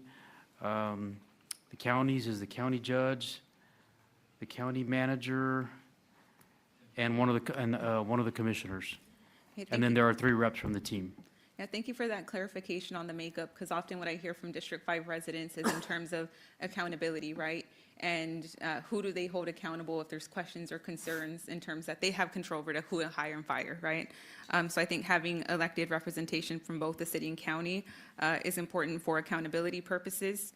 And then just wanted to ensure that as development and community input evolves around the traffic and security and cleanliness plan, I know Gardendale Neighborhood Association in my district, they had came out in public comment in support of this project, but their expectation is that they are included in that public input process. So just wanted to remind and flag that the Gardendale community would like to continue to be part of that engagement process, but also just wanted to be sure to thank Councilmember Dr. Sikor in terms of a lot of the benefits that we see here. The Councilwoman facilitated conversations, brought stakeholders together to ensure that there were community benefits extracted from this deal. So I don't think without her leadership, we would have had those benefits that we're talking about today. Similar to the data and details with the relocation fees, I would also like to see that data and how much has been dispersed, how many folks may have been denied support, but just to have an understanding of, you know, how we can learn from that proposed bucket. And then also I'd like to understand once Western Urban relocates all the tenants and there is a remaining balance, does that balance go to the Neighborhood and Housing Services Department for the general relocation fund? Just understanding what happens to those dollars if they are not spent. Ours or theirs? Both. Both, okay. Yeah, and if Western Urban Leadership's here, I think it'd be great if you donate that to the city's relocation services fund. And then I know during the negotiations, Western Urban committed to continue to uphold some of the fair hiring practices with Ban the Box. Just wanted to check to see that was something that they're still committed to. Yes, I don't believe that's changed. Okay, and then lastly, their wage commitment, again, grateful to see that they've committed to pay the city's entry wage. But my question is, do we know if that also applies to those from contracted companies such as concessions or custodial contractors?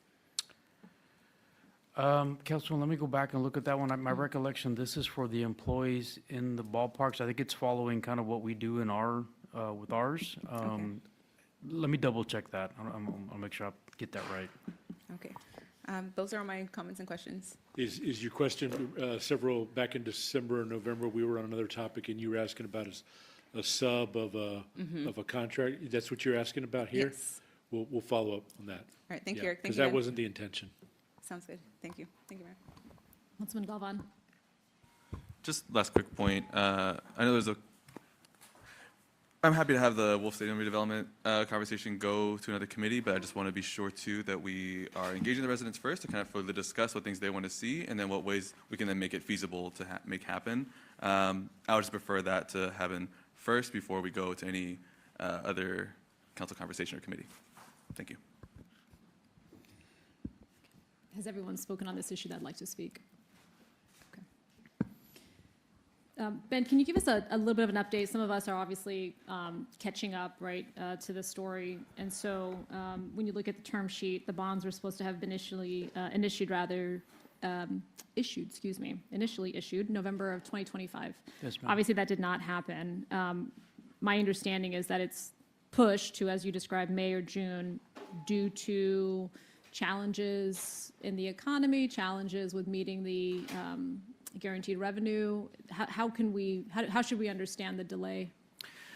So when we approved the term sheet in September of 2024, the one piece that was still pending was the acquisition of some property with SAISD. And at that point in time, we thought that was going to happen pretty quickly after that. It didn't really occur that way. I think it was, my recollection was like February of 25 before that happened. And there was a lot that went into that. I think Councilman Core talked a little bit about that, but that includes the county agreeing to build the parking garage, There was an acquisition of property by Weston Urban that was then swapped with the school district. I mean, there was a lot that went into that, but that was about 4 or 5 months there that changed it. And then the rest of it has been just continuing our due diligence. They've been working on design. The ultimate goal has always been to try to get to spring of 2028 for opening day. We're still on track to do that. When we look at the guaranteed piece here, while it talks about $1 billion, as you mentioned on the slide, it's only phase 1 and phase 2, right? That's guaranteed. So 575 million is all that they have to guarantee. That's correct. Okay. So then the operating assumption is that once you get to 575 million in guaranteed revenue, that will somehow by 2031, if not after, get us to $1 billion? So this is the projected taxable value. Yeah. And then we're going to generate property tax increment off of that. The first 2 phases are guaranteed. The next 2 phases will be in the development agreement, but it'll have language that they've got to use commercially reasonable estimates to try to achieve that, but it's not guaranteed, those subsequent 2 phases. Yeah. So- Go ahead. Oh, and I was going to say, but the bond financing is predicated on the first 2, and it doesn't include the last 2 phases. So then the last 2 are included. Why exactly? Because the developer, in terms of showing their entire development plan, if you kind of look at that whole footprint, it's looking at what's going to happen across those 4 phases in that area. So not only showing, here's the ballpark impact, here's what I plan to do from the developer, from a mixed-use development perspective, and these are the phases in which I intend to do it. Got it. Okay. But just to be very clear, it's only 1 and 2 that are guaranteed. Yes, 3 and ma'am. 4, if they change their mind, the economy changes, what have you. could delay, They they don't could push need to out. actually, in fact, do phase 3 or 4. That's correct. Got it. Okay.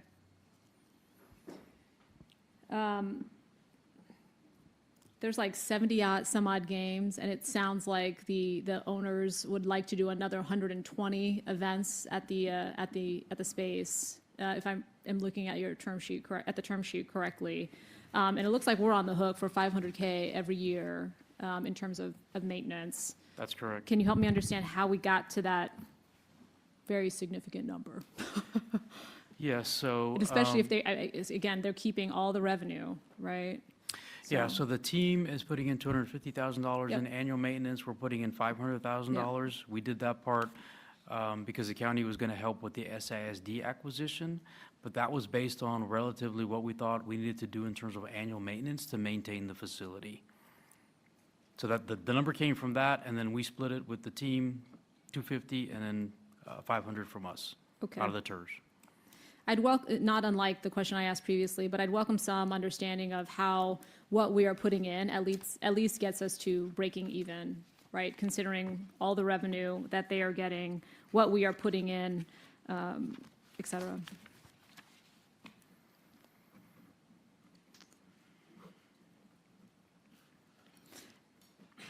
Because this one is moving faster than the sports and entertainment district, but it's essentially the same construct. Are there any lessons learned in terms of the incorporation of our feedback rather, in terms of what's included in phase 1 of the guaranteed development here? Have we provided any feedback in terms of what we'd like to see other than the number, the value rather? No, the mixed-use development was always going to be hospitality and housing. We know the first 2 phases include a hotel and a number of housing units. I don't have my notes in front of me to tell you what that total is approximately, but I can certainly get that for you. Okay. I mean, it gets to the point that my colleague, Councilman Munguia, made in terms of making sure that we're reflective of local flair, if you will. I would also like clarification in the term sheet versus on the slide. It talks about a wage commitment. In the term sheet, though, it says then current, right? I.e., if we changed our minimum wage, that might not necessarily be reflected in the agreements. If we go to 21, for example, I want to make sure that that also would follow in the agreement? I didn't want to assume, so please confirm that. Yes, I can confirm that is something that we amended the term sheet to include that language specifically, so that as our minimum entry wage went up, that Changes. requirement goes up as well, great. as well as what Councilwoman Castillo mentioned in terms of ban the box. That, I think, was not on the slide, if I remember correctly, but that is something that we added as well. Got it. In looking at the term sheet, and maybe it was a different version, the only folks that received help with moving expenses were those that were moving to another developer-owned property, correct? No, it was anybody that was relocating out of Phase 1. So the ones that, for example, that relocated to Phase 2 or 3 did not get the relocation assistance, but they'll get it So when I they think leave that we might phase. be Okay. using different terms. So Okay. relocation assistance versus helping with moving expenses. Did you define those Oh. differently? I don't remember the moving expenses being split out in that relocation plan. Is Veronica?